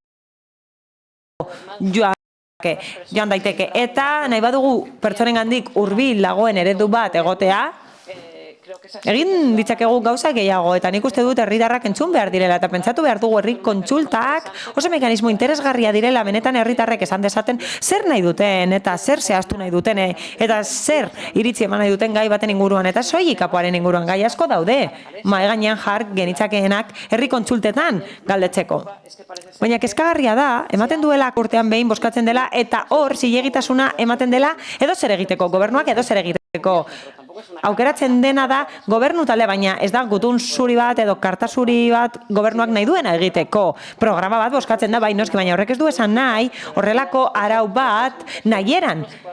Ados daitekenik eta herri kontsultarik egin behar ez denik. APOaren inguruan hitz egiten dugunean eta behin betiko dokumentutzat hartzen genuenean batzordeetan esaten zen ezetz alegazioak falta direla, zirriborroa dela, taldeen proposamenak falta direla eta bar, eta horrek esan nahi du hasiera bateko dokumentua alda daitekeela. Hala?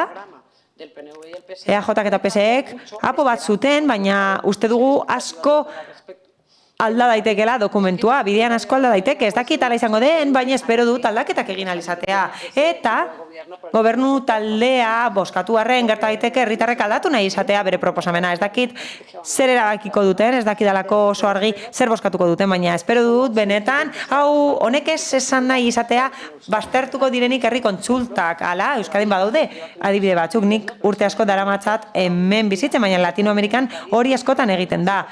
Ni jaio nintzen hirian herri kontsultak egiten dira urtero herritarrei eragiten dizkieten gaien inguruan eta ematen du hemen alergia ematen digutela horrela hau bezalako gai garrantzitsuek. Mila esker. Beste norbaitek hitza. Bai, Andrea jauna. Gracias. No, yo simplemente Ez, besterik gabe González jaunari zera esan behar diot. Nik ez dut esan zuek argitaratutako informazioa manipulatzen duzuenik. Difamazioa, manipulazio, nik hori ez dut esan. Esan dudana da, askotan, esaten ez dena eta isilpean gordetzen dena horixe dela garrantzitsuena, baino ez dut esan argitaratzen denaren aldean. Besterik ez dut esan. Eskerrik asko. González jauna. Sí, yo quiero aclarar varias cuestiones. Nik zenbait gauza argitu nahi ditut. El plan general es un documento complejo que requiere la participación y consulta de infinidad. Plan orokorra konplexua da, pila bat eragile sektorial eta administrazio kontsultatu behar dira. En ningún caso se coarta la participación. Ez da inondik inorare herritarren parte hartzea oztopatzen, hainbat parte hartze prozesu geratzen zaizkigu. Jendartean informazioa erakusten da behin hasierako onespena eman ostean, beti egiten da, planaren berri emateko, alegazioetarako epea ere irekitzen da, baina gainera parte hartze kolektibo aurre ikusten da, udal plangintzarako aholkularitza batzordearen bidez, eta ez da bakarrik formazio politikoentzat, hainbat erakunde elkarte eta eragile daude bertan, ekologistak, enpresariak, ez gaituak, denetarik. no sé, si me falta Ez dakit. algún colectivo... Kolektiboren bat falta ba ezait tarte horretan sartzeko, nik apuntatuko eta kontuan izango dugu. Gainera, banakako parte hartzea ere bermatzen da fase guztietan. Alegazioak aurkez daitezke. Parte hartze prozesu irekia da, eta ez bakarrik etxostarrentzat, edonorentzat, munduko edonorentzat zerbait galdetu edo esan behar badu planaren inguruan. Beraz, urtebete barru hauteskundeak ditugun honetan, nik uste dut ezinbesteko kontua dugula mahai gainean. Eta alderdi guztien hauteskunde programan agertuko da, hemen gauden hona, zein hemen ez gauden ontzat. Ez esko botango dugu. Eskerrik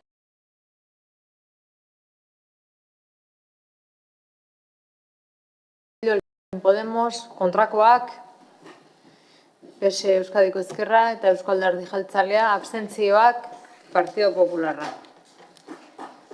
Eta honekin 84. puntura pasatuko ginateke, Elkarrekin Podemos udal taldeak aurkeztutako mozioa dugu, Getxoko biztanlerian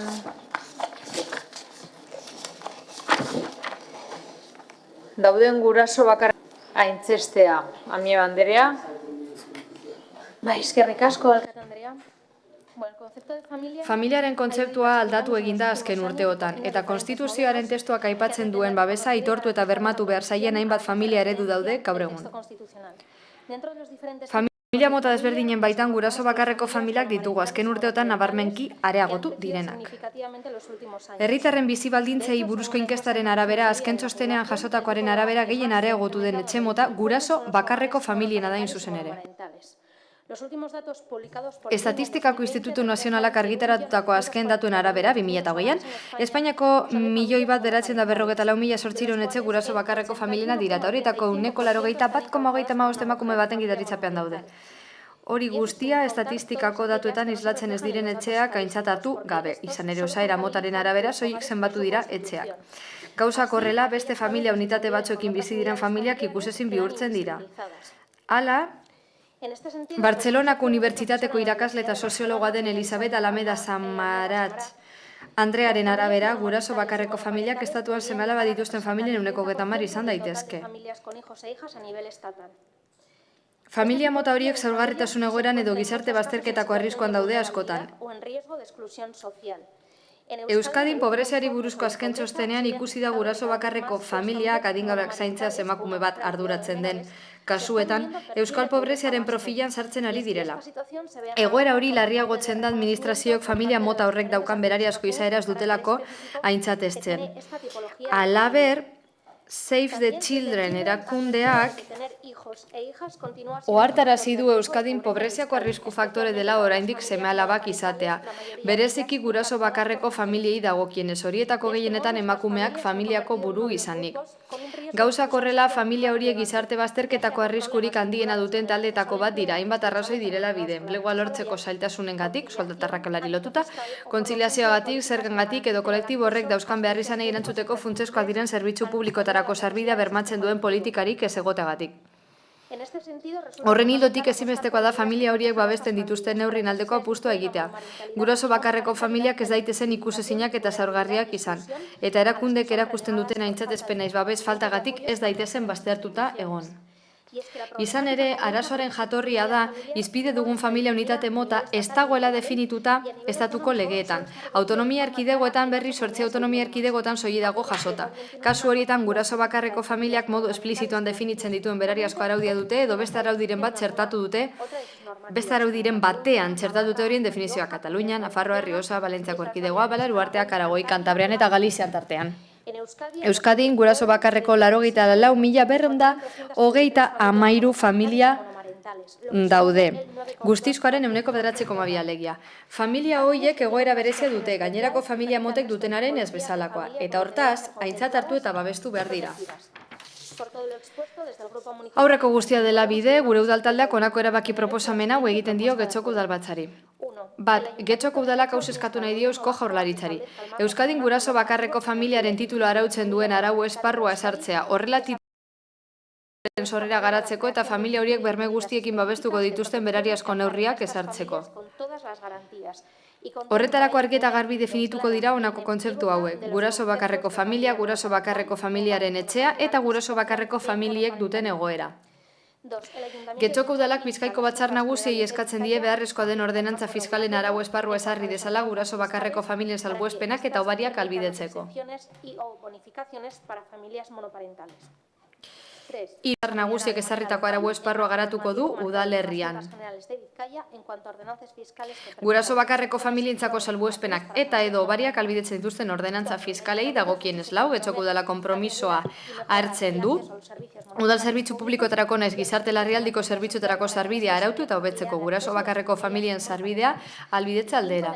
Eta 5, Getxoko udala guraso bakarreko familiak barne hartuko dituzten kontratazio klausulak txertatuko ditu egokitutako kontziliazio baldintzekin. Proposamenik badago?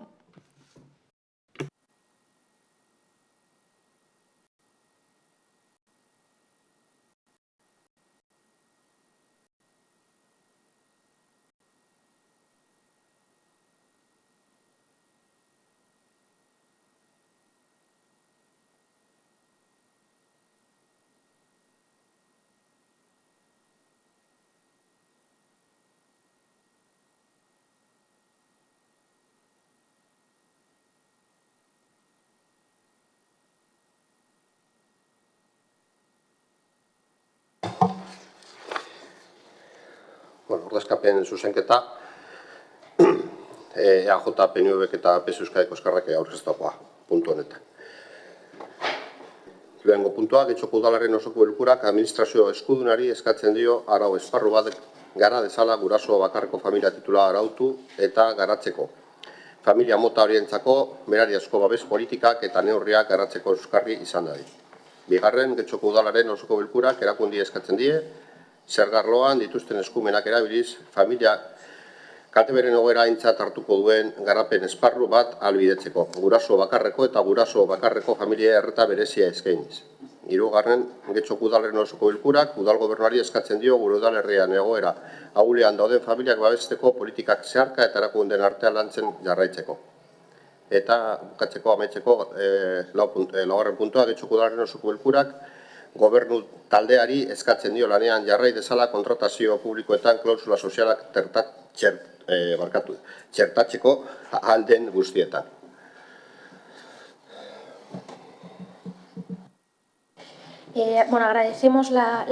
Eskerrik asko proposamenagatik. Eta oraindik asko dagoenez egiteko udalaz gaindi onartuko dugu. Defentsara pasako zea? Bai.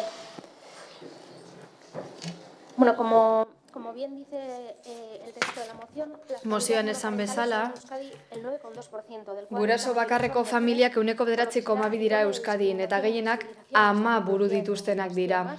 Beraz, diskriminazio ematen da familia mota hauen ganantz. Emakumeen kasuan larriagoa da oraindik, lana eta familia uztartzeko zailtasuna dituztelako, soldatarrakalaren biktima direlako, eta bar.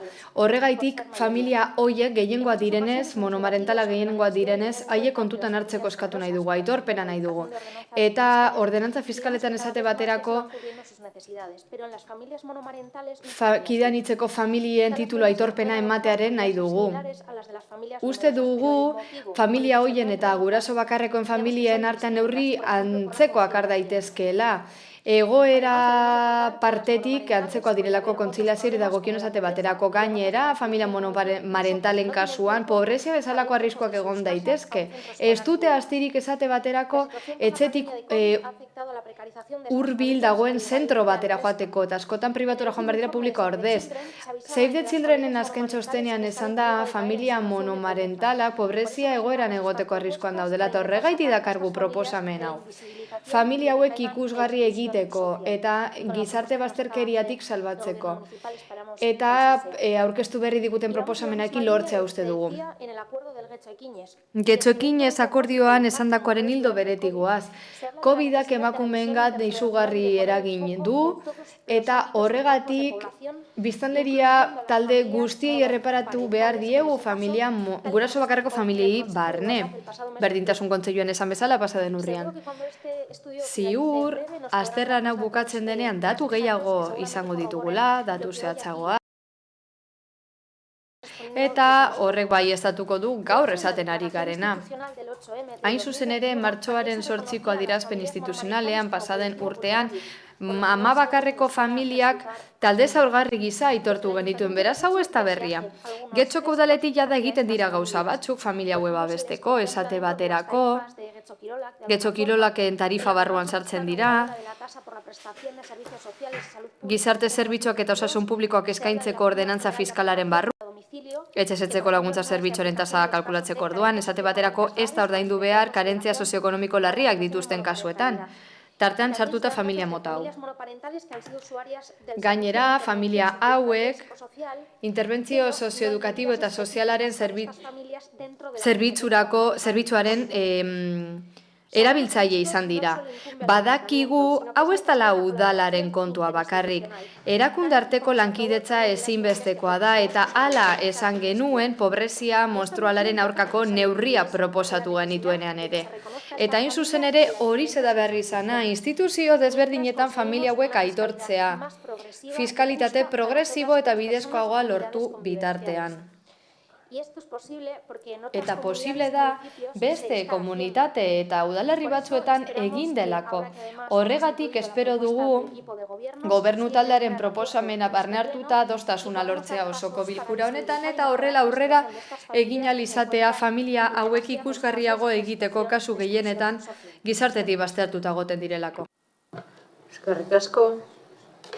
Bai, Díaz Andrea. Mi esker, bueno, por diversos motivos los modelos familiares han cambiado mucho. Familia ereduak asko aldatu dira. Eraldaketa izan dugu, familia eredu berriak agertu dira, zorionez, aniztasuna islatuz. Tartean, guraso bakarreko familiak, heldu batek eta haur batek edo gehiago osatuta. Hala, familia hauek gero eta gehiago dira, batez ere azken urteotan, eta beraz, ineren arabera, ia 2 milioi familia ari gara, 1,9 milioi.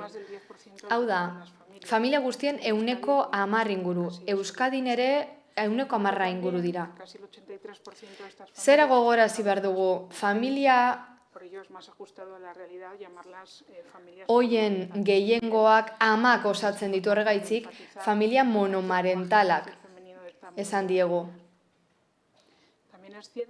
Egia da baita ere, datuen arabera, emakume hoien 51% langabezian daudela edo ekonomia sumergituan lan egiten dutela. Eta hoien artetik eren batek baino ez du diru laguntzaren bat jasotzen.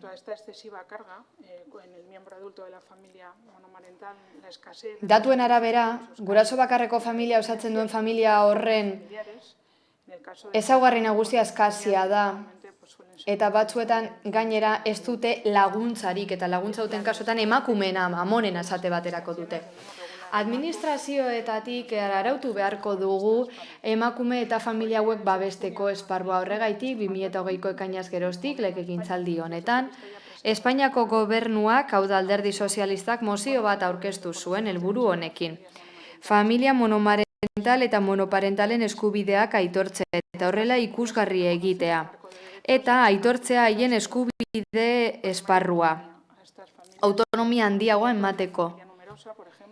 Esate baterako, familia anizkunaren kontsiderazio ematea 2 urtetik gora badituzte, baimen remuneratuak eskaintzea eta kontziliaziarako neurriak hartzea.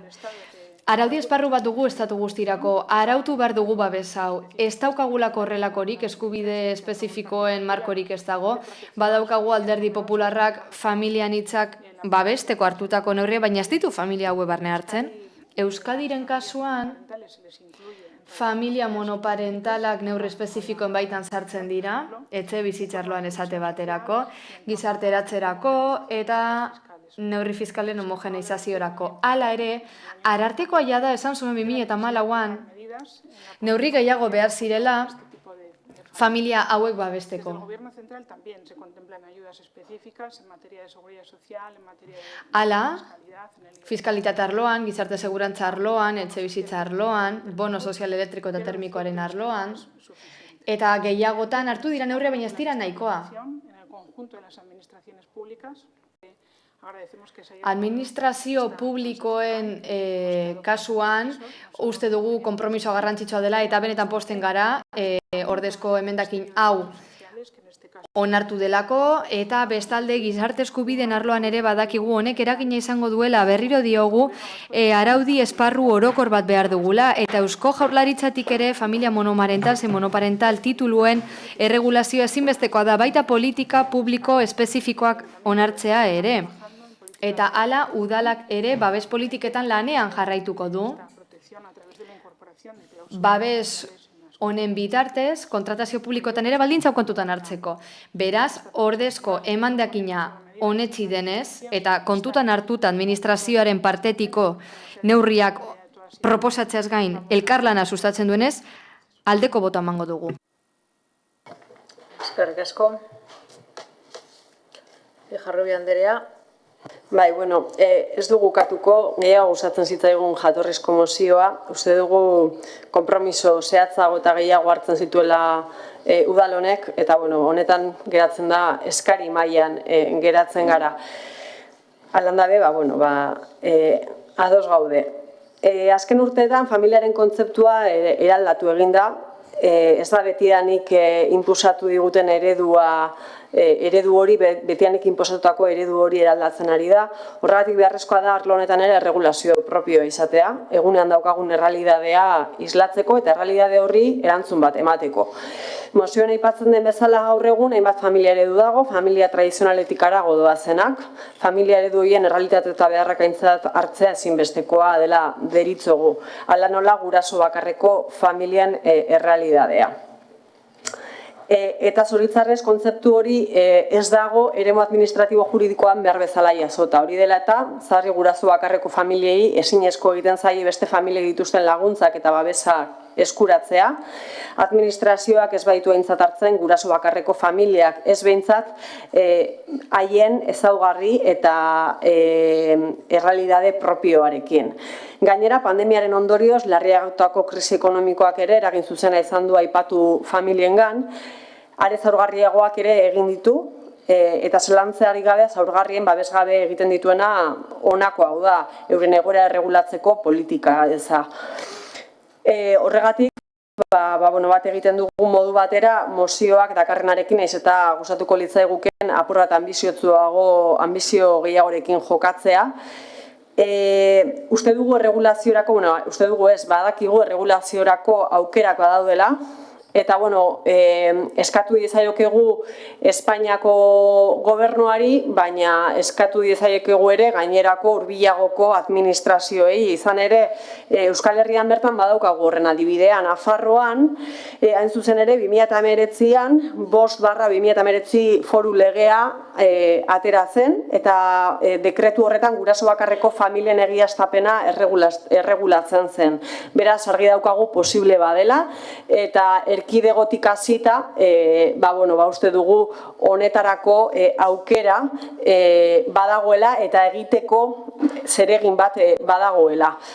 Beraz, honegatik guztiagatik, baiezkoa bozkatuko dugu, nahiz eta gustatuko litzaigukeen jatorrizko mozioa bozkatzera ekartzea. Eskerrik asko. Elorza jauna. Gracias, señora alcaldesa. Vayamos por partes. Zatika joango gara. Lehenik eta behin, ez dut ezer familia hauen kontra, guztiak errespetatzen ditut, erabat.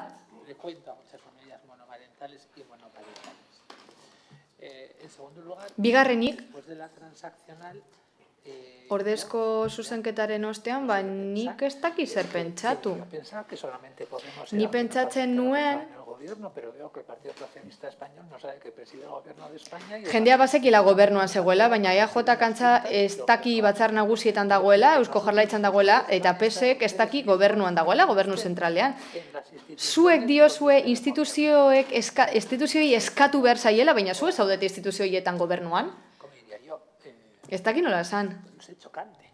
Txokantea da. Beste behin ikusi dugu mozioetan udalkontuekin zerikusirik ez duten gauzak eskatzen direla. Lehenengo eta bigarren puntuak aldatu dira eta orain diozu eskatu behar zaiela instituzioi. Ba, bueno, orain guztiok egin ditzakegu eskaerak orduan. Araudi esparru bat eskatu duzue, baina hori, noren eskumena da hori, Jaurlaritzarena eta Foru Aldundiarena da. Lehen Next Generation funtsen kasuan zer esan diguzue? Udalak egin behar du zerrenda bat, funtz horiek lortzeko.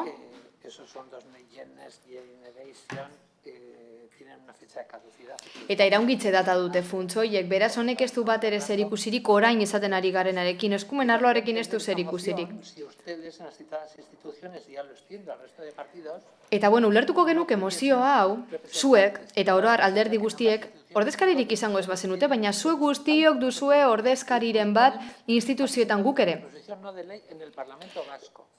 Legezkosten proposamen bat ere egin genuen guk legebiltzarrean, baina zuek ez duzu gauza bera egin batzar nagusietan. Beraz, zergatik ez dugu talde bakoitzak egoki den erakundean eskaera egiten guztio dugulako ordezkaritza. Guk ezin diegu eskatu beste erakunde batzui eskatzeko. Ulertzen dut araudi esparruak ditugunean, orduan izango dela momentu egokia udalak horren arabera jarduteko eta behar duen bezala jarduteko. Laugarren puntua mozioan agertzen zena niretzat apur bat ausarta zen, goragoko estatus badelako, egoera zaurgarrian dauden kolektiboen ingurukoa ikusi du kendu dutela edo behintzat aldatu dutela, eta ezer esan utzi dutela ja. Bosgarren puntua berriz niretzat larriena zen bertan diskriminazio positiboa egiten zelako. Eta mozio batean diskriminazio positibo bat egitea aldez aurretik azterlana egin aurretik eta aztertu aurretik kontua, ba hori ondo egiten ez bada, diskriminazio positiba behar bezala egiten ez badira, ba bidegabeak izan daitezke. Bukatzeko, laugarren eta bosgarren puntuak, jatorrizko mozioko laugarren eta bosgarren puntuak ordezkatu direnez, eta zer esan utzi direnez, bazten ditu egingo gara. Izan ero, deskafeinatuta geratu da guztia, eta orain ez dakigu zer egin nahi den. Eta eskatu alda, baina komeni den tokian eta ez hemen. Eskerrik asko, Uriarte jauna. Eskerrik asko, alkate Andrea. Primero agradecer al Elkarrekin Podemos que haya aceptado la enmienda transaccional. Bueno, eskerrik asko Elkarrekin Podemosi emendakina onartzearen. Eta, bueno, zera gehitu behar dugu. Ba, guk, mozioari gehitu diogun puntuetan, zerbait gehitu da errelevantea dena. Administrazio batzuk, beste batzuek idatzi dian agerri direnez gain badute eskumena. Eta kontutan hartu behar dugu guztia dela udalaz gaindiko administrazioak eta haiek, haien eskumenen baitan,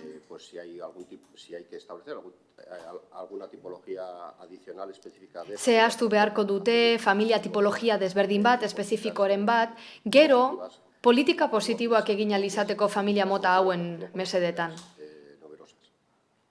Kidanitzeko familien kasurako egin den bezala. Zentzu horretan, ba bueno, eskumenduna diren administrazioak arautu beharko dute, haie bultzatu beharko dute, eta bien bitartean bai, badaude gauza batzuk, ekintza batzuk, lan daitezkenak. Bai, Eusko Jaurlaritzak badauka gidaliburu bat bere garaian lehendakaria bultzatutakoa. Eta guk udaletik gainera erabili izan dugu, kontutan hartu dugu, eta egingarria diren aldaketak egin ditugu diru laguntzetarako edo zerga kontuetarako, edo baita gaitasun ekonomikoa eta bizikidetza unitateen arteko harremana aztertzeko.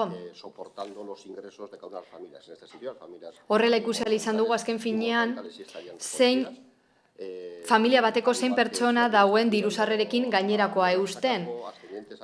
Gero ja, kargurako arbaso edo ondorengoen kasuan edo ezintasunen baduten kideen kasuan, neurriak hartzen dira baita ere, hasten zaigu batzutan badaudela beste eredu batzuk eta parametro batzuk hasten zaizkigu.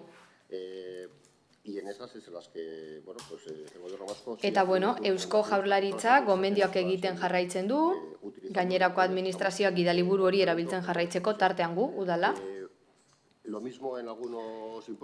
Eta gauza bera zerga batzuekin, errentarako, esate baterako.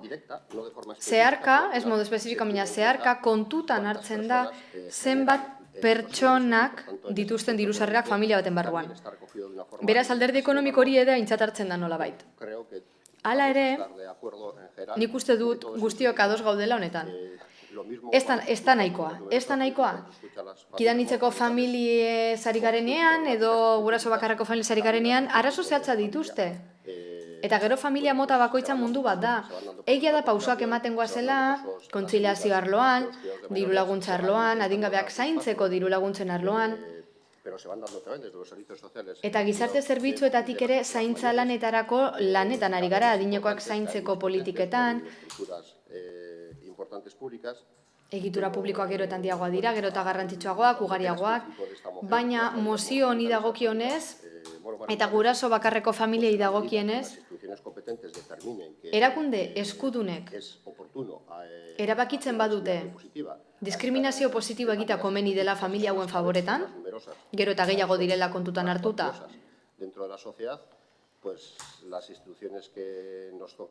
gainerako erakundeok, gobernatzen ari garen erakundeok, udalak zein udalaz gaindikoek, neurri guztiak hartuko ditugu.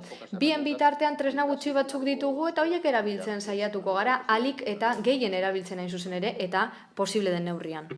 Eskerrik asko. Berriro, amiga Andrea. Eskerrik asko, Andrea. Bilduri esan behar diogu, jatorrizkoa gustatzen zaigula gehiago guri ere, baina kontziente gara mugapenez. Handinaiagoak izan nahi dugu baina azken finean badakigu mugapen gehienak nondi datozen, udalaz gaindiko estantzietatik. Hala uste dugu, aurrera pausak eman alditugula, progresibitate fiskalaren eztabaidara iritsi arte, hori zebaitagu nahi duguna. Momentuz espero dugu aurrera pausak ematea, eta hau beste erakunde batzutan onesten denean, gurera tokiko mailara ere ekartzeko eskatuko dugu. Uste dugu oinarrizkoa dela familia monomarentalen egoera aitortzea, kontutan hartuta zenbat oztopo dituzten, esan bezala, eta oztopo horien ondorio zain zuzen ere ez dituzte aukera berdinak beste familiekin alderatuta. Alderdi popularrari zer esan digute ez duela bazken finean zerikusirik gure eskumenekin, baina udalmaiatik egin daitezke gauza batzuk. Beste gauza bada zerbait oraindik ez garela egiten ari, baina bestela gure eskumenetatik egin alda. Eta bakidakizu ez nola deitzen zaion egin daitekenari lankidetza, erakunden arteko lankidetza. Metrorako gauza bera, askotan esan diguzue instatzea, alperrikoa dela, denbora galtzea dela, baina azken finean balio du eta erakunden arteko lankidetza ezinbestekoa da. Batzar nagusietan ere egingo dugu eskaera eta legebiltzarrean nola ez, baina zuek inor baino beto dakizu eztabaidatzeko tarteak askoz motelagoa direla erakunde horietan. Gure guzku egongo balitz gutxienez, baina ez da hala. Eta egia da, azterlan bat egin behar dugula lehenbizi, baina lehen esan dut, getxoekinezen barruan sartu zela, zerbait egiten ari garela, berdintasun kontseiluan ere aipatu dela, eta espero dugu horti datuak ateratzea. Eta analizi sakona ateratzea hortik, horrela hobeto ulertuko dugu familia hauen egoera. Baina, esan bezala, pasan urteko martxoaren 8an aipatu zen, getxoekinezen aipatu da, eta uste dugu aurrera jarraitu behar dugula. Besterik ez, eskerrik asko, errespetuz jardun duzuelako, eta benetan eskerrik asko proposamen aurrera aterako delako. Norbaitek hitza? Ez, beraz bozketara pasatuko gara, mozioaren aldeko bozkak, PS Euskadiko Ezkerra, EAJ, PNV, EH Bildu eta Elkarrekin Podemos. Eta kontrakorik ez, abstentzioak Partido Popularra. Eta honekin azken moziora pasatuko gara, Podemos taldeko mozioa, emisio gutxiko eremuak definitzeko parte hartzeko prozesu bat hastea. Eskerrik asko. De la SPI, Andrea. Bueno, la ley 7/2021 del 20 de mayo de cambio climático. Klimaren aldaketa eta trantsizio energetikoari buruzko maiatzaren 20ko 7/2021 legearen 14.3 artikuluak zedatutakoaren arabera, 2023 urtea baino lehen emisio gutxiko eremuak zehartu behar dira 50.000 biztanletik gorako udalerrietan eta hau da, hain zuzen ere Getxoren kasuan. Legearen babesean emisio gutxiko eremua da bere eskumenak baliatuta administrazio publiko batek bere lurraldearen barruan mugatutako eremu jarraitua, ibilgailuen sarbideak, zirkulazioa eta aparkamendua mugatzeko. Helburua da airearen kalitatea hobetzea eta berotegi efektuko gasen emisioak arintzea. Zede horrez, emisio mailen mendeko ibilgailuen zailkapenari erreparatuko zaio indarreko ibilgailuen araudi orokorrean zedatutakoarekin bat eginez. Horren bestez, egeen helburua da ingurumen kutsadura murriztea, airearen kalitatea eta osasun publikoa zaindu eta hobetzea. Lege berriaren arabera, udalek hiri antolamenduko plangintzan mugikortasunaren ondoriozko emisioak gutxitzeko aritzen neurria kontuan hartu beharko dituzte, are gehiago Getxon Aporen eguneratze prozesuan murgilduta baikaude. Beraz, Apo berriek neurri horien artean ege berriak izango ditu. Legea betetzeko 2022an, 2023 urtea baino lehen udal gobernuak emisio gutxiko eremu bat edo batzuk esartzea proposatu beharko du. Hala, adierazi beharko ditu mugaketa sarbide puntuak eta sartzeko, zirkulatzeko eta aplikatzeko irizpideak edo mugak. Legea betetzeko 2022an, 2023 urtea baino lehen, udal gobernuak emisio gutxiko eremu bat edo batzuk esartzea proposatu beharko du. Esan dudan bezala. Eta neurri desberdinak hartu beharko ditu. Vehículos privados sin distintivo ambiental. Es importante concienciar a la ciudadanía sobre la... Halaber, herritarrei informazioa helarazi beharko die honako hauen guztien gainean. Egeak, ibilgailuak sartu eta zirkulatzeko murrizketak, ingurumen etiketak eta ingurumen bereizgarririk ez duten ibilgailu pribatuen erabiltzaileentzako aukera desberdinak, eta bar. Gaur egun, udalak oraindik ez ditu definitu jarduteko eremuak eta egin behar denez, Elkarrekin Getxok proposatzen du partaietza prozesu aktibo eta eraginkorrari ekitea. Eremuak definitzeko. Izan ere ezinbestekoa eta erabakigarria da, ukitutako eremuetan edozein esku hartze hitzartuta egiteko eta erabakiak alderdi bakarrak esartzeko. Partaietza prozesuari esker, herritarrek eta gizarte ekonomia eta politikako eragile nagusiek eztabaidatu ahalko dute. Herritar eta erakunde interesdunen gogoetak proposamenak eta iradokizunak jaso behar dira ingurumen kutsaduraren aurka neurri hau abian jartzeko orduan. Oinarrizkoa da, egea taldean diseinatzea eta gobernuak bakarrik ez egitea. Azaldutako guztiagatik, Elkarrekin Getxo udaltaldeak udalbatza osoari honako erabaki proposamen hau egiten dio. Getxoko udalak berehala hasiko du partaidetza prozesu publikoa taldean udalerriko emisio gutxiko eremuak mugatu eta diseinatzeko. Helburua da ingurumen kutsadura murriztea eta airearen kalitatea eta osasun publikoa zaindu eta hobetzea. Prozesuan ingurumeneko foroak eta gizarte erakundeek, ekologistek eta auzokideen taldeek parte hartuko dute. Ekonomiaren sektore desberdinetako eta udala osatzen duten udal taldeetako ordezkariekin batera. Que conforman el ayuntamiento. Getxoko udalak, Apo berrian mugikortasunaren ondoriozko emisioak gutxitzeko neurrien artean hartuko du emisio gutxiko eremuak eta horrek dakartzan zirkulazio murrizketak zehaztea.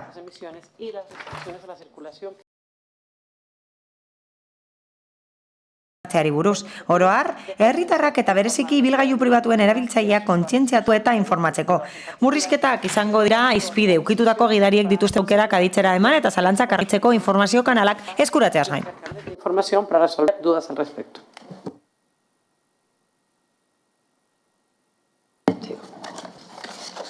Procedación.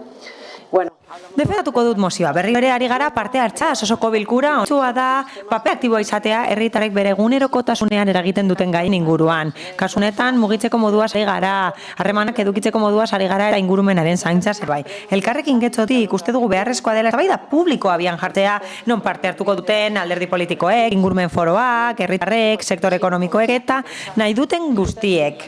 Horrela definitzeko nola egokituko garen eskakizun berrietara. Hala lege berria da klima aldaketaren eta trantsizio energetikoaren ingurukoa.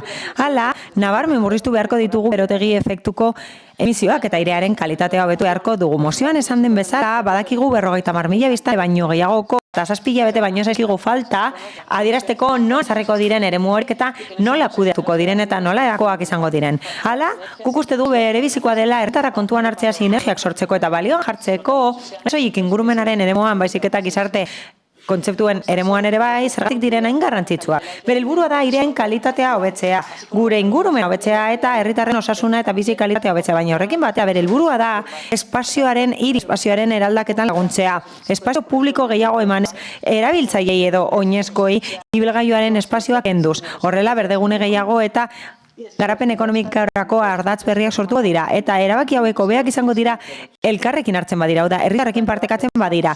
Hala, mozioaren eztabaida zentratu nahi dut beste gai batean, ez dut esango zergatik diren garrantzitsuak. Oso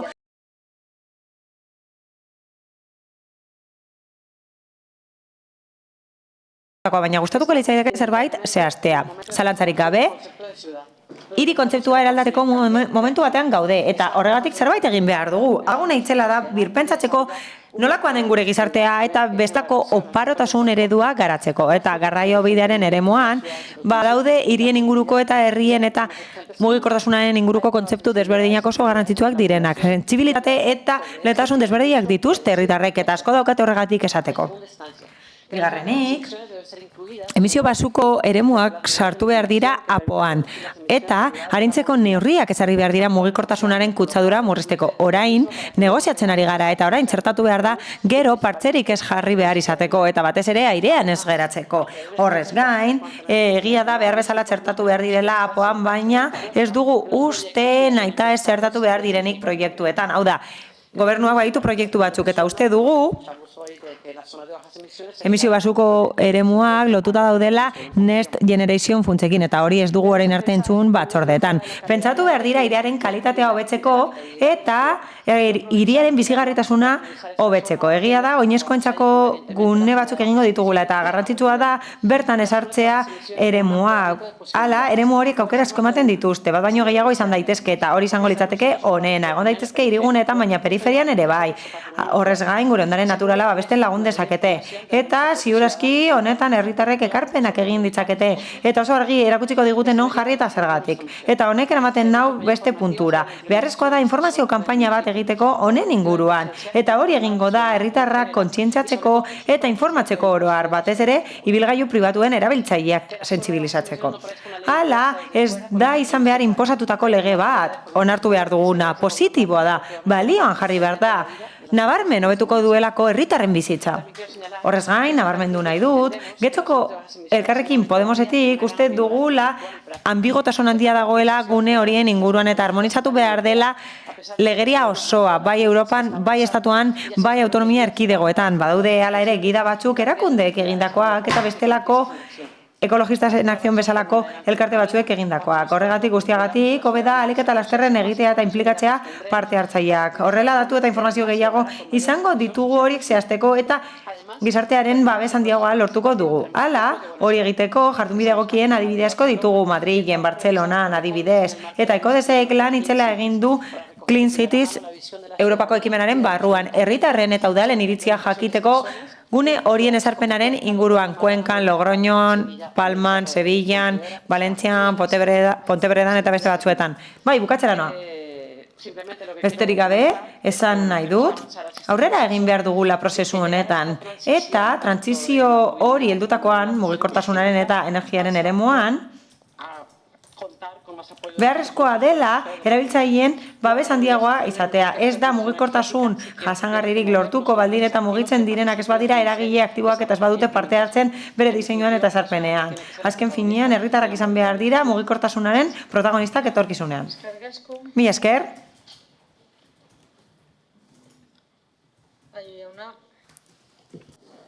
Sí, muchas gracias. Bai, eskerrik asko. Mozioan definizio bat aipatzen da. Klima aldaketaren eta energia trantsizioaren legeak definitzen ditu eremu horiek eta horren arira guretzat garrantzitsua da balioan jartzea lege oso handizalea dela. Hala, guk uste dugu berandu gabiltzala herrialde gisa eta ez litzatekeela errealitate izango gobernu sozialistarik gabe. Esan bezala, lege hau handizalea da. Jasotzen dituen neurriei dagokienez. Horregatik, emisio basuko eremuak ez dira neurri bakarra eta udalak, gurea bezalako udalak behartuta gaude horrelako neurriak hartzera 50.000 biztanle baino gehiago ditugulako. Adibidez, legeak behartzen gaitu besteak beste neurriak hartzera. Neurriak hartu behar ditugu oinezko desplazamenduak edo txirrindula bidezko desplazamenduak errazteko, horrela garraiobide publikoaren sarea hobetzeko, elektrifikatzeko garraiobide publikoaren sarea eta bestelako erregai batzuen sarea berotegi efektuko gazen emisioak murriztuz eta bestelako ibilgailu elektrikoen erabilera sustatzeko, edo salgaien banaketa modu jasangarrian egin dadila sustatuz eta bidezkoa da esatea udalerri honetan urrats garrantzitsuak eman direla zentzu horretan. Eta hori egin da agintaldi honetan. Horren adibide bat da bidegorriak luzatu direla, mugatu dela abiadura 30 kilometro orduraino eta eraldaketa egiten ari dela Sugatzarte etorbidean. Horrez gain, kutsatzaileak ez diren ibilgailuak sartu dira, zerbitzuak ematen dituzten horien artean eta etorkizunean aldaketa bat egingo da beste erakunde batzuetan. Hala,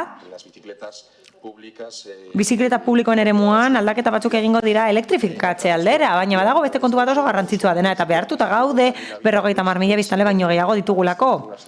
Hala, behartuta gaude emisio basuko eremuak zehaztera. Eta mozioan esan den bezala eta aipatu den bezala ja da, noski, legeak ez du zehazten nolakoak izan behar duten eremu horiek. Eta bai, logikoki, guri eragiten ez digun ez soilik, 158 udalerri daudelako Espainian oroar, trantsizio ekologikoko eta erronka demografikoko ministerioa lanean ari da, eta modu parte hartzailean gainera, zehazteko nolakoak izan beharko diren eremu horiek.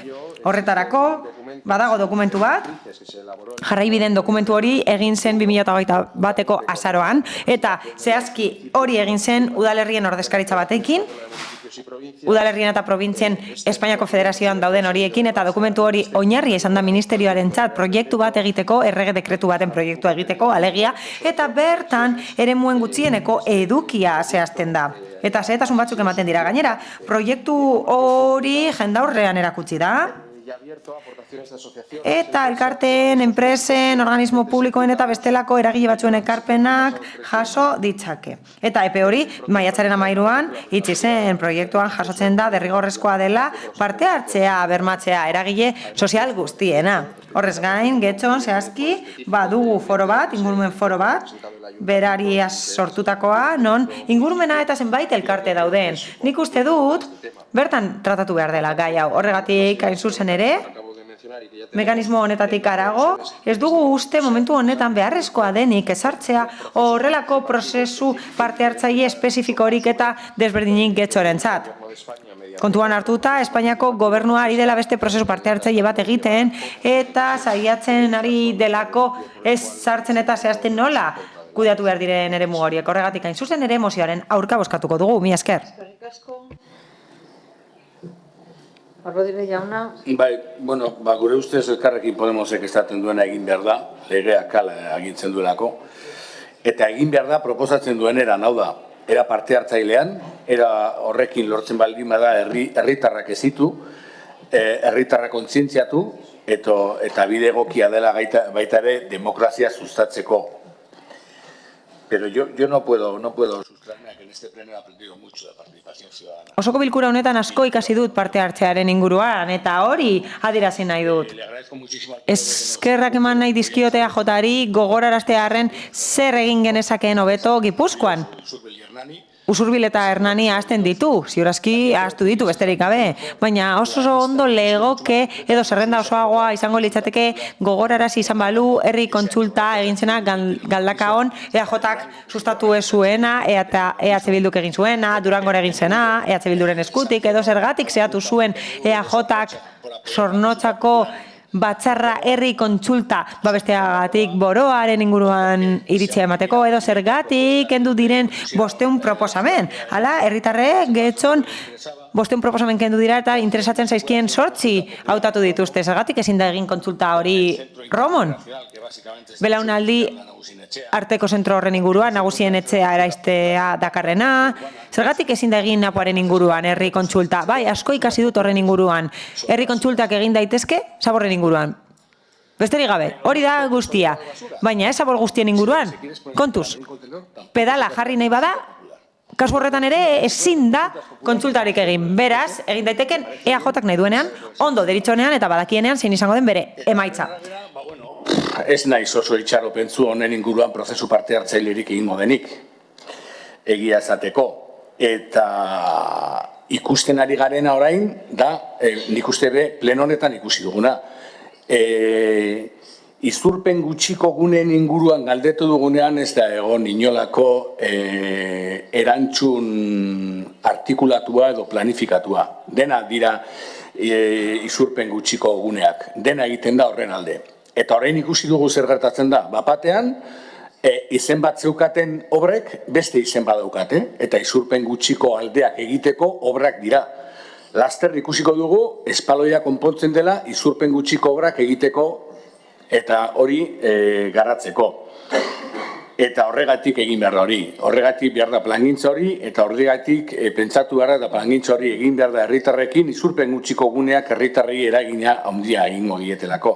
Eta horregatik izurpen gutxiko gune horiek sartu egin behar dira apoaren barruan. Orain, eztabaidagai eta PNV eta PSE beraien gehiengo absolutuarekin onartu nahi duten, apo horren barruan sartu egin behar da eragina izango duelako horretan. Porque claro, de repente nos encontramos con que... Bapatean, ikusten dugu, EAJak esan bezala, EAJaren eta PSEren proiektu guztia bideratuta daude gune horiek zehaztera, pentsatzen dugu hori, egun batetik bestera gertatu da. Agian, biharamunean, esango diguzue, sakarrantzi bat kendu duzuela, gune hori zehazteko. Beraz, orain arte jaso ditugun erantzunak oso argigarriak izan dira, eta erakutsi da plangintzarik ezagoela. Hala, batzuetan obrak egin dira, abian egon dira eta esan da horretarako zirela, eta emisio basuko eremuak izango zirela, adibidez Euskal Herria kalea oinezkoentzako izango zen, eta orain agian ez da, baina hori ere bada emisio basuko eremu bat, eta hori denok erabaki beharko genuke, denok parte hartu beharko genuke, denoi eragiten digulako gure bizimoduan eragin itzela duelako, eta pentsatzen dugulako apoan txertatu behar dela, eragina izango duelako apo horretan, elkarri eragingo diotelako, naiz eta EAJak eta PSEk bere gehiengo absolutuarekin onetsi nahi duten. Beraz, herri parte hartzea da guretzat biderik egokiena, implikatzen dituelako herritarrak, esten dituelako herritarrak, kontzientziatzen dituelako herritarrak eta sustatzen duelako demokrazia. Itxaropena daukagu benetako parte hartze prozesua abian jartzeko? Ba ez, nik ez daukat itxaropenei, baina gustatuko litzaidake utz egitea, baina momentuz nire itxaropena ezer ezean dago.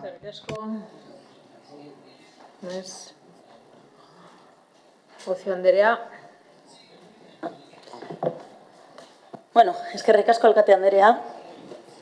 Se entiende por zona de bajas emisiones. Emisio basuko eremua da mugatutako eremu bat, administrazio publikoak mugatzen duena bere eskumenak gauzatuz bere lurraldean eta sarbide zirkulazio eta parkaleku mugak dituztenak ibilgailuen eremuan airearen kalitatea hobetzeko eta berotegi efektuko gazen emisioak murrizteko. Hala, araudi honetziak esaten du 2023ko abendurako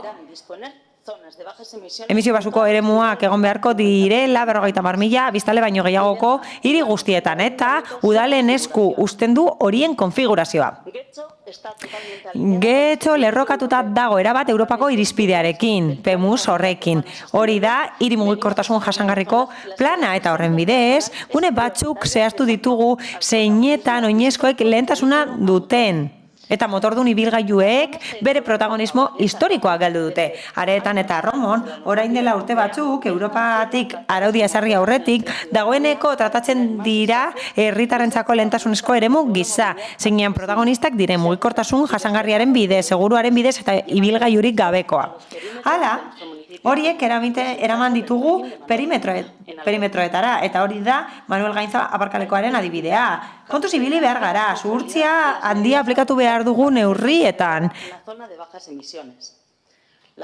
Hala, legeak ez du zehazten.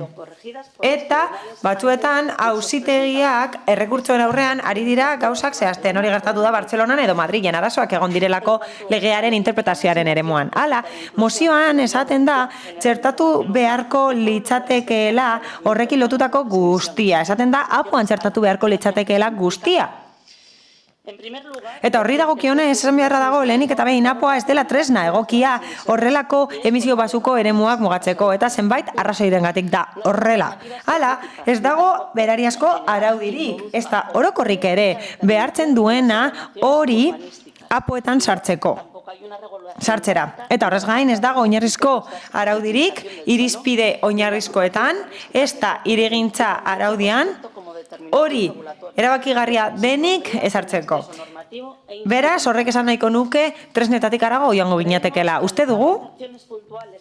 Ekintza zehatzak egin ditzakegula, baina horrez gain, analizi integrala egin behar dela emisio basuko eremuen proposamenen eremuan. Badaukagu tresna bat eta hori da PEMUSA.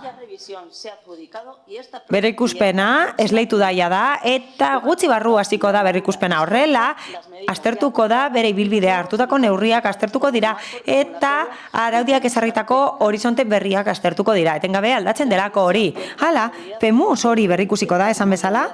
Eta berrikuspenak aukera emango du zenbait espazio edukitzeko, eztabaidatzeko, komunikatzeko eta informazioa emateko beti ere kontuan hartu zeintzuk diren gure betebeharrak 50.000 biztanle baino gehiagoko hiri gisa horregatik guztiagatik zuen mozioaren aurka bozkatuko dugu. Eskerrik asko. Gloria de la Estrella Andrea.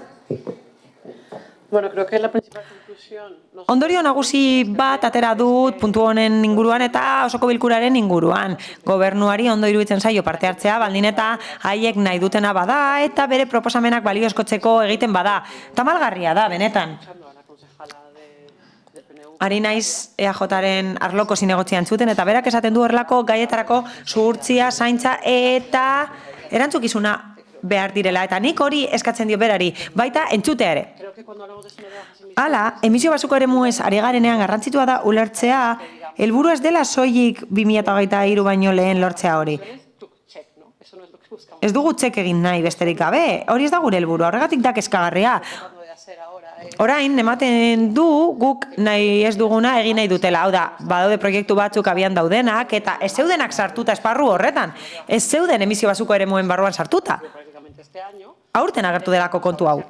Orain horiek egokituko dira eta esango dute egiten ari diren hori, egiten dutela emisio basuetako eremuak sortzeko eta horrela, bi gauzak egingo ditugu aurrekontu berarekin eta helburu bikoitza lortuz. Eta zergatik dago gaizki?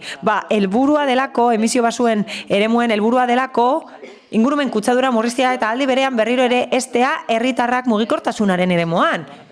Hala, bete beharra esleitzen die zenbait udalerriri eta helburua ez da ibilgailuak sartzea izkina batean eta oinezkoentzako guneak sortzea. Ez, hori ez da helburua. Garrantzitsua da jendeak ulertzea badudela mugitzeko beste modu batzuk. Ibilgailu pribatua ez dugula hainbeste behar.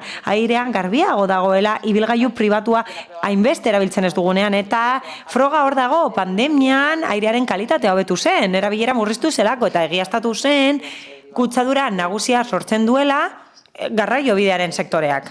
Beraz, EH Bilduri eskerrak eman nahi dizkiot besteagatik gure mozioa. Eta apoan ez dute ikusten, baina nik uste dut PEMUS eta beste dokumentu batzuk lerrokatuta egon behar direla horrekin. Beldur naiz, partze bat egin beharko dela horrelako eremuak zehazteko etorkizunean, eta hori egingo da. Beharrezkoa delako eta geratuko naiz esandako gauza batekin ematen du, dagoeneko esleitu dela berrikuspena PEMUSarena, eta horrek esan nahi du, kanpoko enpresa batek galdetuko diela herritarrei non jar daitezkeen eremu horiek. Mila esker. Eskerrik asko. Beste norbaitek? Rodríguez jauna. Sí, yo no acabo. Bai, ez dut ulertzen alderdi nazionalistaren boska, baina agian da luze daramagulako hemen. Ematen du, eskatzen duela zuhurtzia, eta nik uste dut hori esaten ari dela. Hala, galderak egin ditu horren inguruan, eta Elkarrekin Podemosek galdera asko egin ditu horren inguruan, eta beti eman du improbesatzen ari zaretela. Beraz, zer eskatzen da? Eskatzen da plan bat egiteko, eta herritarrek parte hartzeko hori eskatzen da. Esaten da ez dagoela berariazko araudiarik apoaren eremuan. Ez dago, baina bai dago esarrita lurzoruaren erabilera, bideak nola kudeatu esarrita dago, eraikuntza araututa dago, eta badaude gauza asko lotuta. PEMUSarekin ere badoka lotura. PEMUSa 2017koa da, eta emisio basuko eremuen kontua atzo heldu zen legerira. Nola baita esatearren, edo norbaitek iragar zezakeen etorkizuna, edo ez dakigu zer gertatzen zen. Baina zer eskatzen ari da? Eskatzen da hausnartzeko honen inguruan. Gainera, honen inguruan hausnartzeak laguntzen du kontzientziatzen. Hau da, jendeak ulertu behar du zer den terminoa, eta horrek laguntzen du kontzientziatzen, ez da txarra.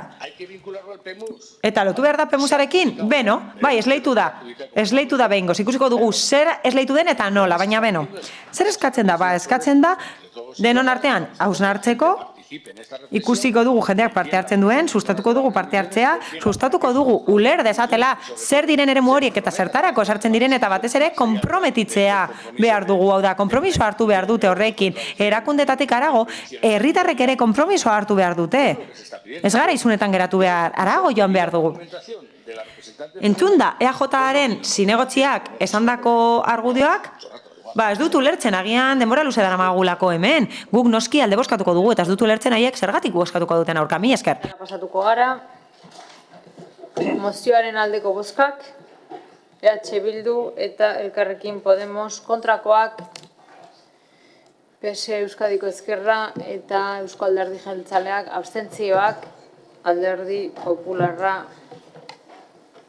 Eta honekin mozioen atala amaitutzat ematen dugu, ez dakit galde eskaerarik badagoen, bai? Dame banderea eta Andara de Jauna. Dame banderea. Bai, eskerrik asko, alkate Andrea. Bueno, quería plantear aquí una pregunta. Planteatu nahi nuen hemen galdera bat. Sobre la accesibilidad en el local de la Guardia Civil y Policía Nacional de Algorta. Hala? Porque nos trasladaron que esta problemática se había abordado. Algortako arazo baten inguruan hitz egingo du. Zer gertatu da? Hala, eraikin bat dago herritarrek izapideak egiteko nanaren eta pasaportaren zerbidea edukitzeko. Hala, eskailera batzuk daude, eraikina ez da irisgarria, eta teorian badago plataforma bat, baina ez du funtzionatzen, eta esan ziguten ez duela inoiz funtzionatu. Beraz, esan ziguten horrez gain, honen arduradunek ezagutzen dutela egoera, eta ematen du dagoeneko bilera bat izan dutela zurekin. Beraz, jakin nahiko genuke zein puntutan dagoen, eta benetan beste eraikinen bat eskatzen duten, eta batez ere jakin nahiko genuke noren erantzukizuna da. Batzuengatik edo besteengatik azkenean ez da konponbiderik eman, eta gurpildun aulkian doazenek ez dute aukerarik eraikinean sartzeko, zailtasun asko daudelako sarbide hori bermatzeko. Mila esker. Asko, zentzu horretan bai bilera bate izan dugu, eskaria egin digute, guk momentu honetan ez daukagu espaziorik horrelako zerbitzu bat izateko, eta batez ere zerbitzua beraiena da, beraien kompetentzia da, beraien eraikuntza da, eta obra nahi balin badute egin beraien eraikuntzan, ez dago inungo eragozpenik presentatzen balin badituzte behar dituzten dokumentazioa eta papelak, obra ederki asko egin dezakete. Eskerrik asko. Eskerrik asko zuri, un ruego. Bueno, erregu bat, beste bilera bat baduzue, ez dakit behartu alba dituzu eraikin hau irisgarri egitera, azken finen ardura hile daukate, baina ez dira zer egiten ari. Gurpildun aulkiarekin edo haurtxoaren karritoarekin ezin da eraikina sartu. Andra de Jauna. Sí, gracias, alcaldesa. Un simple ruego, como sabe usted. Nik ere erregu bat dut. Datorren larun batean. La primera red entonces en Alicante. Y entonces le rogaría... Alicante dago partidua, gure kiroltalde bat lehenengo zer ere egoteko, eta beraz ez daki pantalla giganterik jarri daitekeen kalean, Alicanteren joan ezin garenok ikusteko. Eskerrik asko, es un evento Bai, ekitaldi edo gertaera garrantzitsua da, momentu garrantzitsua izango da, eta lanean ari gara sistemaren bat jarri ahal izateko. Eta herritar gehienak, partidoz gozatu ahal izateko, eta aldi berean parte hartzea bultzatzeko. Eta jarduera ekonomikoa nola ez?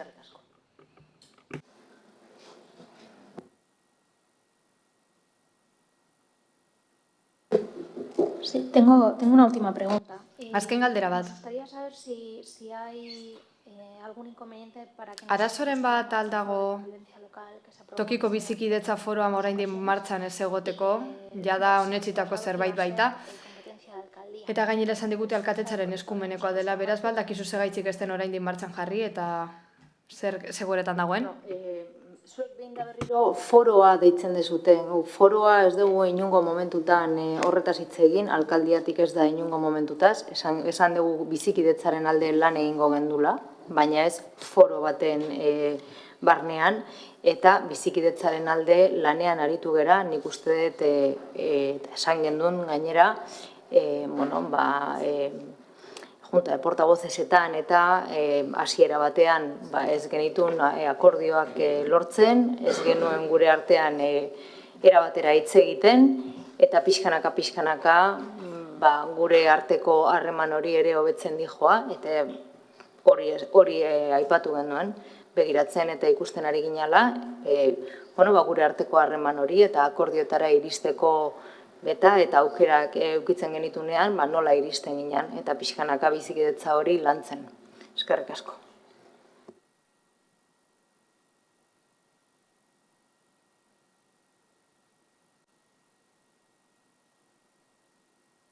Zerbait gehiago? Ez? Besterik gabe, amaitutzat ematen diogu osoko bilkurako atal honeri, auzokideak daude hitz egiteko, egingo ditugu 10 minutuko eteden aldia, eta zenbat auzokidek hitz egingo dute? Batek bakarrik? Egingo dugu jarraian, orduan. Venga.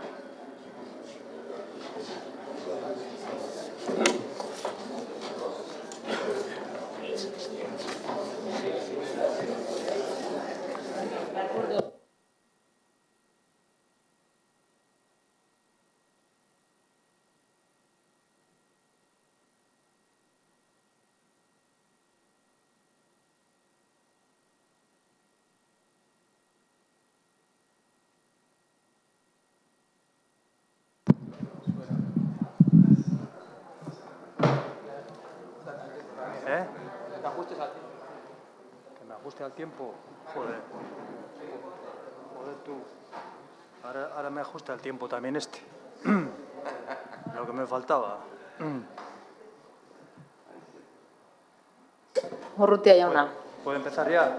Bai, 5 minutu dituzu, Gogoratu. Vale. Buenos días. Según nos informan, esan digutenez, eraikiko diren etxe bizitzak 58 hektareatan egongo dira Andramariren 5 bat. Ibarbengoa, Perune, Muru eta Arteagatik. Ondo iruditzen zaigu, Getxon, hieria zabaltzea, baina etxeak botako ez badira. Eta zer gertatzen da Andramariren gainerakoarekin? 180 hektarea inguru, eta zer gertatzen da bertan bizi garenokin? 2001ean, Apoan, Santa Mariako 8 gune definitu ziren hiriko gune gisa. Eta gainerako lurrak, babes berezikoak ez-ezek, urbanizable kategoriarekin geratu ziren. 150 hektarea inguru. Hortik galdera hauek ditu. Nola da posible 8 guneetako hoiek murriztea proposatzea? Murriz aldaitezke jabe hoien eskubideak 2001 geroztik. Alkate Andrea, bigarren galdera. Zure ustez egoki alda eta bidezko alda zirriborroaren arabera lur hoiek desklasifikatzea eta urbaniza ezin gisa zelkatzea? Hirugarrena. Zein arrazoi dela bide debaluatu nahi duzu gure jabetza? Arrazoia birika berdea bada, berdin berde jarraituko du gainerako lurrak urbanizagarri gizaz klasifikatuta segitzen badute. Lehen sektorerako izango ote da, Andramariren etorkizunerako hori beharrezko alda lehenengo sektorea debaluatzea? Andramariko bizilagunek esango dizute bestela, alkate Andrea osoko bilkuretan, hobeto esan da. Esandakoaren adibide gisa Santurtziko udalean gaur bigarrenez hasierako onespena emango zaio oso kontu kezkagarri bati. 750 familiak kaltetzen zituen kontu bati. Eta hau tartean izandako bizilagunekin eta familiakin batera landu da. Andramarin ere kezkatuta gaude. Eta uste du hortxe badaukagula adibide bat. Alkate Andrea, otsaileko eta martxoko osoko bilkuretan esan zenuen EAJak beti akordioak betetzen dituela. Gure adierazpen instituzionala akordioa da bai.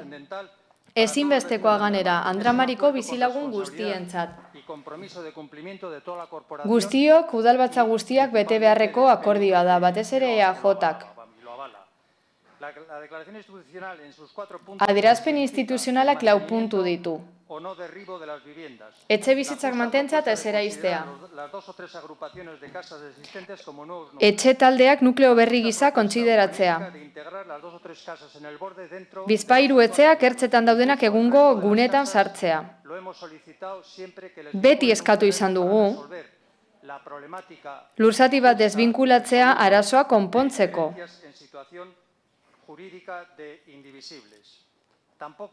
Arazo, oinordetza arazoa konpontzeko. Ez dira kontutan hartu gainerako etxe bizitzak ere, beraz, proposatutako zirriborroak ez du gure adierazpen instituzionala betetzen. Ez da alkate Andreak otsailean eta martxoan osoko bilkuran adierazitakoa betetzen, ez da aurreko alkateak adierazitakoa ere. Esandako guztia ez da bateragarria zirriborroan jasotakoarekin. Berriro ere aurretik jarriko ditugu esperantza eta EAJarekiko konfiantza. Eta berriro eskatzen dugu proposatzen den dokumentua, hasierako onespena eman behar zaionak, kontutan hartzea adierazitako guztia. Kontutan hartzea gure eskaerak eta gure adierazpen instituzionala. Akordio hau jasota dago hainbat dokumentutan, irizpide eta helburuenean, esate baterako, PPek, EAJak eta Alderdi Sozialistak sinatutakoa, APOa berrikusteko oinarrizko irizpidena. Eskerrak eman nahi dizkiogu Alderdi Popularrari babesagatik. Eskerrak eman dizkiogu herenegun izandako bileran ere. Alkate Andrea, zer eskatzen dizut? Nire galderei erantzunez, saiatu mesedez, bizilagun hauek guztiak lasaitzen, hemen daudenak. Ordezkaritza txiki bat ekarri dugu gaurkoan ona. Gehienak, aipatutako lurzatian bizi dira, eta guztiz kezkatuta daude. Bestalde, esan beharra dizut, momenturen batean bilera bat egitea beharrezkoa izan bada, oraintxe da momentu hori. Momentu hau ezinbestekoa da. Eskerrik asko, beste gauzatxo bat gehiago. Erreguak, galderak eta barregon dira hemendik, 5 ordu daramatzago hemen. Zer eskatu nahi dizut, hau baino ez behar bada esoikoa da, baina minutu terdi usten badidazu behintzat, izan ere gaizerrendako puntu batean, herri kontsultaren aipatu da, ez naiz luzatuko. Minutu terdi. Usten badidazu, benetan labur-laburra izango da. Minutu terdi eta azkar. Herritarren parte hartzea izan duzue izpide. Eta batzuek ez dute ondo esan. Alderdi Sozialistatik Gonzalo da zure izena? Bera zuzen zebilen.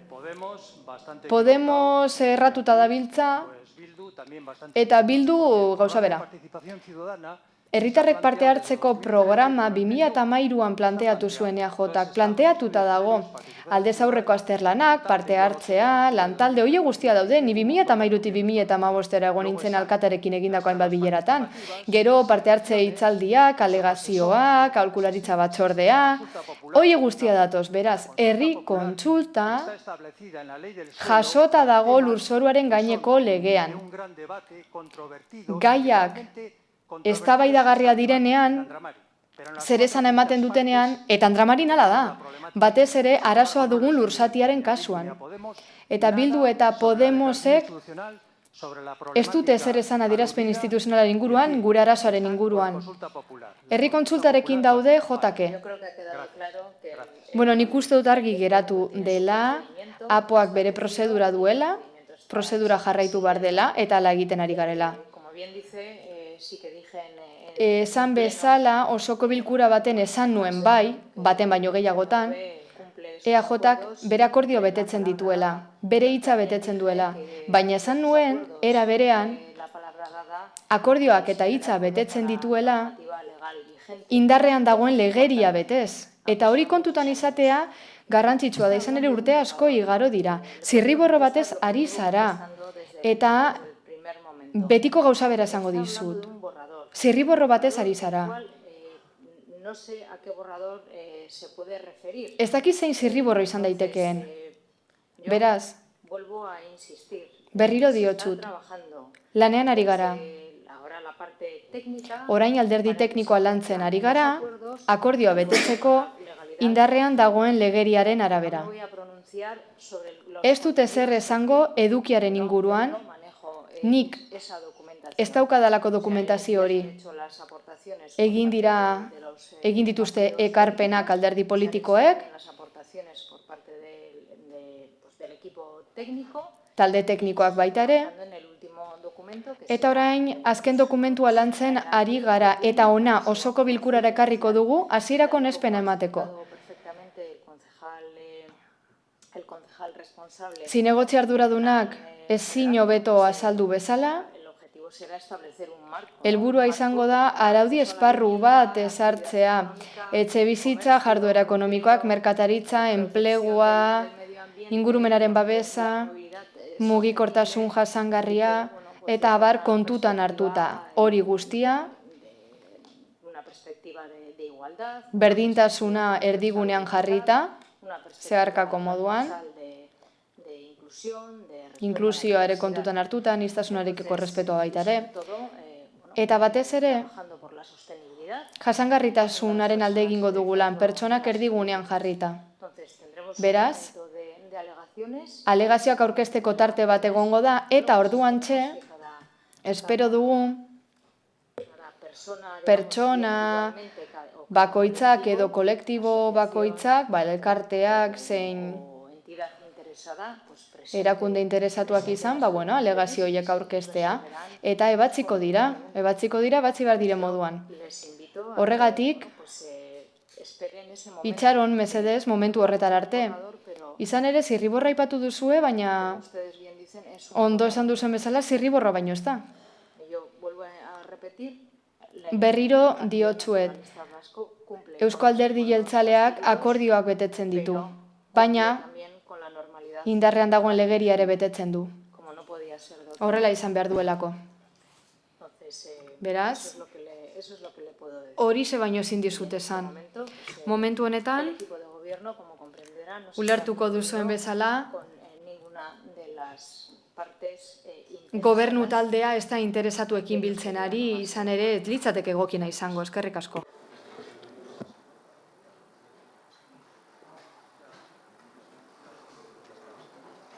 Amaitutzat ematen dugu.